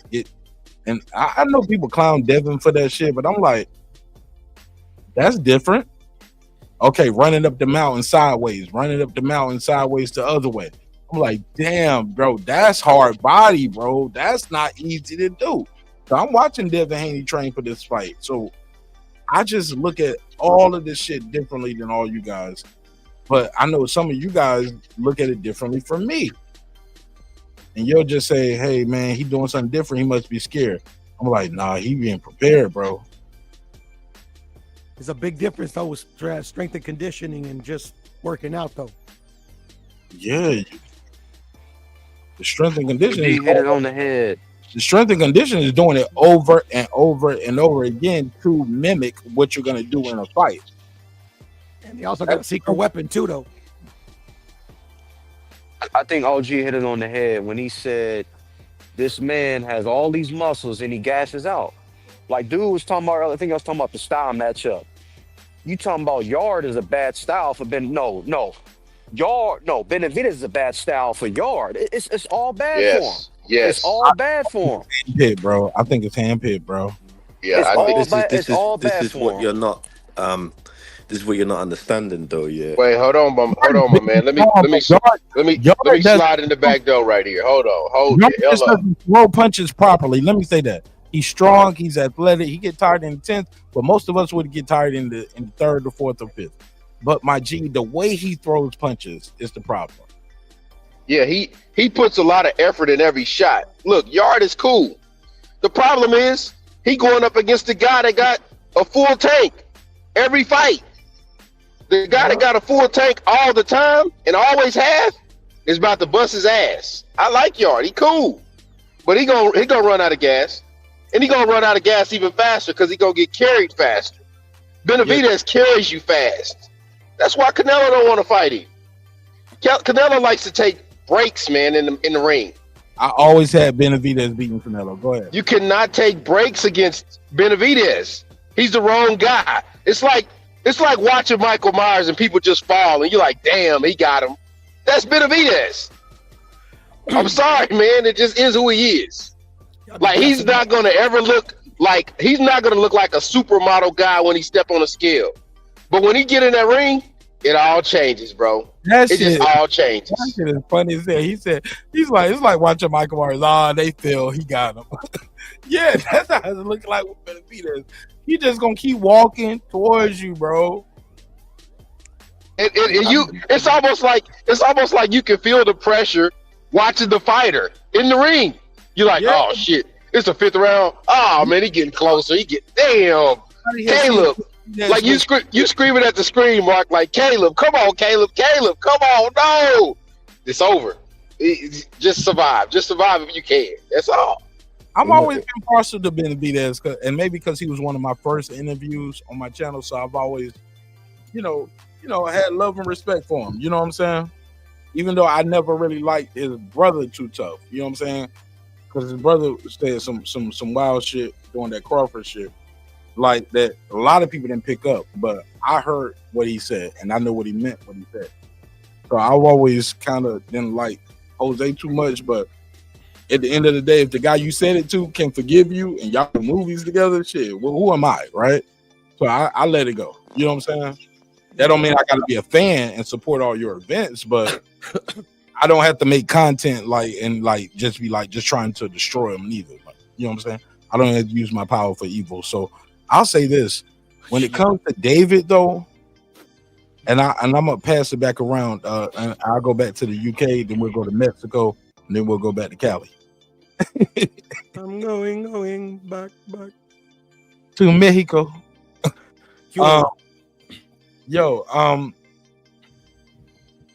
That's what KP just said. Shout out to Kansas City. That's the thing about Benavidez that makes him so scary and dangerous, right, Anthony? Joshua, I'm sorry, Captain Cujo. Yeah. His gas tank. That's what you're saying. Like, man. And also to his punch selection too, right? Yeah. He don't have the best defense. Like, it's just strictly he goes in there and he fights on heart and will and just he you know who he reminds me of? He reminds me of Derek Chisora. Really? Like, I thought David with his heart and his tenacity, and it's like, man, he's a good guy, good fighter, good person, and it's like that's why he can still pack out arenas, right? But that's not to bring it back full circle, but so when Devin say anybody can be champion, I be like, yo, as Anthony Yarde, how hard it is to be a champion. As Gabe Rosado, how hard it is to be a champion. That shit ain't easy to do. You know what I'm saying? It's easy if you're American, bro. Yeah, I understand like where you lot are coming from. 100%. Especially like for me, David Benavidez, the way his build is kind of reminds me of like a Tyson Fury, that is just cutting weight, he's skinny, fat, and he has fast hands, bad footwork, I'll be honest, but yes. And these are the things I pick up on. Like the thing is with me, like I look at David Benavidez versus Anthony Yarde in an how can I say objective. I'm very objective. Like I take all the emotion away and I just look at, okay, who most likely on paper is gonna win? David Benavidez, obviously. But then I go through the betting, I go through the odds, and Man, fuck that shit. Them niggas are niggas who got money and just put money on fights. No, You but a fight fan. You supposed to know like, these niggas' character, their personality, their history, their chin. Like we know the intangible. The people who put money up are casuals or they're betters. Like whoever get the most money put on them, you're the favorite. But I mean, like I'm going through like the ways that Benavidez can win. I see him winning on points. I don't see him knocking Anthony Yarde out because he couldn't even knock out David Morrell, who's not even really a light heavyweight. He also couldn't knock out Godslick, whatever you want to say, and the excuse was that he had that. Yeah, you could look at Caleb Plant, who's smaller than Anthony Yarde. But he was winning and those guys found a way to survive. Can we agree to that? They found a way to survive. But none of them was fucking. I'm gonna trade and I'm gonna bang with this nigga, and I'm gonna try to win. No, they found a way to survive. Did y'all not watch them fight? Yeah, I watched it. Caleb Plant was styling on him for the first 6 rounds. Styling on him. Who? Caleb. And then what happened though? Caleb Plant was that nigga found a way to make it home to his family. Man, that's it. That's all he did. Hey, you know how you tell somebody, hey, man, it ain't time to be fighting like that out here right now. You need to make it home to your family. That's what he did. Oh, thank you, KP. Thank you. That's what he did. Look, he survived. It was like watching NCAA tournaments. You broke up. You said NCAA tournament versus who? It was like watching the NCAA tournament first round. He tried to just survive in advance. like, hey. But hey, Benavidez is a guy that you can't really explain the way he does what he does because the sum is greater than one single thing that he does. KP, when you look at these pictures side by side, niggas is picking yard. You were like, look at this nigga with all these muscles. Yeah. Look out this Mexican. Like you almost feel bad for it. It almost looked like somebody making Benavidez be up here. Mm-hmm. And then hey, look, then you look deeper and you be like, skip the muscles. This nigga got the chain, he got the belt, he got another belt. I don't even know what the fuck this purple shit is. Like, got a WBO. That shit look purple. I thought the WBO was maroon color. It's internal.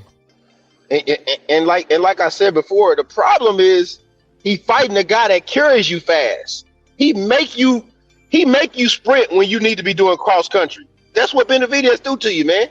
He gonna speed his brain up. He gonna speed his feet up. He gonna speed everything up. So it's gonna all crash faster, bro. He gonna come off that energy drink quick. I'm telling you, bro. Yeah, I still think I understand your picking. Too much, bro. I understand your picking. High guard quick, right? Captain Cujo, you don't think Benavidez's secret is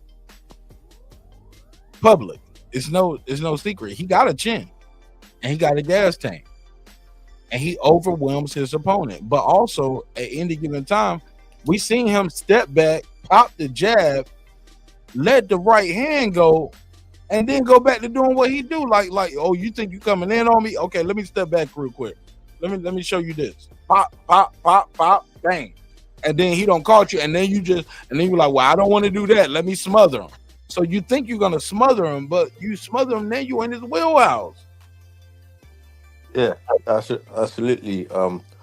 That's what I'm saying. Like, it does it. Like when you look at it like that, yeah, you're not really, you probably give Yarde the puncher's chance, and that's it. But for me, yeah, bro, like he got to punch his chin. But for me, like when I'm looking at the fight, like I have to be honest and I have to be like, okay, there are mistakes that David's doing. The main mistake that I see that he's doing that makes this fight that basically increases the percentage of an upset is that David Benavidez has terrible footwork. His footwork is horrendous. Atrocious. Tell him. It's been like that, and he been busting shit. He been busting shit with that bad footwork. I say it's terrible though. And that wait, hold on, Mark. That terrible ass shoulder roll that Anthony Yarde be using that don't work. Yeah, absolutely. Bro. That defense against him. Just imagine that defense against him. How many punches is he gonna take? That's what I'm asking. He gonna be in defense. He about to be in defense, bro. I think when a man's back is up against the wall, yeah, and you've tried, you've implemented everything into this camp. I like that you want to do. It's gonna make for a good fight. That's why I'm saying, even if David does win, this is not gonna be an easy fight, and I feel like this will be the best fight on the card, 100%. This is the fight. Really? This is the fight to watch on the cards. I promise you. I ain't gonna lie. I think. Go ahead. Do not underestimate a black man from England, the English black man. Do not underestimate us. Like we are willing to die to win. Like that is something. Put the AJ photo back up. I can't believe he just said this shit. Trust me, England. They know. Trust me, England. They know. Hold up. Underestimating our British heavyweight for a cool minute. My man just went international with that shit. Hold up, let him say that shit. Hold on, let me turn his mic up. Captain Cujo. Yeah. Say that shit again for the niggas in the back who don't know how to act. Say that shit again. Yeah, us black Englishmen, right?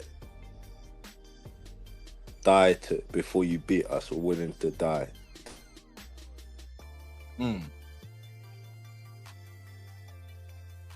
Man, I need to drop the beat for that, man. Can I get that as a drop? Like, can after you say that, can I get and you listen to Martin Nash breaking beats? and shout out to my man Martin Nash or something like that. I need that for a drop on the mixtape. That shit crazy. That shit sounds sinister, nigga. Oh my god. KP. Shout out to all my London blokes, my nigga. Shout out to all my blokes. Tell him, Captain. Tell him, Captain. Hold on. Let me timestamp this. Tell him, Captain. Say it again. Never say it in front of all that.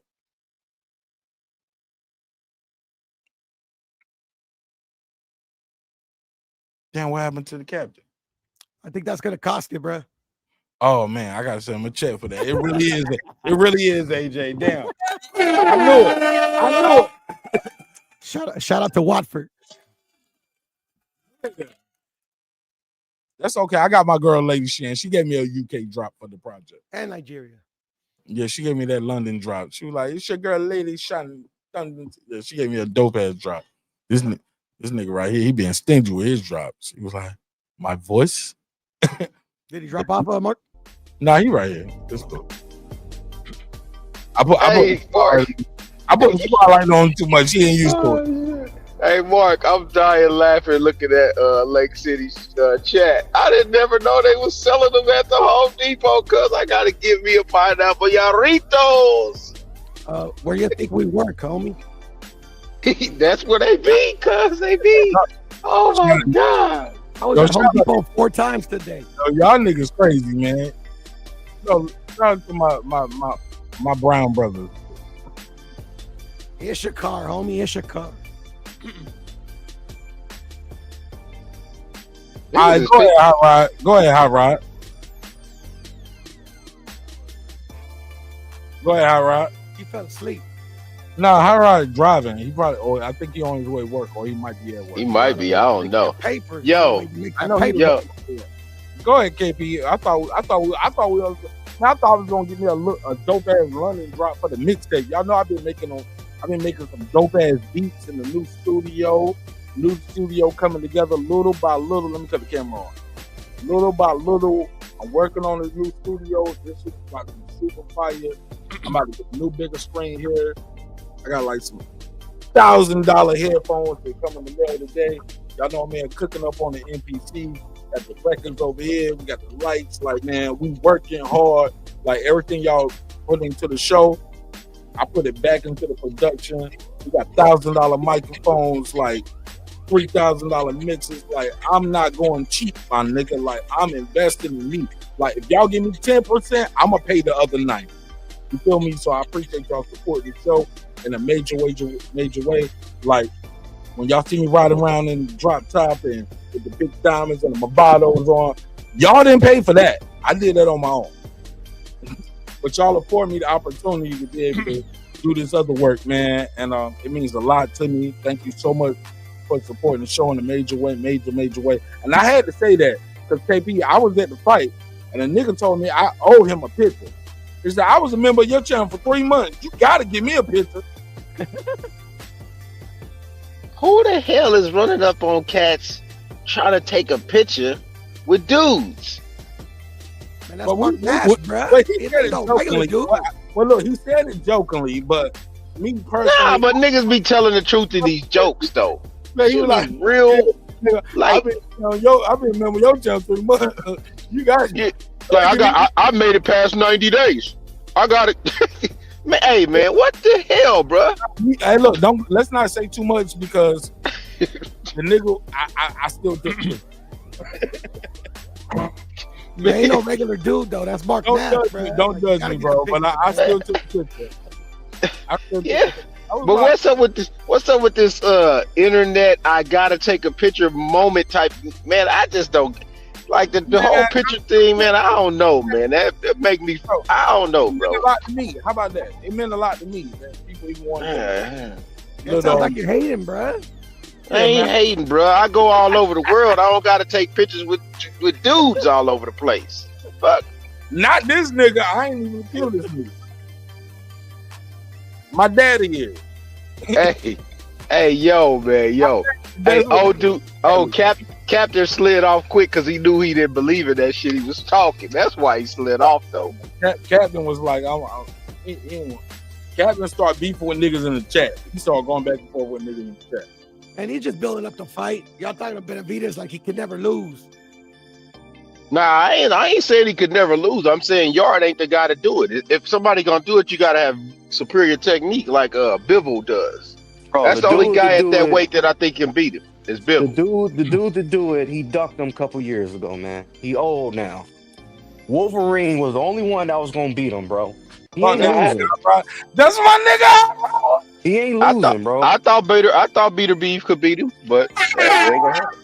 Man, all the top dudes beat Benavidez. That's why he won't fight.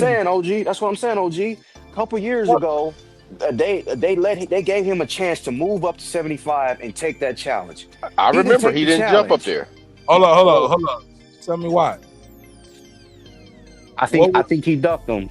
No, what was still waiting for him at 168 though? He was trying to get that Canelo fight. No. Y'all not finna do that. Y'all not finna do that because boxing is all about. No. Boxing is all about getting the opportunity because we always talk about fighters don't get the opportunity. He got the opportunity to go fight Better Beef for 2 goddamn belts. He would have won that fight. He would have been a unified champion at 175. Canelo would have had no choice but to move up and go fight that nigga. No. Nah, that's man. not how it Make works. your own legacy, man. He had a chance to go fight Better. That's two different. You making two different arguments at the same time, though, Hot Rod. Make your own legacy. About that life, bro. That's just it, bro. Make your own legacy. That's one. Hold on, Hot Rod. You making two different arguments. Sorry, go ahead. You saying he should have went up and did that, and that's why you don't believe he's not that way. But also at the same time, you're ignoring the reason why he was still at 168. He was trying to put that pressure on the Canelo fight. Canelo wasn't there yet. That's why earlier when niggas was talking on the chat, they was like, well, put that pressure. And then I think I was like, what y'all pressure gonna do? Y'all niggas don't run shit in the sport of boxing. Fans, you don't run shit. We don't. Just tell him this and you'll cook him easy. Canelo wasn't even at the division yet. So who's he putting pressure on? But fans think they running the shit like my nigga. Fans don't run shit in this motherfucker like that. And if I'm tripping, I apologize if I hurt your feelings. Next time, put them in your pocket. Oh, that's a fact, my nigga. Like, motherfucking fans y'all think Al Haney give a fuck about what y'all say? If so, you would have got that interview on your channel a long time ago, or your favorite YouTube channel. These people do not care about what we think about their business. This is their company. That's like me telling Hot Rod right now. I don't think you should be wearing. Well, now your ass come to work. Your ass missed 2 days, nigga. Where you been at? I'm on your ass. Damn, Hot Rod be on niggas like that at work too. Damn, cuz it's 4 in the morning and he going off. Yo, I ain't trying to hear that bullshit. Let him get some coffee, He missed cuz. 2 days, nigga. It's easy money. Yo, that nigga is the supervisor skit off of IG. Like, hey, supervisor. Get this shit, man. I'm on mute, y'all. I'm listening, but I'm on mute. Yeah, please. I don't want to be laughing at niggas while they getting their ass marked out. Like, damn, he marking that nigga out. Did y'all hear that? Hey, supervisor. Yeah, you don't want to be marking on dudes either, bro. So what now? Oh, no, I'm just joking. Good. Yeah, that shit is hilarious. Is the Benavidez glaze hour over, or what's up? So what happened though? The Benavidez glaze hour over? Pause. No, it's never over. It's never gonna stop. Keep going. I think Benavidez is great, but also I think Anthony Yarde is better than what people give him credit for. Facts. And the main difference between Benavidez and Anthony Yarde is actually one of them ones, as the youngsters say, or where you come from, Mark. They say he about it. You know, he actually got in there with motherfuckers and tried to see if he had what it took. He fell short, but it's more than David could say. Yo, I ain't even gonna reply. Go ahead, KB. He said one first. Yeah, I love that shit. I love it, Puro. Go ahead, KP. I look. I give like homie said. When we had Anthony Joshua on the show, Anthony Joshua Jr., not the real Anthony Joshua. Jr. Sounded just like him too, Mark. I was even like, when you were talking to him, I was like holding my headphones close. I'm like, is this AJ? It happens. It could be. Once I asked for that drop, that nigga left though. They're like, hey. That's what I'm saying, bro. Like literally, like I don't know, that might be AJ, bro. And because he don't know. Once he already said it once on the show, I got it, bro. Did you hear the rumors he was supposed to be on this card as like a surprise? No. Yeah, he was supposed to be on this because he's been trying to get a fight, and like Eddie Hearn did an interview talking about like AJ was calling him up. Hey, no surprise fighter, bro. Like, brother? No, because like AJ wants to fight. He doesn't want to be inactive. He was even telling Eddie Hearn to get him a fight in Mexico, and he's like, nah, bro, like literally just wait, and we'll get you a big one. So he was actually gonna have a fight on this card. Ready to punch on the nigga. He ready to punch on something. Yeah, for sure.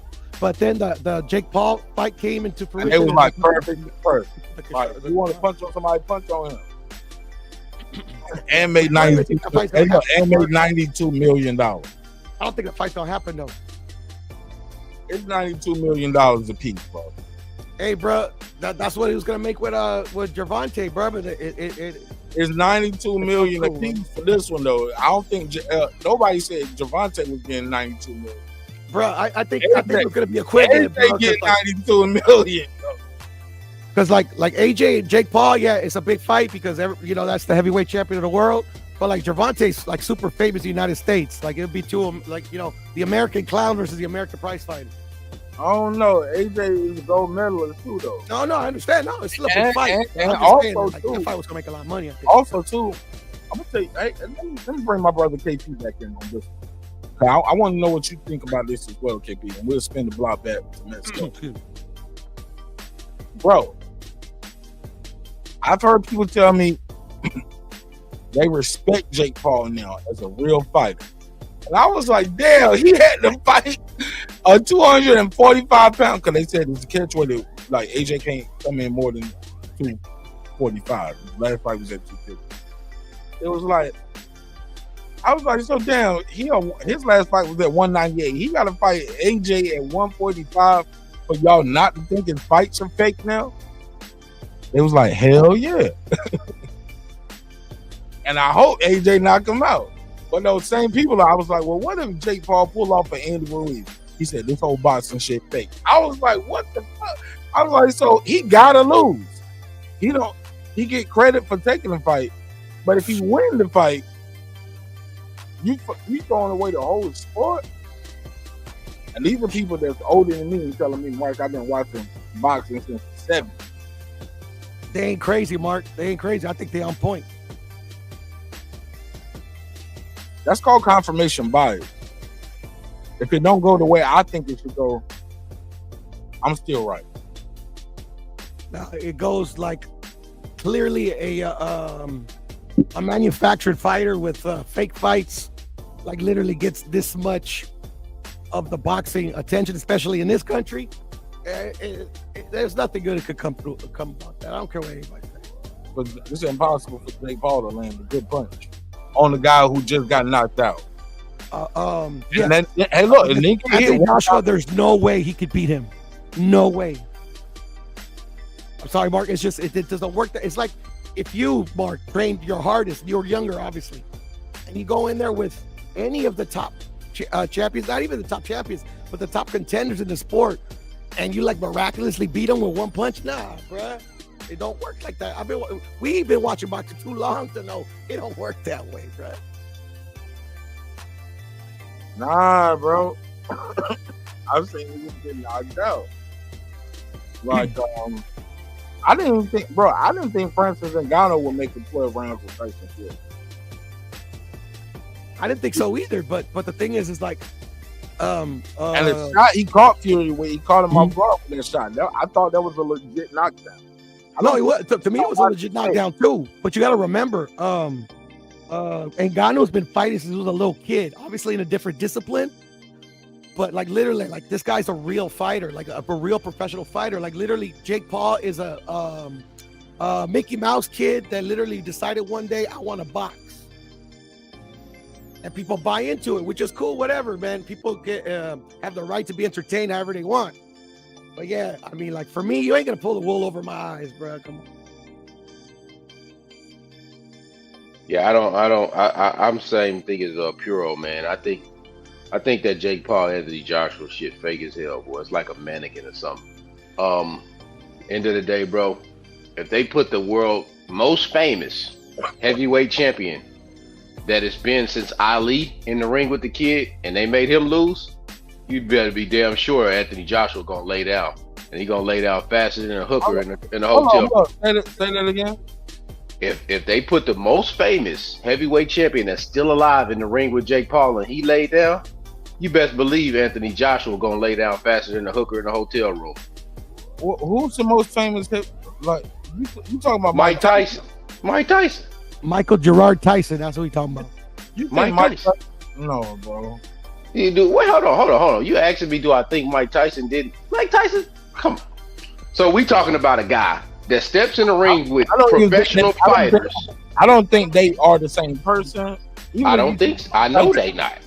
Right? I don't think they're the same person. I don't think they're the same level in their careers. And I don't. AJ know what it feels like to go through what Mike Tyson went through. As far as having 50 million and seeing zero, and like you in debt for 50 million. AJ don't know what it feels like to be in debt for 50 million. AJ know what it feels to go to prison. I dig all of that. AJ went to prison. AJ was a kid. No, I'm talking about like at the top of your career, I like got you. your most loved and your most hated. Like the same reason why they love you is because of your violence. Then they hate you because they think you're violent, but some would say you were violent towards the woman. Tried and convicted. Mike Tyson, never forget that. Mike Tyson didn't get beat the case and got exonerated. He got found guilty and went to prison. Somehow, some way, all these years later, people just be like, we love Mike Tyson and we don't think he did that. It'd be people that weren't even born during that time be like, yeah, when you go and look at the analytics and detail of the case, like, I don't think he did. Like, we love Mike Tyson. So people get wrongfully imprisoned all the time, Mark. Yeah, so absolutely. I don't think he did it either. I know, but my point is that it's hard to beat that reputation, bro. Like, it's one thing that you get accused of it. That's hard enough. You can get exonerated and still not come back. from the allegation. This nigga was tried and convicted. He got a cartoon right now. That's Mike Tyson though. Like for the whatever reason, the magic that he had, everybody always loved him. They still do. And he was a crazy man when he was young. Crazy. Ironically, but when you talk about why you like him, it ain't like you love him for being a comedian or good with music and he had a violent net crime. No, you love him for his violence. He went to prison allegedly, but not allegedly, like actually for his violence. First crime, man. Whether you think he did it or not. Yes, sir. He would tell you prior to that shit, I was snatching purses. I think you guys did an interview with Vlad and he was talking like, yo, Mike Tyson snatched my mama purse. But I think that was part of his appeal too, Mark. Like how we were so open about that time. And like people kind of like identify, because like literally, like obviously none of us here actually, I don't know if we ever snatched a purse, but like Mike Tyson could be any one of us. You know what I'm saying? I never been a person. No, but you get what I'm saying though? Like Mike Tyson could be any one of us. He just got into situations that any one of us could have got into as kids. I'm not judging him for his past or No, I'm not saying you are, but I'm just saying I think that's what people like kind of like relate to. Is like he's so open and like, you know, I don't know. That's the way most people can't relate to snatching purses, man. I got a lot of people in the chat right now. I think I can do a count off. I don't think I'm gonna have 10% of the viewership telling me I don't think I'm gonna have 5% of the viewership telling me, yeah, I snatched purses. I feel you, but a crime's a crime, right? Like literally, like no, all crimes are not equal. No, that's not what I'm trying to say. I'm trying to say is that like whether you knocked over a liquor store or you snatched purchase, you still stole somebody's money. No, bro. Me robbing a bank is not the same thing as me taking robbing from vulnerable old lady or a woman, bro. Robbing from a woman is different from me robbing a bank or me robbing a trap house or me breaking into a crib or stealing a car. Like that's different, bro. You snatching a woman's purse. You snatching a woman, man. Like I like Mike Tyson, but don't get me on that. Like, bro, that shit is some diabolical shit. That's my home, bro. I know homeless, bummy niggas that live under a bridge right now. And they just go out there every day, beg for change, and they do whatever they do, but they ain't snatching ladies' purses. A lot of them do though. Semantics, brother. That's not the norm of the crime in America. You don't think so, bro? When you Google it, Pure, I ain't gonna argue. No. You trying to like stay clearly, I don't think so. Okay. But you can do your Googles. And you tell me how common purse snatching is in America. This is very uncommon.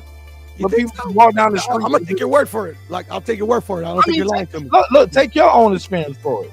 How many times does your wife go out and you got a wife, you got a family, you got sisters, you got cousins, aunties? How often do you hear them talk about, girl, I'm worried about niggas snatching my purse? That's not a common thing. Back in the day, it wasn't common, but it happened. Okay. So especially certain places you stay at, like where my pops grew up, that happens. That's a common occurrence to this day. It's very low level crime, bro. Yeah, no. It's very petty, low level crime, bro. And then you a fucking heavyweight motherfucker like Mike Tyson, bro. I don't know.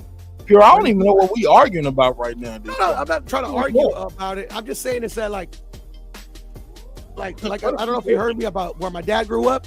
Like that's very common where he grew up to this day. So there's like certain places where it's more common than others. Where I get totally where you're coming from, and I think you're 100% on point. You talking about where your dad grew up in like Guatemala or something like? No, my dad's not Guatemalan, fool. I'm trolling. Better relax. Before you get these hands, I'm just playing. No, I'm talking about man, that's regular out here. Niggas out here get robbed every day. Bro, they ain't not snatching purses. Niggas are not snatching purses every day, bro. That like that, bro. Well, I'm sure it happens every day, but that's not the common crime in Los Angeles, Chicago, New York, LA, Atlanta. Purse snatching is like, oh my God, purse snatching is at all-time high. If so, that shit is at 1.5% at the max of what the crime is in that city. That's not the crime niggas do. We just go rob the nigga that we know got the money in. We go rob the bank. We rob the drug dealer. We'll rob you at the gas station with your nice chains and cards. But we not just gonna snatch bitches' purses. Come on. I mean, it's easier than robbing a bank. Well, fair enough. But my whole point is, that bank is guaranteed. That person might not even be real, nigga. They ain't even no real Louis bag, nigga. They ain't even no real Birkin. What the fuck? And I knew you were gonna say that about the banks being guaranteed. Yeah, man. Pure mode. I can't. What's up, High Rod? Talk to us, man.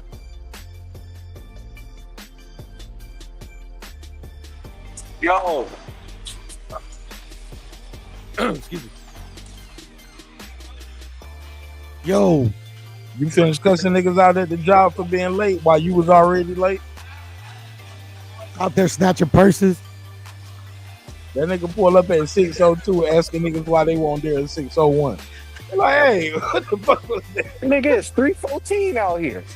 Yeah, you pulled up at 3:02 asking niggas why they weren't there work at 3:01. Nah, the little homie missed 2 days. You know, we 7 days a week. Nigga, what you mean you going to church on Sunday? Fuck your Jesus. Get this paper. Pay your tithes. He'll see you at the gates if you make it, nigga. This nigga tripping. He's like, this nigga said, you better make it 7 days.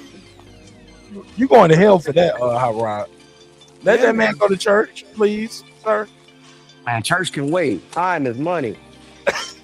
You know, minding your own business cures a lot. It's a miracle cure. Right. Asking that nigga, why you on that work yesterday? I ain't get no pussy. You don't get no pussy. You want him to lose his job and go not your person, God. That nigga trying to say that. Yo, how you the co-worker checking the nigga about his attention? Nigga say, yo, you the co-worker checking the nigga about his attention. Yo, homie, where you been last 2 days? We hold everybody accountable here, man. Show your ass up. Shit. Rod's one of the workers that thinks he's the manager, but he just got him the Oh my God, bro. They gave that nigga the password one day. The password. They gave that nigga one password, one door. That nigga can go to the pot closet and then he's special. Hey, boss finally gave me the password. Here, I'm the boss. Boss finally gave me the password to the suite. Nigga got the password to the supply closet. Oh man. Charge around the motherfucker. Don't shit move around unless I cut it. Oh damn. That nigga the king of New York of the warehouse. He said king of New York. When the CEO ain't here, I own this shit. Yo. Hey, look, God, boss not here today. Oh, God, he not. He said I am boss today. Y'all pretend I'm Donald Trump in this motherfucker. Yo, that nigga Hot Rod said if a pallet or forklift move, I want in. Hey, look, you guys took long lunch breaks while I was going. You got fat. I'm back. It's my turn. That nigga went in there. That nigga went into the break room, broke up the Domino's game, gave them niggas a ball speech. He was like, hey, get all y'all bitch asses out here before I tell Frank to rewind the tapes tomorrow. That's why the homies don't invite you to the cookout, Rod. That's why everybody goes to the cookout and Rod's left out. Hey. That shit is funny. Oh man. I don't care what y'all think in the chat. That shit funny to me, nigga. I'm laughing my ass. No, it's me. Oh Lord. Oh God. I'm about to be here like 13 hours too. Oh man. So you gonna watch the fight from there on your phone? What time does the fight start? Like, are we in the afternoon? That's what I was about to ask Anthony Joshua Jr. that was on the show earlier, but that nigga ran off. Look, we had Anthony Joshua Jr. up here, and he gave us a good breakdown. But I'm looking it up now. Everybody kept telling me that shit was going to be in the morning, but it looked like that shit about to be in the afternoon. Yeah, it's an afternoon for you guys, Mark, and for us it's like a late, like in the evening. Yeah, that niggas kept telling me it was. So after 5, for us, Spiro? It starts at like at 5. The main one starts like at 5. The main point. Oh, I'll be off by then probably. He was trying to tell me that shit was gonna be like 3 in the morning. Air time. I was like, hell what? no. I said, no, that don't even make no sense. Which one? I said that's very abnormal. Right now it's 2 in the morning over there, Mark. No, it should be like 3 or 4. So the fight gonna be like 3 or 4 our time over here, right? Yeah, it's 2 in the morning over there right now. No, excuse me, 2 in the afternoon over there. Yeah, remember, not ready, NR. Return to Hub X. All right, yeah, it's 1:30 in the afternoon in Saudi Arabia. 1:18 according to the internet. Yeah, well, let me refresh my phone. Yeah, 2:18. 2:18. Excuse me. 2:18. 8 hours ahead of Atlanta. Yep. I just put local time. Yep. But she still got to scan it. Hey, how right? Hey, look, I'm gonna meet you while you boss talking your coworkers over there. Hey, Rod, make some of that stuff fall off the truck, bro. I'll pay you good money. Nah, don't get that nigga fired, bro. He got a good job. And he had ain't gonna do that. Hell no, Piro, you tripping. Yeah, that nigga trying to get you fired. Yeah, I'm trying to move up. So I'm fired, bro. I'm just trying to get all right. Tell him we in I'm trying to move up so I can make $3,000 a week. Like George and Weezy, bro. Hell yeah, nigga. Hey, I just came in to inform you that the first fight on the main card starts at 6 p.m. Eastern. Okay, 6 p.m. Eastern. Noakes and Mason is 6 p.m. Eastern. Yeah, I knew that shit wasn't right. Niggas talking about 3:30 in the morning their time. I was like, no, it's 3:30. It is 3 in the morning. It is 3 in the morning Saudi time. Yes. When the Norman and Haney fight is, it'll be 3:30 their time and 8 o'clock here. Because they're 8 hours ahead of us. They ain't fighting 3. I said what I said. I'll be back again if you ain't done. Thanks for the drive-by. Hold up. Thanks for letting us know something we can find out on our own. Hold up. Stop it. Okay. And I had some smoke for Brim too. And for you, Mark. You got smoke for Brim? And you too. And YouTube? No, and you as well. And Mark Nash as well. Mark Nash as well. Me also. Okay. Well, you see the eternal flames in the background, my brother. Throw me in them if I'm supposed to be in them. So what's up? What happened to that Keith Thurman Fundura fight? Checkmate. What about it? I don't even remember what happened. Y'all were like, oh yeah, see, it's happening. Blah, blah, blah. Brim is like, I already know it's happening, bro. I got my sources. Whoop-de-whoop. Next thing you know, what happened? Like always, somebody got injured.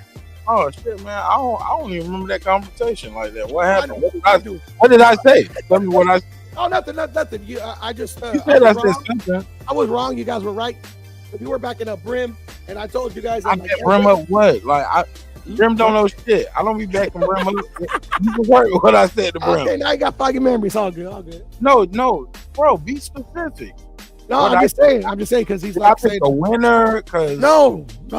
We were talking about like who Keith Thurman is gonna fight, and I was saying like Keith Thurman ain't fighting nobody. He's just talking, and then Brim saying no, they got the fight signed, and then you looked it up. It's like, oh yeah, it got signed, and I'm like, okay, I stand corrected, and then next thing you know, Fundora got in. But anyways, I'm petty. That's all.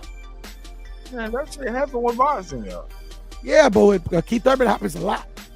But this wasn't Keith Thurman getting injured though. This is Fundora getting. That's what they tell us.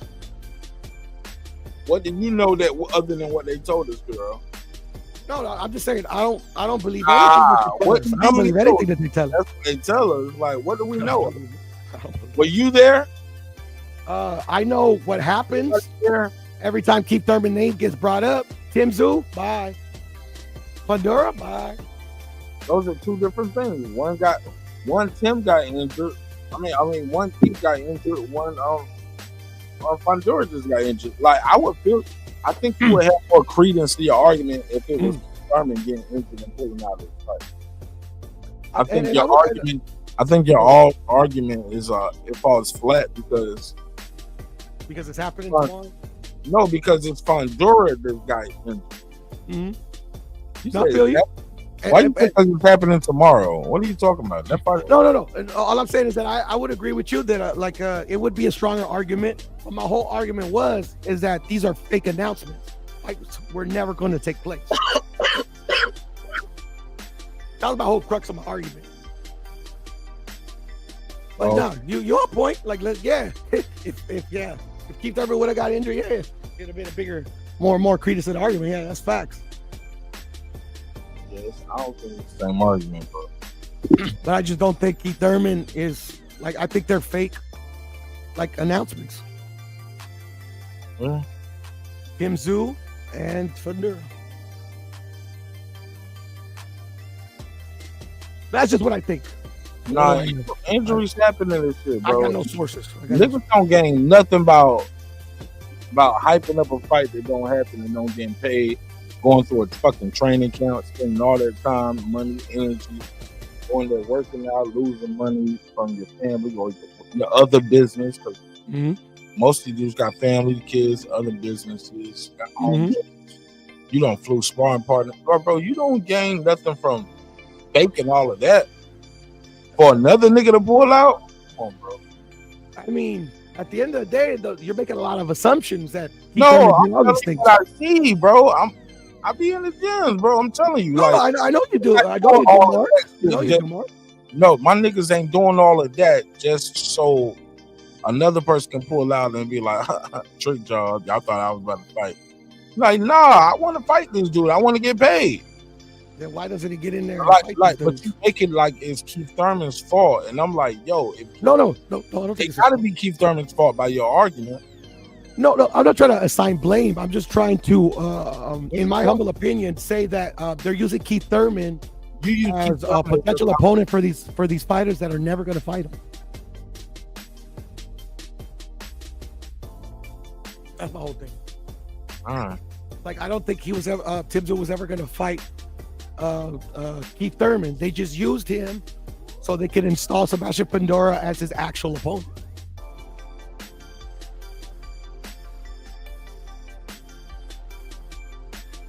That's all. For me. I'm on that. And I'm a one-time fan, but like, that guy is retired, fellas. I'm telling you. Nigga, you don't just conspiracy shit right here. No, it's not conspiracy, bro. Like, Fondura, like, literally, you have to do it that way or it don't make sense. Hold on, how about this? Go ahead, brother. Actually, you're right. It's not a conspiracy because usually conspiracies are based in some kind of fact. This shit right there, you just added a whole narrative. Shit. We pointed out that it's not even the same. It's not even the same fighter getting injured. He got injured one fight, his opponent got injured in another fight. But we can also point to times where he got injured and he still fought the guy. You have nothing for that. No, but that doesn't apply in this case because Keith Thurman hasn't fought since he fought Barnes. He got injured, still fought Sean Porter. You know what I'm saying? Got injured, still fought. It was another fight. Who was it? Mario. Yeah. Or the Jarvis. But you're talking about when Keith Thurman was like somewhat active. Like, he's not that no more. No, bro. I went from old Keith Thurman to like he's been inactive for a long time, bro. Like that Sean Porter fight when he fought Sean Porter, inactive. Took the got injured in the car accident. Took a lead, came back and still fought. You know what I'm saying? And then that was like what? 4 years later, he fights Barrios? No, I'm just saying. In between that, he had some. No, before he fought Barrios, he had a layoff. He had the Pacquiao fight. He had a layoff. Pacquiao. Came back and fought Pacquiao. No. He fought somebody before Pacquiao, and he didn't look that good. Jarvis, was it Jarvis? Oh yeah, he fought. I remember. Brock Jarvis was after Barrios. No, before Jarvis. No, before Pacquiao. He fought before Pacquiao. He didn't look that good, and their next fight was Pacquiao. Who did he fight? It wasn't Jarvis. Jarvis was recent. Yeah, it wasn't Riverside Rocky. That's who it was. Or yeah, see, that's an old. That's who it was. Man. Like Riverside Rocky hadn't fought since like. So you fought him, and then you got the back, and then Pacquiao fought you. But you have been out of the ring for a long time. And then you fought him, and then jumped right into a Pacquiao fight. Because of his injuries. Because Keith Urban, unfortunately, because I'm a one-time fan, injuries derailed his career. That's what I'm saying. Like, so when I said what I said earlier about homie having mad injuries, it's like he jumped from here to there. No, he had mad injuries and mad layoffs before that. He had a long ass layoff before the Riverside Rocky fight. No, that's a fact. Got hurt in there with a body shot. Ended up winning, but he got hurt bad with a body shot. Yeah, he admitted it himself. Yo, bring him back to somebody else was like talking about earlier. He was like, Mark, Yarde gonna do good in this fight. So this is the first time he had, I think it was Lisa Bell. He was talking about it. Because he had well, she didn't say he's gonna do good. She was like, but it might look different. And I was like, yeah, but damn, man, it's your third time. You just now getting strength and conditioning coach? I'd be shocked. So many fighters don't have like meal prep and nutritionists. I'm like, damn, you fighting for millions of dollars. Or you might be a fighter fighting for tens of thousands of dollars. Hundreds of, knowing that this leads to millions. Yeah, but strength and conditioning brings PEDs. You know, that's scary. Good point. Yeah. I see a fighter be like, yeah, I don't really want to work with these dudes because, like, yeah, they're good at what they do, but then they also give you these supplements that a lot of times, you know, can get you in trouble.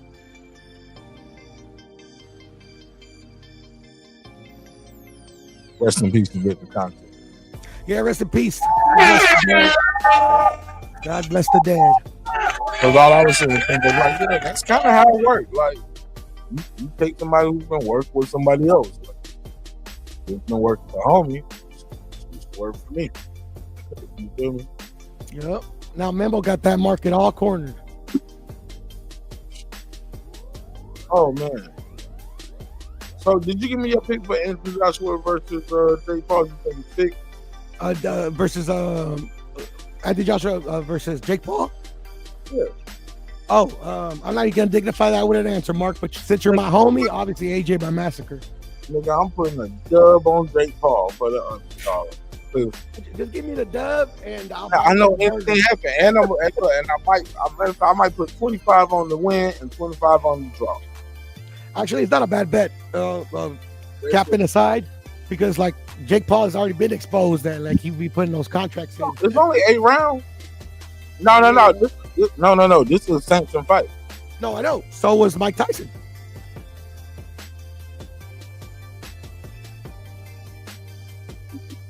So now we're going in a circle.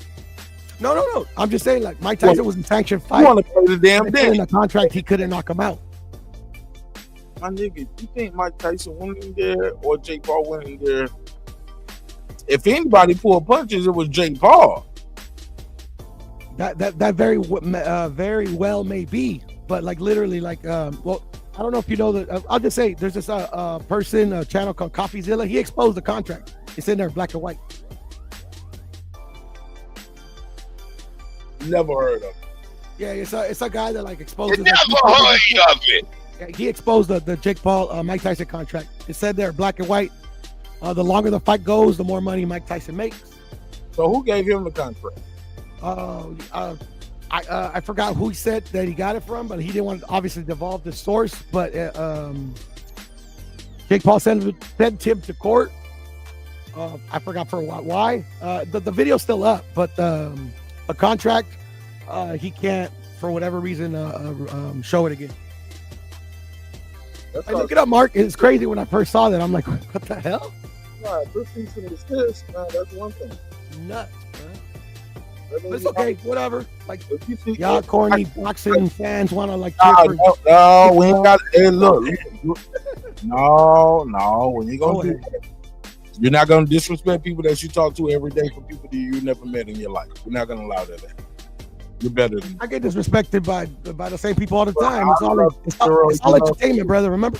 But at least you can pick up your phone and call me. You can't call none of these niggas. Let's relax. Good, but then they stay quiet like a church mouse. Yeah. We having a conversation. We ain't got to go that far. Come on. Oh no, I'm not. It's not you. I'm talking about the goofy ones. You ain't goofy. You talking to me? Ain't nobody else on the phone. No, but obviously, well, I mean, maybe you see yourself as that. I don't. I know I'm not. There it is. That's What are we really talking about then? because you're on the phone with me. You're not talking to everybody. I apologize for calling you a goofy boxer fan. But that shit don't hurt my feelings. So. it kind of sounded like it did a little bit, but like I said, I apologize. No, because now we left the conversation for what we was talking about, and the person who presented the information, and we citing the sources. You just name calling. No, to regulate anybody who might just be listening. While I'm asking you about what you got the information from. Let's go back there. What's up? Does it like what other articles and breaking news have these people done? Because the CoffeeZilla guy, if you go to his channel, he's done a lot. Like big ones, like not just like YouTubers that are capping and stuff, but like actual like companies and like frauds and stuff. He it's a good channel. I don't watch it a lot because like like only the boxing stuff like obviously concerns or like draws my interest, but it's a good channel. You said CoffeeZilla? CoffeeZilla, sorry, yeah. I'll look it up, Mark. I think actually, especially you, like, because since you like real good content, I think you would like it. Yeah, I don't like conspiracy theory with no. No. He's not a conspiracy theory channel. He's like an investigative reporter. He just calls himself CoffeeZilla. I think you like it, bro. Hey, I put you on the Wi-Files, bro. You never look back. I did. I looked a couple of times and I left. I went back to watch. Actually, no, that's not cap. Yeah, that was a couple times you did. Yeah, no, I remember. Start watching Power. But that's an actual conspiracy, the Wi-Files and stuff. Yeah, some of it's some good shit though. Yeah, for sure. I watched a couple of his shows. Yeah. He's getting too big for his britches though. Now he like teamed up with that one military dude, and they full on conspiracy now. Okay. Yep. All entertainment, right? All the time. Yeah, man. But I was gonna tell you, Mark. You should have busted the drop. Go back to your country. For who? For me. Nah, man. You ain't no country. You born in America. You home. I know, bro, but you put it on. You like Jake? You like David Benavidez. You don't even want to be American no more. Did you see that? I mean, I'm always gonna be an American, no matter like who tries to take that away from me. Of course, because if somebody try to come get you, you know who to call. Donald Trump, baby. Shit. If somebody's gonna try to get me, they gotta think twice.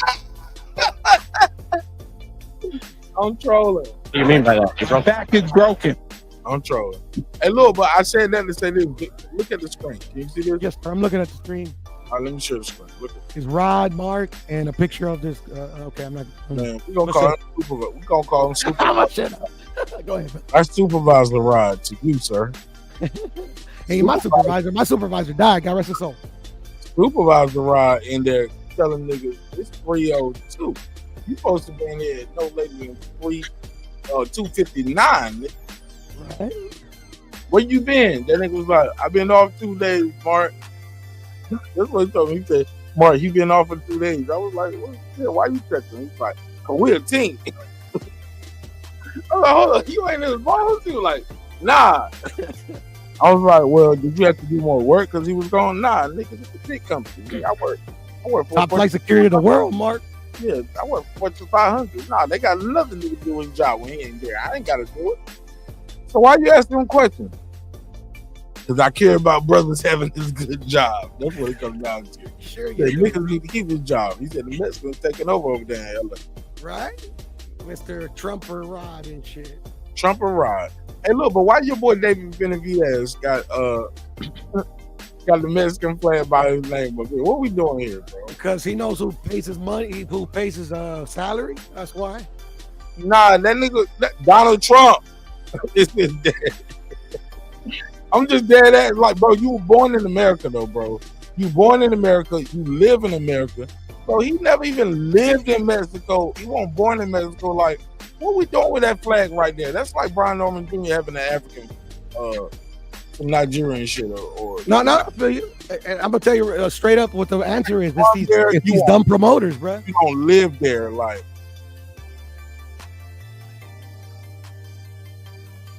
You're coachable. That's what coach. I'm sorry. Go ahead, brother. I ain't gonna lie. I like Dave Benavidez, but come on, man. Yeah, I liked him a lot too. Like past tense. Like Dave Benavidez, you don't want to be American no more. Nah, bro. Dave Benavidez is a clown. I don't really like clowns too much. Bro, that hurt my feelings when I saw that. Cause I'm an American. I'm a veteran, bro. Yeah. Dave Benavidez, you one of me, bro. You one of us. And respectfully, America, bro. Come on, bro. I get it. Your nickname, the Mexican Monster, but you don't have to change your flag, bro. You dropped your flag. And check this out, Mark. He's not even the Mexican Monster no more. He dropped off the Mexican part. Oh, he's just the monster. Yeah, because his grandma felt a certain kind of way, which is cool. I get it. He's the Mexican Ecuadorian monster. He's the Mexican Ecuadorian American monster. Yeah, a lot of people clown him like that, you know. Ecuadorian American monster. Yeah, that's a beautiful thing, you know. Like, you know, I'm the first person to be like, yeah, man, you know, embrace He's the man. Where you come from, you know. Yeah. You know, but people like to troll him, you know. Damn, man, I get. So he just cut the American flag off. I don't think he did it, Mark. I'm telling you, it's the promoter, bro. He did the same thing to Andy.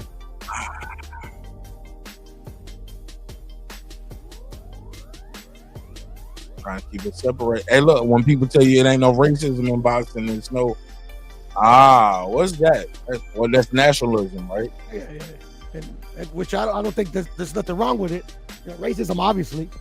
But I hear where you're coming from. But bro, you make it like that when the nationalism is so obvious, and you just want to. Hey, look, you just cut out all your black fans when you do that. That's not true. That's not necessarily true. I don't think. Nah, bro, it's more of us than America that's been rocking with us than more black African Americans in Mexico that's been rocking with them. Yeah, but you also got to realize too. I don't know. Maybe you think about it differently. America don't rock with the African Americans, bro. No. But he got the way he had from being an American, bro. He's an American citizen, bro. He got the way he had by being a clown. That's where he got the way he had. Great, mom. And that's, you know, win stupid games, stupid prize. How does that saying go? Yo, shout out to my dude. Play stupid game, win stupid prizes, bro. There you go. UD, call in, man. I got some music, man. I want to play game before I get up out of here, man. I want to play some beats, man, for y'all niggas. Well, play the beats, bro. I play some beats before I get up out of here, man. Yeah, man. Anybody got any final predictions? Anything else we want to talk about with the box? Oh, did we talk about Canelo versus Bud? Possibly? We haven't. I've been waiting too. I bet. I knew you were. Cause you a super Bud fan, so you know where else would I talk about it? Am I? No, I mean like he glazed Bud like a whole lot, but I get it. I get it. He gave you access one time, so I get it. No, see that's what them niggas do. Them niggas get access, and they just go crazy. I'm messing. Never forget, Puro. Remember, I came in this game with access. You know what I'm saying? There it is, bro. And look at me. No access whatsoever. These fighters don't even know I exist. I came in the game. I was already Martinez when y'all met me. You know what I'm saying? This ain't no cool. But I get respect in these YouTube streets. I didn't make up a name, Martinez, the boxing intellectual. I know, right? I be making fun of that too. Yeah, I didn't create no new name. You know, bro. A historian, like moniker, don't even know nothing. I know it, man. Yeah, I never did nothing. Yeah, because they say the imitation is the best form of flattery or something like that, but some people take it too far is what it is. I disagree. I think compensation is the best form of flattery. Pay me. That's because you're a capitalist, Donald Trump. Pay me for stealing my shit, my nigga. Like, Hey, viewers and listeners, we're losing Mark to the dark side. Get him back for me. Nah, I can't be bought. I'm good. I can't be bought. Everybody can be bought, bro. And it's not always money. God bless me too much, bro. I'm gonna be all right regardless. Always money, bro. No, I can't get. Not for these prices. Like, people can buy me with pussy, not necessarily money. I'm just gonna keep it a buck. Responsibility. She decided to run that nigga over with my car, but we would appreciate. Would you want to go to Dubai, maybe? Yo, what the hell, Puro? Yes, sir. You said you can be bought with pussy. Yeah. I mean, not as much as I used to be, because like I'm, married and I ain't trying to lose my daughter. That nigga said not as much as I used to be. Yeah, bro. Like, that's one of my Achilles heels. That nigga's like, hey, look, he said I still can be bought for some pussy, just not as much as I used to be. Nah, because I got a daughter, I got a lot to The lose. price changed, Puro. The prices went up. How did they used to pay you off in pussy? You got to tell me. I'm just saying they could. Like, I would do something that I normally would never do for that.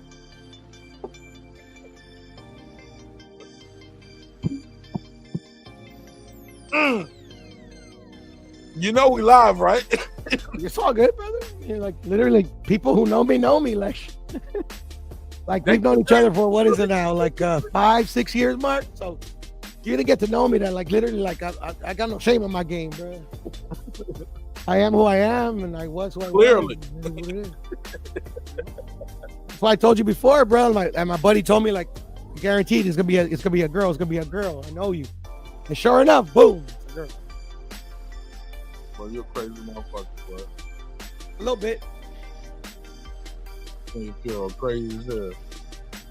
Somebody said trying to tap in. Call in, or you trying to call in or click the link. Hey, let me tell y'all something real quick. So if you're watching, some of y'all are watching vertically, some of you guys are watching horizontally, right? So the way you do it is you can go click my channel, go to the horizontal version, and there you go. Boom, there you go. What's up, champ? What's going on, my G? What's good with you? Ain't shit, man. Cooling, man. What's your pick so I can play some money on them? What up? What's popping with you? Say what now? I said, what's your pick so I can play some money on them? Oh shit, man. I got David Benavidez. But if you want to play around with some odds, like, I wouldn't tell you to put no house on nobody. How about this?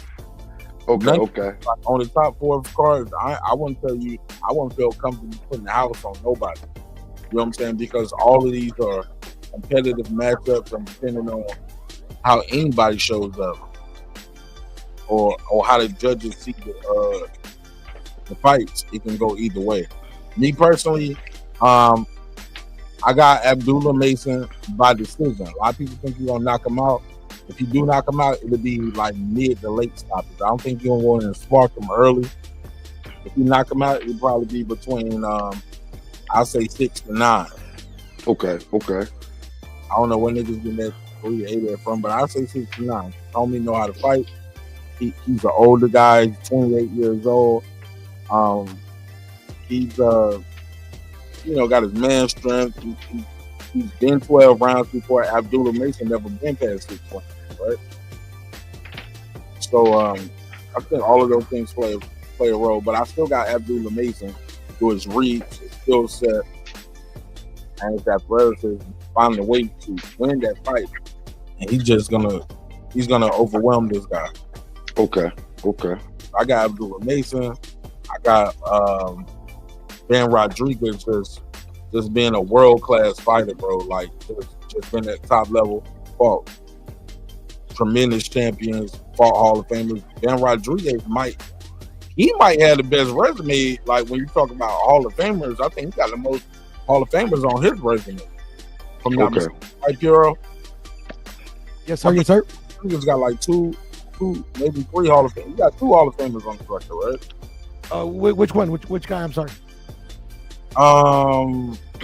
Chocolatita. Bam Bam. You talking about Bam Bam? Yeah.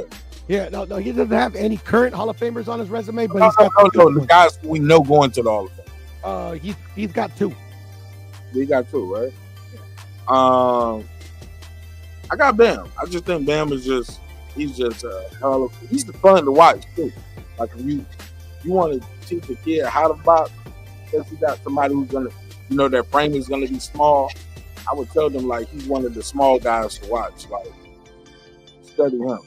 Of course, I got Brian Norman for obvious reasons. That's Bam. I've been in sparring camps. I've seen him training.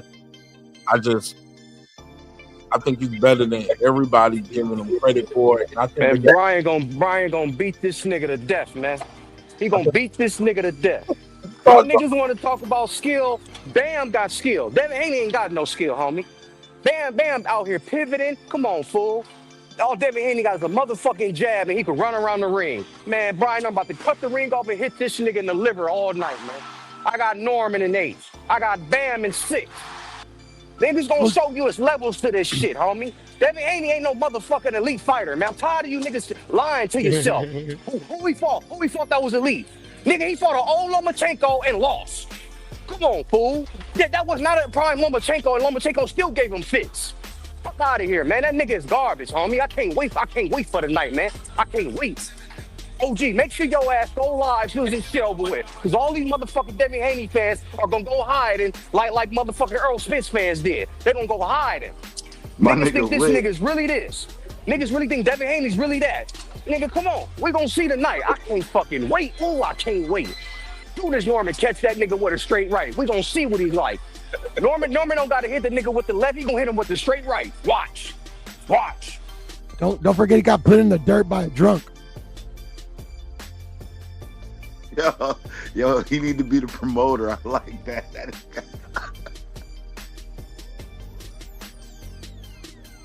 So what's good with the music, man? You say you had some music. What you got? You want some beats? Yeah, what you got? You made them? Yeah, I made all these shit. Bro, if they fire, you gotta send me one. For sure. At least that's what he tells us. What? I said, at least that's what you tell us. Tell us what? That you make the beats. Oh man, you think I paid for all this shit around for nothing? No, I don't know. To be honest. I give him the music. I give Mark that. Hey, my nigga, I got some headphones coming in today. Them shit cost like $700, bro. Just my headphones, bro. I invest into myself, bro. I don't play with my sound. Hey, look, y'all always pick on me on the show. Y'all call me an audio snob all the time, right? Mm-hmm. Yeah. I got them. You're not as bad as you used to be, but yeah, you're the ultimate. Hey, look, I started getting at my wife about losing weight when I realized I was gaining weight. You know what I'm saying? I was like, hey. One day she said, nigga, you ain't got the abs no more neither. I was like, you hurt my feelings. If you ever had them to begin with. No. She know. And y'all know. Y'all seen pictures. This shit is online. Since the MySpace. Hey, look, I was going back to the MySpace days. Hey. The golden years. I was like, yeah. I tell you this though, Mark, I've never in my life had abs. I've always been the chubby kid. But I tell you this, I don't whip your ass. Bro, people treat you different when you're in shape. That's why I'm back. That's why I'm back in the gym right now working out. Yo, people treat you different when you're in shape. Everybody treats you different. People just started asking, what you been doing, man? Like, what's been going on? But excuse me. I had a hell of a run earlier this year, but I ain't gonna lie, this summer, I ain't gonna lie, I started getting all my weight back this summer, bro. It's fall. Do crystal meth, bro, to help you out. Yo. No. It never hurried up it. Yo. Yo, Kira. Nigga. Silent. So weird. Nah, but I play a couple beats for y'all real quick, man. I do want to know what y'all think though, so I play a little tester. That's cool. Do it. Let's do it, man. Man, let them shits ride. Let me turn this. Let me cue it up real quick. And before you start, do you know what a Les Paul is, Mark? Excuse me, sir. Do you know what a Les Paul is? A less off? Yes. What do you spell it? L-E-S? L-E-S-P-P-U-L Les No. Paul. It's a No, guitar from Gibson. It's like $5,000. No, I'm not a guitar player, so I wouldn't even. So I bought one, I don't know, like 10 years ago. I can't play for shit. So all those little doodads. Yeah. That's why my troll. I just wanted to explain my troll. Sample, bro. I ain't gonna lie. I got this MPC and I sample, bro. I just messing with you. I just right here. I just want to let it land, before you start it. But I know you're talented, Mark. Trust me. Like literally, I got attracted to your channel because of the bars you're spitting. I fuck with this right here. It's an MPC Key 37. Nice. It's about $1,000, but you can probably get for like anywhere between $8.99, maybe $6.99 on an open box. Maybe $6.99 now because they got an MPC live in it too, so they got the new MPC live. But this shit right here about, I'd say about $700-800. Bought it when I got it from Stack. Is that the one the white kid used in the Hustle and Flow to do the beat? No. This shit won't. Nah, bro. They just invented this shit. They just make this shit. So this shit is like, dope for niggas like me who wanted it. I got an MPC 4000, right? But it don't have keys, so I would have to fuck with the MPC and put it in Pro Tools or another DAW, which is a digital audio workstation DAW. So I would put my DAW. And then I would add keys to it, or I can add my keys to it and record them into the MPC, and sample them and chop them up and add my spices. What makes this shit so dope? I was gonna get the mini one of those. This shit had the best of both worlds. Cause this shit, if you like Fruity Loops, Reasons, Pro Tools, this shit you can do everything with this. I can plug a mic into this motherfucker and record a song. I don't even need a DAW. This has its own DAW built in. This shit is super dope, but it's touch screen too. You can be in and zoom in on like a phone. You can zoom in and tap, slide shit over. This motherfucker is crazy. For me, it's dope because I don't play keys fluently like that. Like I'm not a virtuoso, but I like notes and I like chords. I like sounds, and I chop up my own shit. But with this shit right here, I can do it, but also with the MPC technology. And I don't need a 61 keyboard, a 61 key like the MPC. I don't need that many keys because I'm a just transpose this and bring it down a notch. So if I need a lower chord, I'm gonna just drop the whole shit down with the you know what I'm saying, with the octave. Hit a button and drop the octaves. I don't have to slide all the way over here. Plus, I ain't got that much space in here. I don't need 61 keys. I'm not Zaytoven, my nigga. I'm not Michael Brian Cox. I'm not about to do that. I'm a Swiss Beats, Just Blaze, DJ Premier this shit to death. Also, Dr. J shit. Like, I need my record player over here for my samples. If I want to sample, I got my MPC and I got Pro Tools. And I got my controller right here. I got a big ass mix board, but I'm gonna add 8 more channels in. I can't wait for y'all to see the rest of the studio and hit these beats. Let me play these beats. Because what's the point of talking about all this equipment and that shit sound trash? Right? You wish, hater. My shit fire. My shit fire. I gotta give me one of those because I love Fruit Loops. I don't use Fruit Loops though. I use the MPC and Pro Tools. So I make the beats in MPC, and then I bring them in Pro Tools and I sequence it there. So I make the verse, the beat, the hook, the intro, the outro, and I put it all right there. But then I still put it in Pro Tools because I might want a low pass filter. I might want to add a voice sample.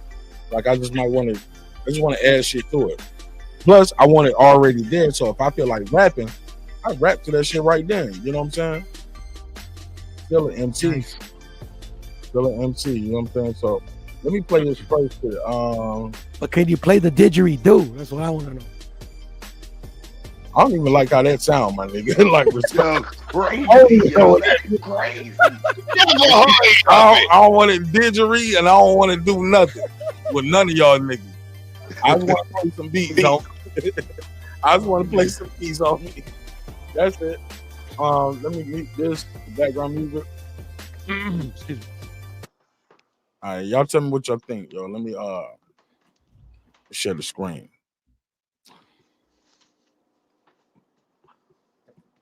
Even my new screen, man, I'm so excited for it to get here. It's gonna take a minute. I got that 49-inch joint, the wraparound joint. The curve joint. Yeah, it's like 49 inches, just a big screen. But you can Yeah. it up before, so you can multitask. So I can have y'all right here on this screen, have the StreamYard on this screen, have Pro Tools open. Like that shit craziness, especially if you got the processing power. I had a curved one, but I gave it to the wife for her mobile. She works from home. I'm sorry. Not big, but had. That sounds funny. So he said I had a curved one, but I gave it to the wife. Yeah, because she works from home, so she has two screens set up. Oh, I thought you were trying to be nasty. I thought it was funny. No. I know it's for the female fans. I'm just a big electronics guy too, just not on the music end, Yeah, I thought it was for the female fans watching the show. Y'all let me know what y'all think. Yeah, y'all let me know what y'all think. Usually, who that? My bad. All right, let me share the screen. Y'all let me know what y'all think. Boss talk.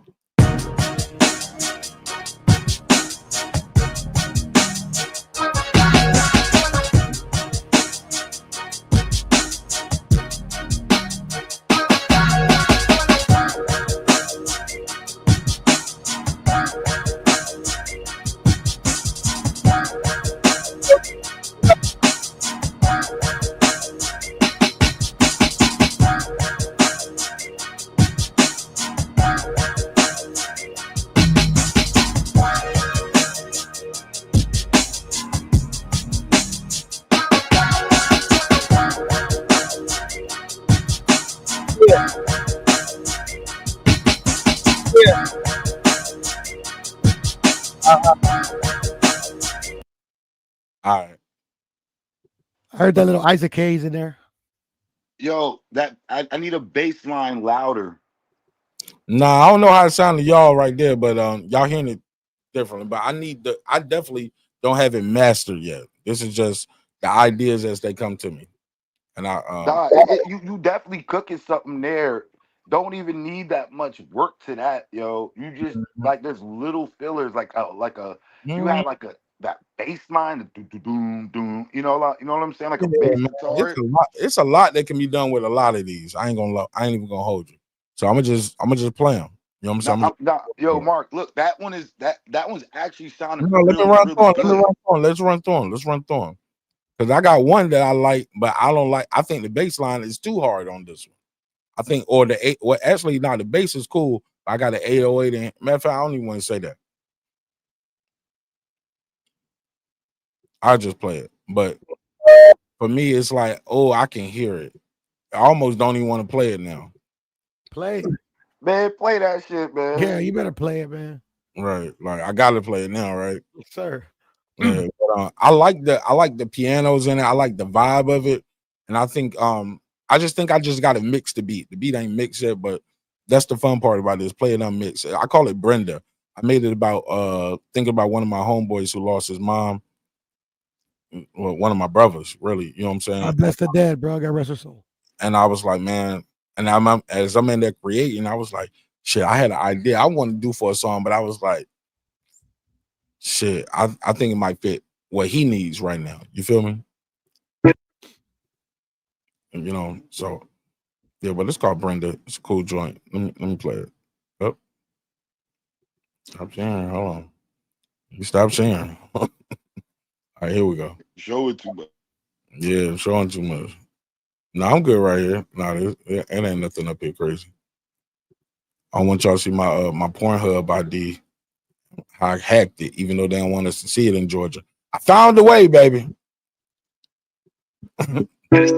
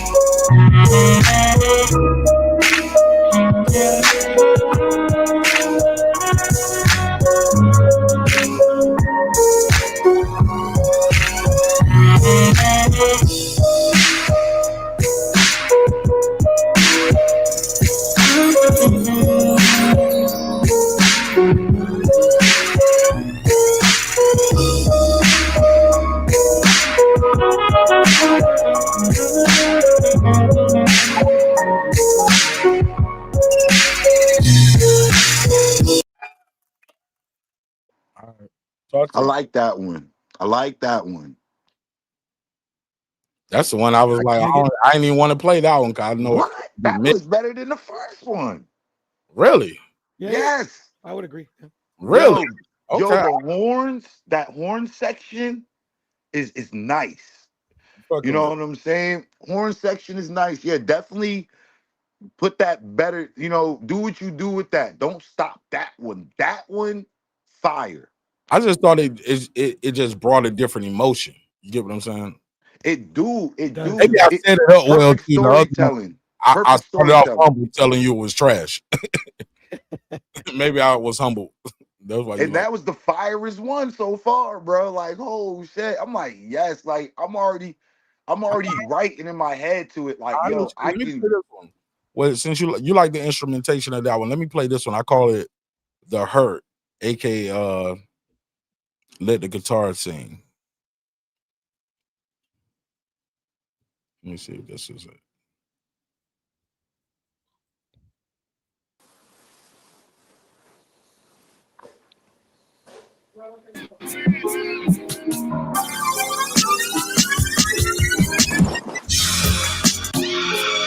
Yeah, Anthony Joshua. We're not doing that one.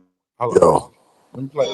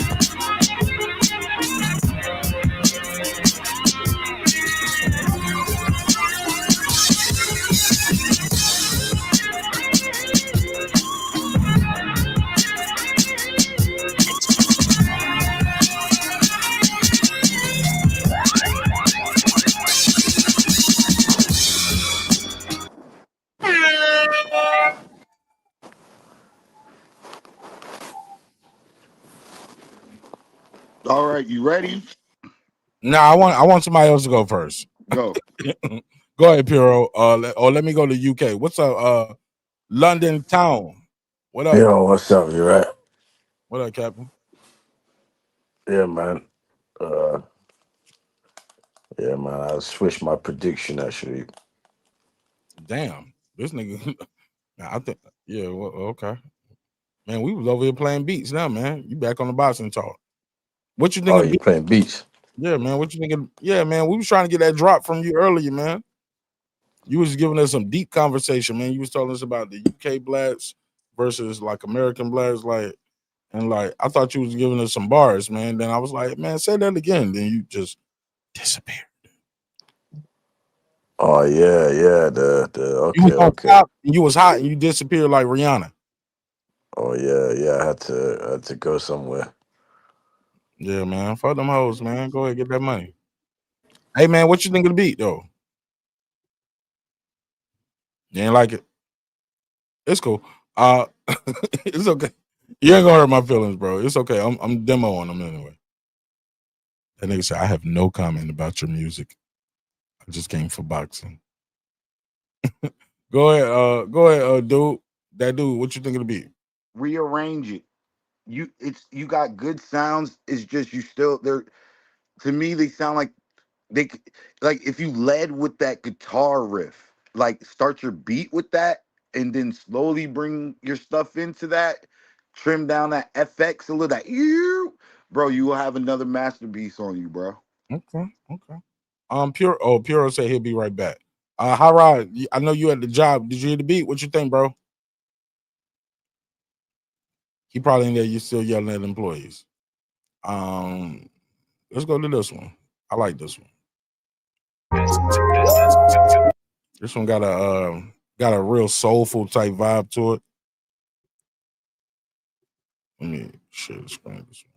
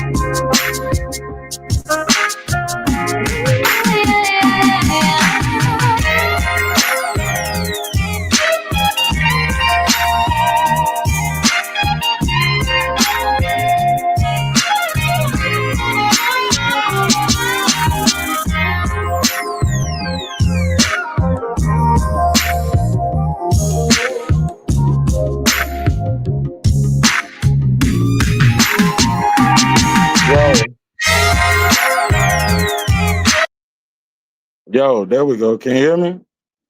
Fire. You fucking with it? Yo, fire. Fire. I appreciate that. Yeah, that shit was like I couldn't hear y'all no more. I want that beat. I personally want that beat, yo. How much you want for it? Don't put me on the spot. I want that beat. Call me. I want that beat. There we go. Can you hear me? Yeah, I can hear you. Okay, yeah, I had it. I mean, I hit the button over here and had my board so low. My bad. Yeah, don't put me on the spot asking me right down in front of God and country how much for the beat, man. Just holler at me. But let's work though. Let's definitely work. Let's definitely work. I got this joint right here. I want to know what y'all think of this. So it's a vibe. It's a vibe, right? I got something I was playing with, but tell me what you think.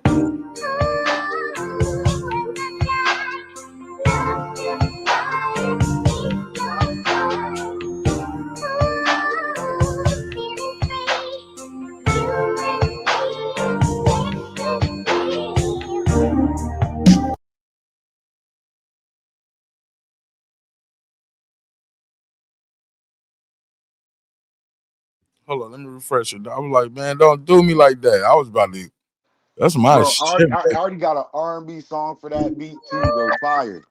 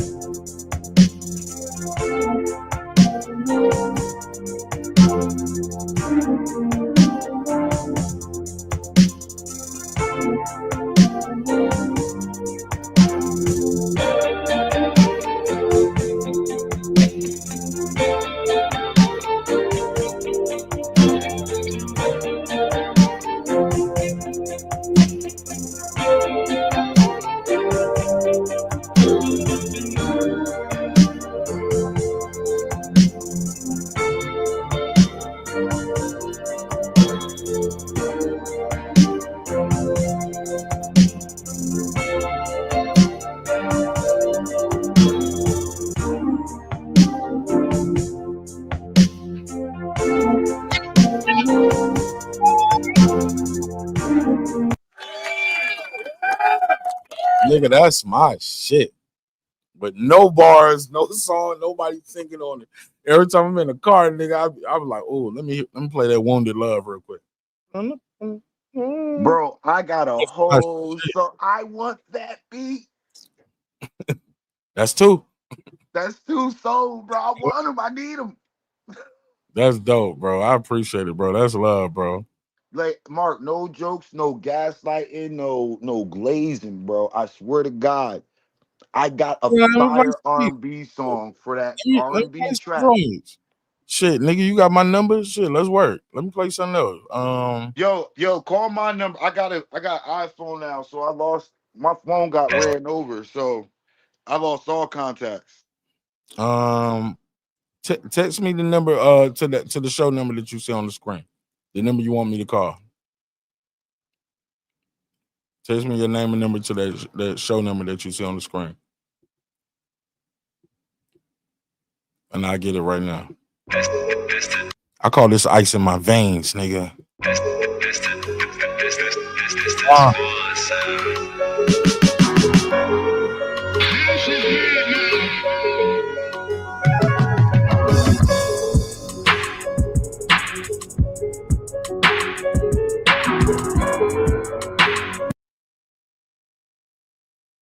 I don't know why I did that. You be doing that sometimes. You be like, yo, you gotta refresh me. You be like, refresh the super chat. This should be like, refresh the super chat, nigga.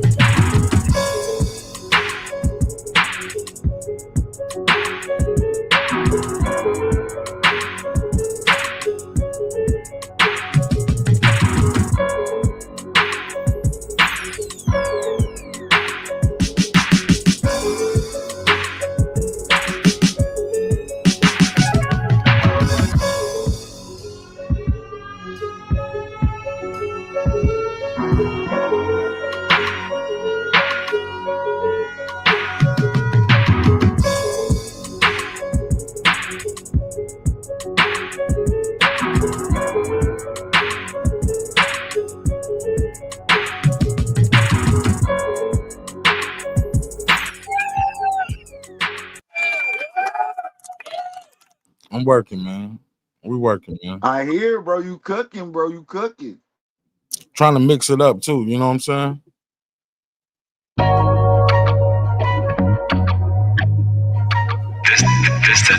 This that squad sound. This is me now.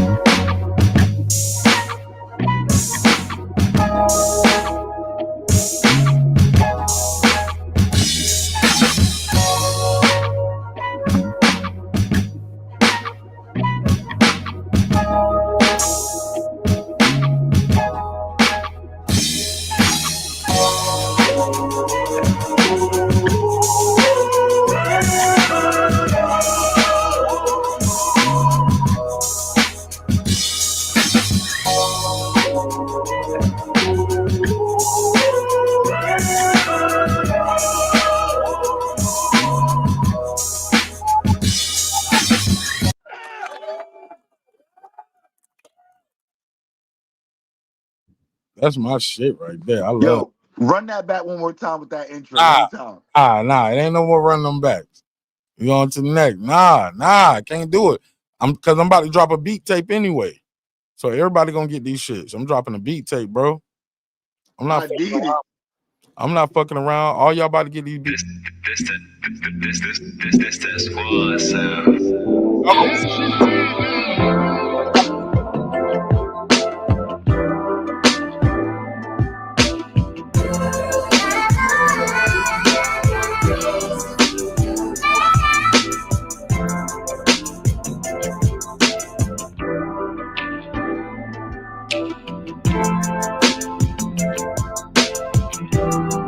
Nigga, what? Nigga, what?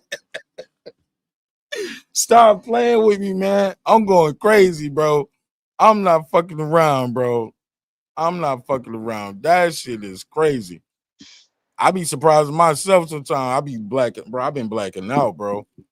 I'm not fucking around, bro. I'm not fucking around. So when y'all don't see me going live, like, damn, this nigga Mark ain't been going live. Yeah, Mark working, bro. I got a whole nigga. I'm cooking, bro. I got some shit. You been working. You been working. I got some shit. Listen to this shit. Yo.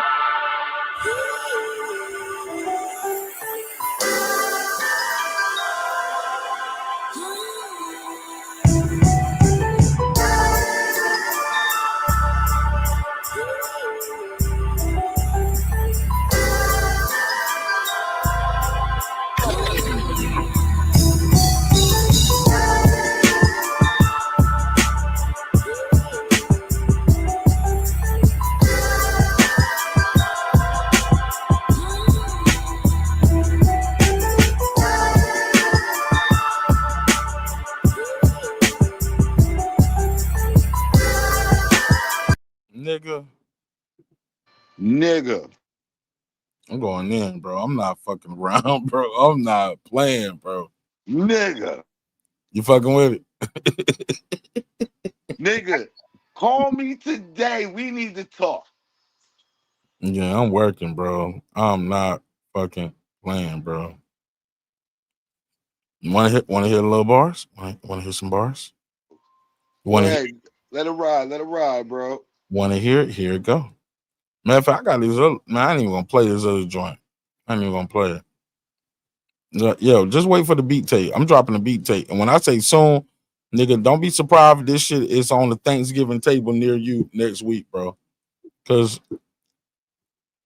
yeah, man, I drink big, bro. But I'm like, shit. I know the shit fire, nigga. You get what I'm saying? I know the shit dope. Nah, that shit fire for real. Like, you know, all of them. Even the one you might not have liked, it might not be for you, but niggas can't deny that shit dope. Like the instrumentation, the way I put that shit, man, I'm nice, my nigga. Niggas ain't just rapping, making beats, mixing, podcasting, engineering, shooting the video, like not like me. Now, everybody got their own style and everybody got their own thing, but one person doing it all, nah, niggas got whole teams, my nigga. Yeah, it's a lot. It's a lot. There's You know what I'm saying? over here, it's a one-man movement that doing it all, my nigga. I do it all. Shit, you always been one man moving it since I met you. Always, bro. So this shit crazy. I can't wait. I can't wait for niggas to see it. Bro. Stay right there. Let me end this shit. Stay right there. Right. Hey, it's your man Martin Nash breaking beats, man. I see y'all in a couple hours. We're gonna be doing a live stream for the fight, man. Brian Norman Jr. versus Devin Haney. My brother Brian Norman Jr., WBO welterweight champion of the world, will defend his title, man, against Devin the Dream Haney. And I can't wait for y'all to see it, how this shit plays out. And I will be here. I will be here because I put my face on this shit. You know what I'm saying? Like, this is me. Big Nash, my nigga. Like, I can't wait for y'all to see what homie finally do. People say he ain't fought nobody, he ain't this, he ain't that. All right. Well, we about to fight somebody this time. And we're gonna see how we look. So I don't know why that shit look that blurry, but it's okay. We're gonna figure it out. Peace.